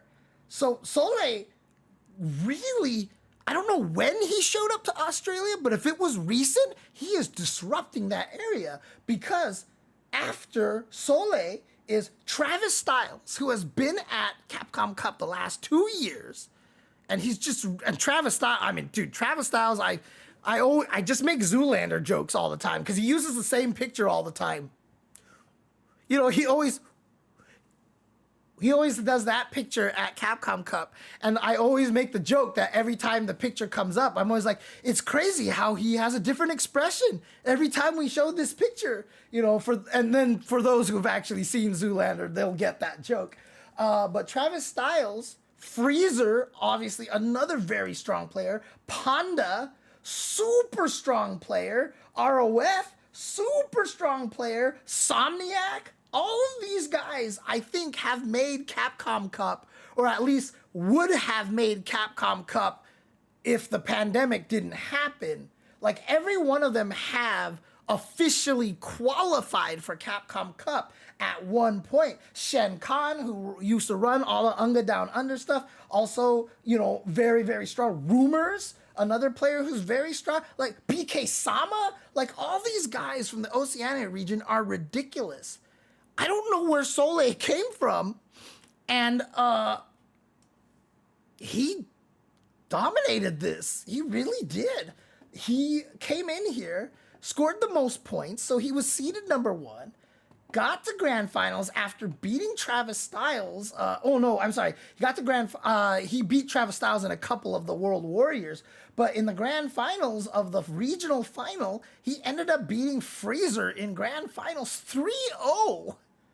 So I don't know where Soleil came from. And you know what the craziest thing about it is? He's an Aki player. He qualified for Capcom Cup right before Broski did. So Broski wasn't even the first Aki to qualify. Soleil qualified I think by days or even just hours before Broski did. And so yeah, he's the second Aki there. And he's dominating the Oceania region with Aki, and that is just absolutely fascinating. Again, I don't know anything about this guy. This is the first time, this year is the first time I've really ever heard of this guy. And I am so excited to see him play because, that is not an easy accomplishment. And again, it might seem new person coming in here, what's going on? I mean, it may seem that way, but, trust me, I love seeing these new players coming in here and making a name for themselves. Because you never know who the next... I mean, when Mena RD came and beat Tokido, when Tokido was unstoppable at Capcom Cup, I mean, Mena RD was that kid. You don't know if any of these... If Mena RD made it into Capcom Cup that year and it was like this, a lot of people would have been like, who's this Mena guy? You know, everybody who watched was like, oh, I know who Mena is. But a lot of people who casually watch would be like, who's Mena?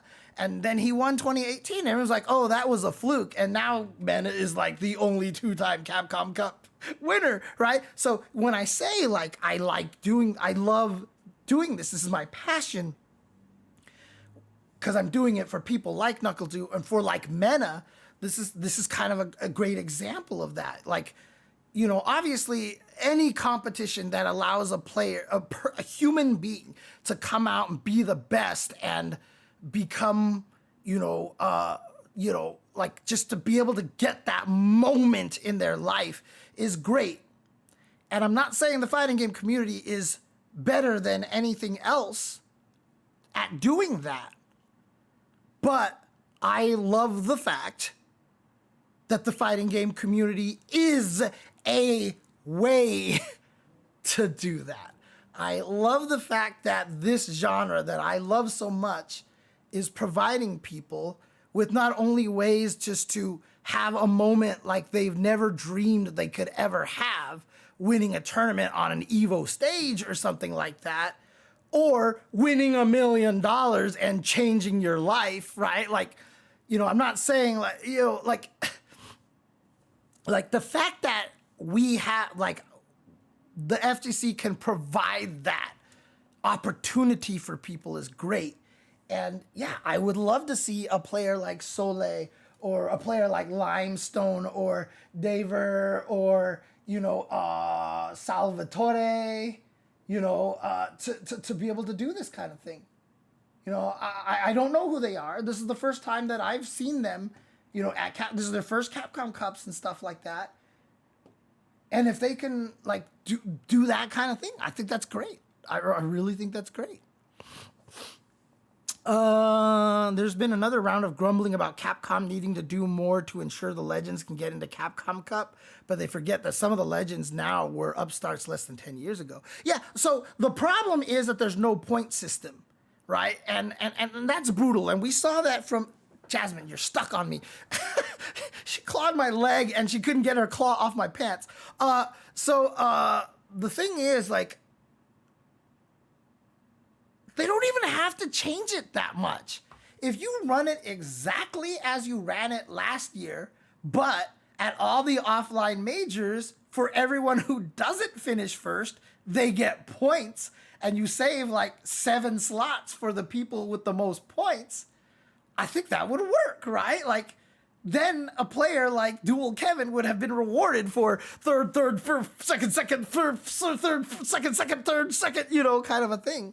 So, yeah, but I mean, if you literally have, you know, those kind of slots, and not only that, but that encourages people to travel more, and that's just better for the health of tournaments.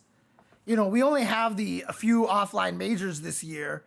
I mean, I hope we can get back to a point where, you know, we have smaller majors that qualify points, you know, kind of thing. Like, you know, maybe make the 8 offline majors the ones that if you win, you auto-qualify, but then you can, you know, have Texas Showdown be one of the tournaments where, you know, 1st through 8 just gain points, you know, and stuff like that. And then you could add, you know, all the tournaments. Like, I don't think ECT is a Capcom Pro Tour tournament this year, like it was last year. I don't think Cream City Convergence is one either. But like, you could still keep them on as tournaments that are for points, and so that encourages more people to travel, and that means your favorite players come to your events, and that means more spectators will come to the event, and that means more money for the TOs. Because trust me, I don't care what anybody says out there, the TOs are not making any money. And it would be really nice for them to make some money. You know? God, like, the staff room at Frosty Faustings alone, I swear to God, is taking up so much of the budget. Oh, man. Shout out to Cora, by the way. She's awesome for that staff room. Man. This year was only 8 offline events, and then previous, like back in the Street Fighter 4 days and like early 5 days, like everything counted towards the Capcom Cup, which was really cool because it really made those tournaments, like people traveled a lot to them. Obviously, there was also the benefit that during that time was the FGC sponsor boom, you know, with the Echo Foxes and stuff, so a lot of players could travel. It's a lot harder now. It's a lot harder to do it now, honestly.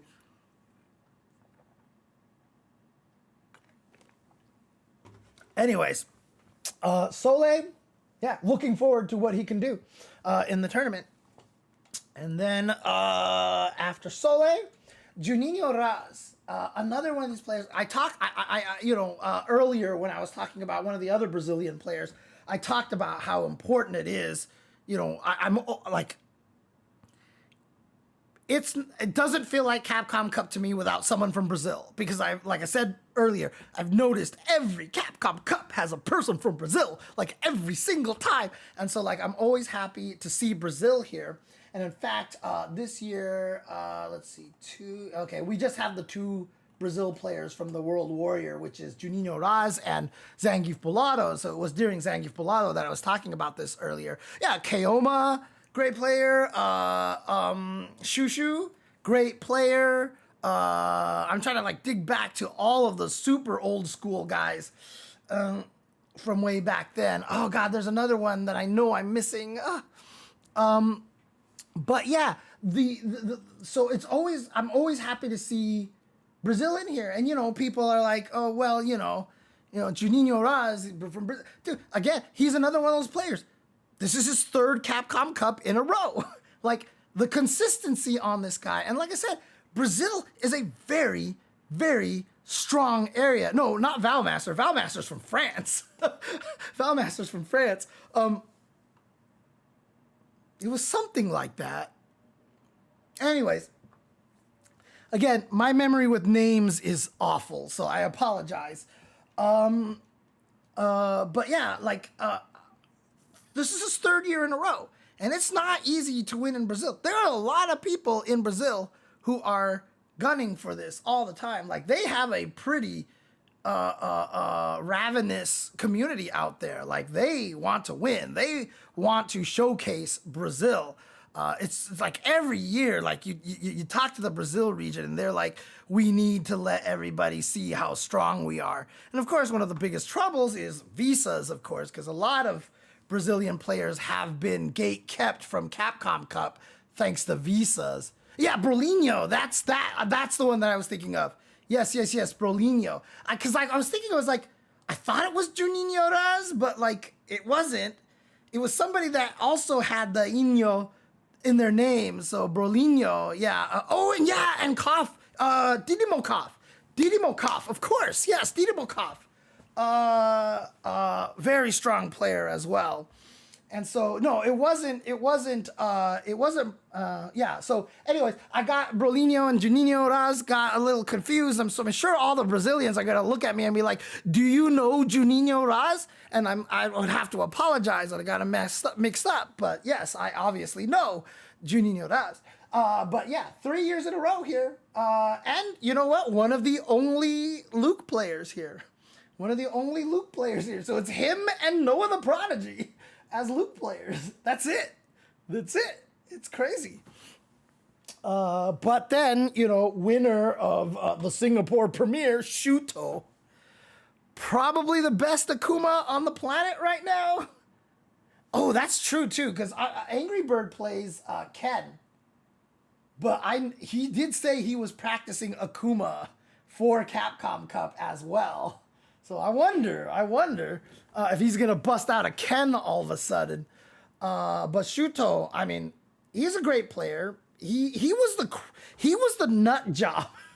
I'm gonna say this because I think I'm allowed to say this. He was the nut job that would play Marisa in both modern and in classic in the same tournament. I don't know how you do that. I don't know how you can switch your controller scheme on the same character. Like, what? Like, I can't even switch games without messing up my buttons. But like the same character in classic and in modern?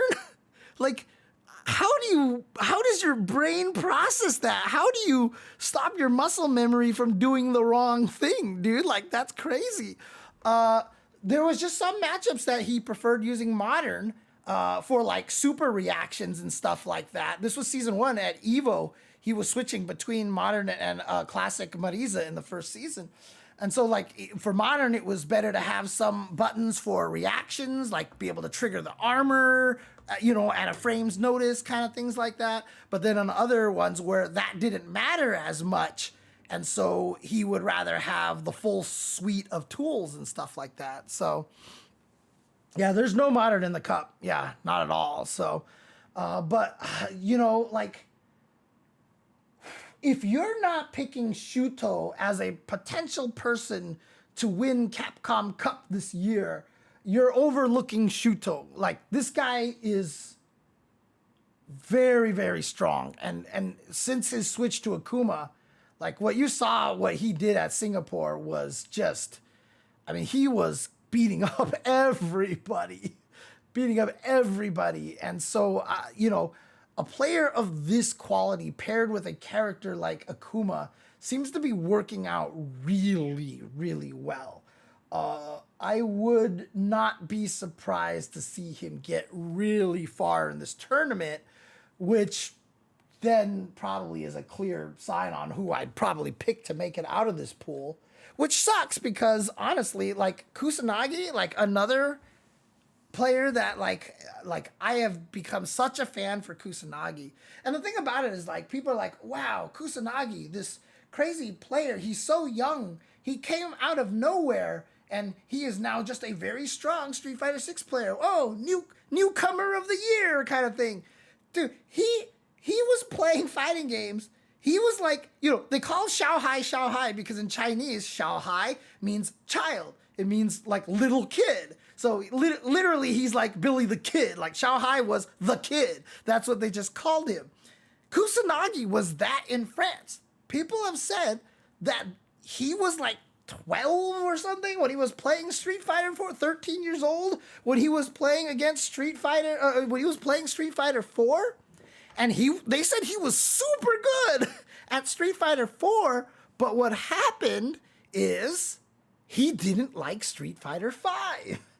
And again, as I've explained to many people, Street Fighter 4 to Street Fighter 5 was the big shift from heart to mind games, right? So we went from Street Fighter 4 and every previous Street Fighter from being heart games to suddenly they were, you know, mind games.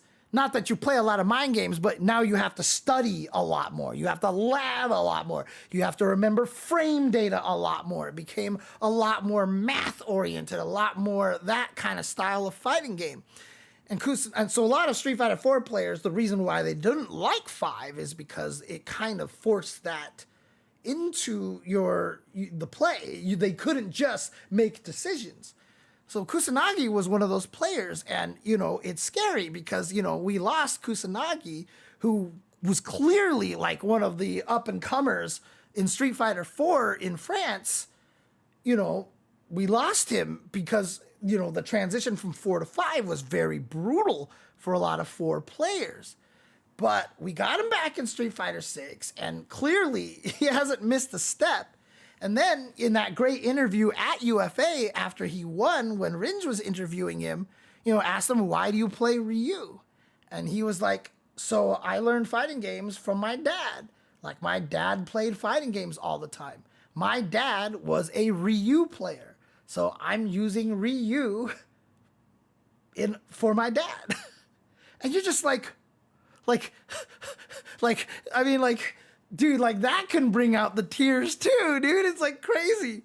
But yeah, that's why I played. Obviously, he probably wanted to play him before, but Ryu sucked. But now that he's got the buffs, I mean, again, Ryu is in that same area. Like I kind of put Kimberly. Like again, I hate that there's no way to explain this quickly. But my tier list is there's the upper tier and the lower tier. Upper is you can win a tournament by yourself. Lower tier is you kind of need some buffs.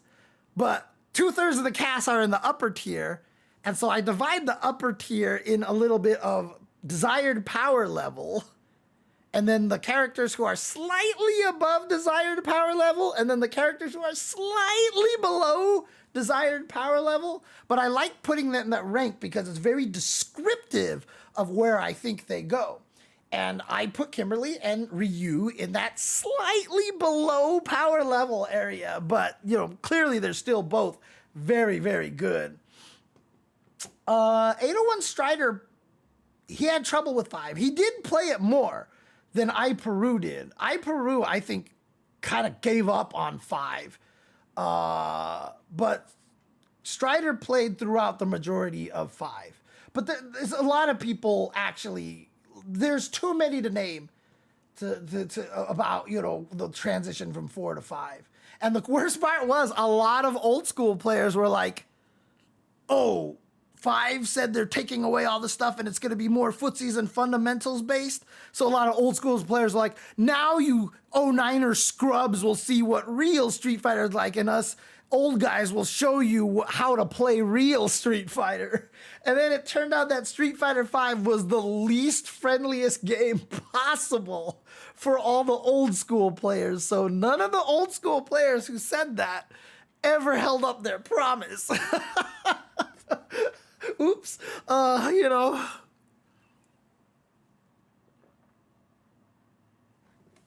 Kusanagi is the best Ryu? Absolutely. And you're saying that too from, sounds like, I mean, obviously you're speaking of muy bueno. You're saying that from the Latin region, and you're not talking about the old school Kusanagi from Mexico, who is an amazing player as well. This is a different Kusanagi, and I've seen people keep getting them mixed up. The old school Kusanagi responded to something on Twitter, and like someone responded to that person, it's like, you new school players are so weird. One, he's not a new school player, and two, I was like, that's the wrong Kusanagi. Early Street Fighter V was pretty ass. I mean, again, the whole eight frames thing. I mean, the 8 frames was oof. Like, come on, dude. But being the person that almost ruined Evo East that one time, I can't say anything. Like, reason why I didn't notice it because I just adapt in that way. So, but yeah, Kusanagi, I'm so excited for him. This guy, I mean, like I said, even though I know he's been playing forever, but Kusanagi, I think, has that pedigree that he has the potential to become like one of the best in the EU region. Like, give it maybe another couple years, and if he can keep growing and continue to, improve even beyond what he's at already, Kusanagi, I mean, it's again, like the sports analogies and stuff. Like, there's just those people that you see that you're just like, there's something about this kid. And then, you have the movie and everything like that. But like, but Kusanagi is definitely one of those, there's something about this kid. And I'm not saying kid because he's young. I'm saying kid because I'm old. But, like, I'm the gray-haired guy, like, come back and coach our high school or our college. And I'm like, I'm done coaching. I've never want to coach again. They disrespected me. And then, like, they bring him into the practice, and there's Kusanagi, and he's doing stuff. And you're just like, there's something about this kid.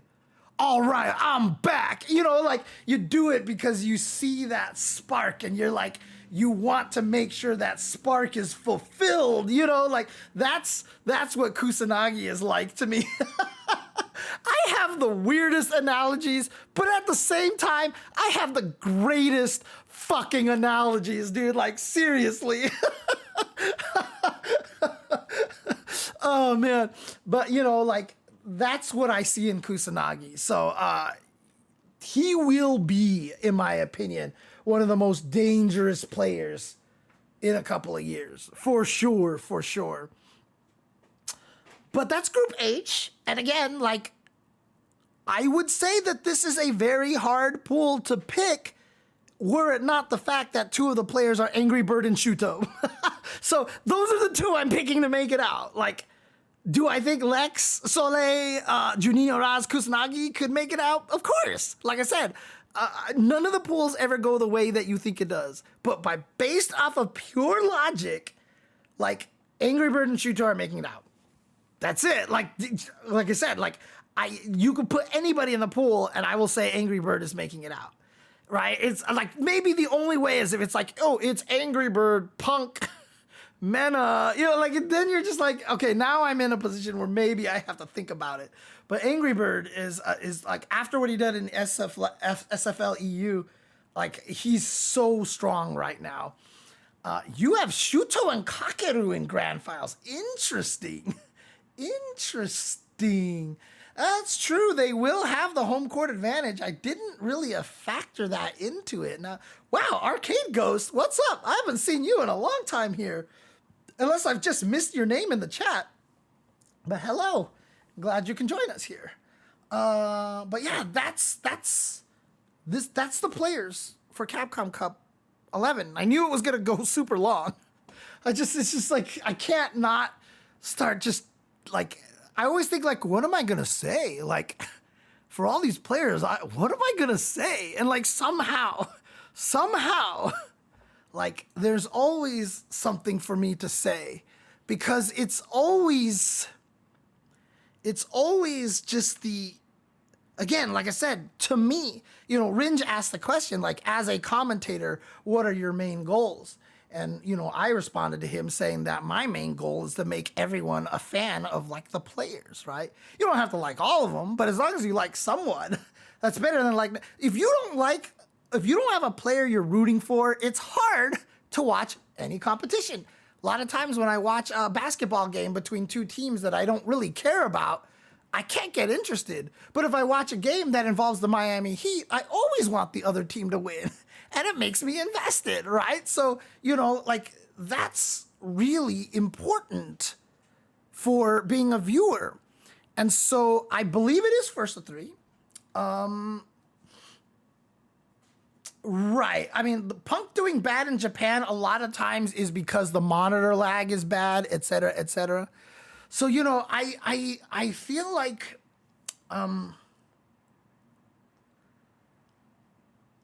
it's just like, I just start talking about these players, and even if I don't know anything out of the players, it just leads into another narrative. So, oh man, this is gonna be a weird one. Do I just put this whole video out? I mean, last year I did that and I cut it into two separate videos. Like, do I just toss this all into one video? I don't know. But in any case, those are the players. And, you know, for those of you who have just hung out with me here on both streams, again, shout outs to both the YouTube stream and the Twitch stream here. I'm super happy that I'm able to do this. But yeah, I really hope you guys enjoyed this and really enjoyed hearing some about the backstories and stuff. And again, too, the hardest thing about this too is that honestly, like, you see how bad my memory can be sometimes. Things stick in my head, so I will remember a lot of stories, but I will also make a lot of mistakes, because one of my favorite lines in Memento, the movie, is, "Memory can turn a red card blue." And the funniest thing about that, my brother was like, no, the quote was, "Memory can turn a blue card red." And then we were just like, well, you know, that just kind of proved the point. But any case, you know, like, I might got some stuff wrong, and if I did, please let me know in the comments below on the YouTube as well. Again, I don't mind being wrong. Like, I'd rather be accurate. So if I make any mistakes, please let me know. But, you know, these stories that I tell, I often get secondhand from other people. So sometimes maybe they didn't have the right story or something, right? Like, you know, that kind of stuff happens. But regardless, like, it's still important to me. Don't play the JP theme. It's still very important to me to, you know, tell the stories of the players, honestly. So, like, I think, you know, highlighting them and really helping get to know them, even if I actually don't know anything about them, is really important. It really is, honestly. So, you know, I hope you guys enjoyed this stream. I hope you guys enjoy me, you know, talking about these players like this, you know, and hearing some of these stories about them and a little bit of like what they've gone through and everything like that. So, you know, hope you guys really, really enjoyed that. So, hang on a second here. So, yeah, thank you guys for sticking around. Thank you for hanging out over here. And I think the only appropriate way to end the stream is by doing this.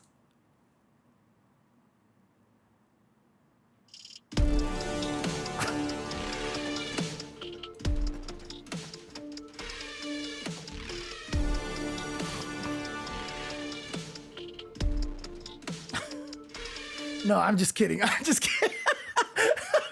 You guys asked for that. Hope you guys have a good one out there. Please stay safe out there, guys. You know, like I said, I'm gonna combine these channels eventually, so you're gonna be hearing this a lot here on this, you know, in the future. But like, please be excellent to each other, okay? One of the reasons why I love telling these stories is because the benefit of the FGC, meeting people all around the world, traveling all around the world, everyone is a human being who just wants to live a good life. Don't let anybody paint any pictures to you that anybody is lesser than anybody else. Like, especially like when I travel, the geek culture is always the geek culture. Like, we just all want to play games and have a great fucking time and get salty and just, you know, enjoy ourselves. And so, again, be excellent to each other. Treat everyone as your equal. Treat everyone as your fellow human being. And, yeah, and that way, the whole world can party on, dude. But, in the meantime, thank you for tuning in and listening here, because the day that this podcast graced your ears was the most important day of your life. But for me.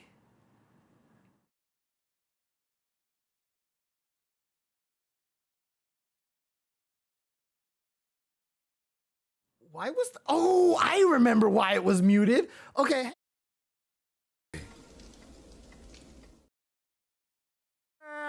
Okay. Let's do this. The day that this podcast graced your ears was the most important day of your life. But for me. It was Tuesday.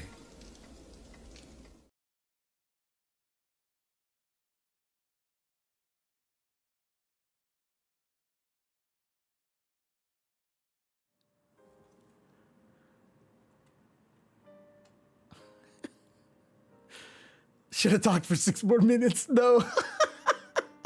Oh, man. Thank you guys for watching. Thank you guys on YouTube as well. I've seen a lot of people really happy to have the live stream there so they can watch the archives on YouTube. So I'm going to try to keep this up as much as I can. And thanks everybody on Twitch as well. So yeah, the Ultra Chen logo, Ultra Chen TV logo will be going by the wayside fairly soon, but you know, Capcom Cup is gonna take me away from having the ability to do a lot of that stuff, but it will eventually, because again, gonna be rebranding everything to Chenzor Dynasty, and if you guys can join the Discord, please do so. I need to eat, cats need to eat, so I'm not gonna paste the link in there, but hope you guys have a good one. I'll see you guys later. Take care. And wait, there's 12 viewers watching Ultra Street Fighter 4. Whoa, crazy. Okay, I think it would be like, wonder if I should. It'd be funny to raid them. Let me see who else here I can raid here. Again, this late, everybody is from freaking Japan that's actually playing right now. Not a lot of people actually playing. For an English stream for you guys over here. I would like to stream something for people. You know what? Let's do this. I'm gonna raid completely random person. I'm gonna raid a completely random person that currently only has 4 viewers. And so yeah, let's just do it randomly. I'm not going to jump in the stream, so let him know and stuff. So I'm going to raid this person named Mocha Panda Kupo. I'm raiding him because that name sounds really awesome. So I'll see you guys later. Let him know that, you know, the Chenzor Dynasty and Ultra Chen TV says hello. I'll see you guys later. Peace out.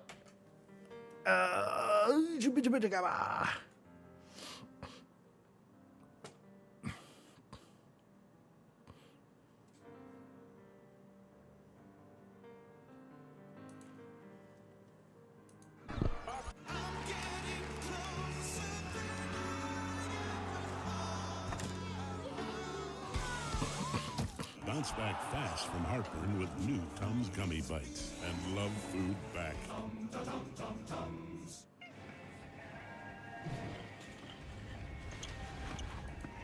Broccoli, eh? Gotta eat them greens. Talking about broccoli? I'm trying to get this green on Prize Picks. Huh? Prize Picks is giving you $50 instantly when you play your first $5 lineup. Win or lose, that's quick 50. That's a lot of cheddar. It's not cheddar, it's quiche. Weird. Download the app and play $5 to get $50 instantly with code TEAM. Prize Picks. Run your game.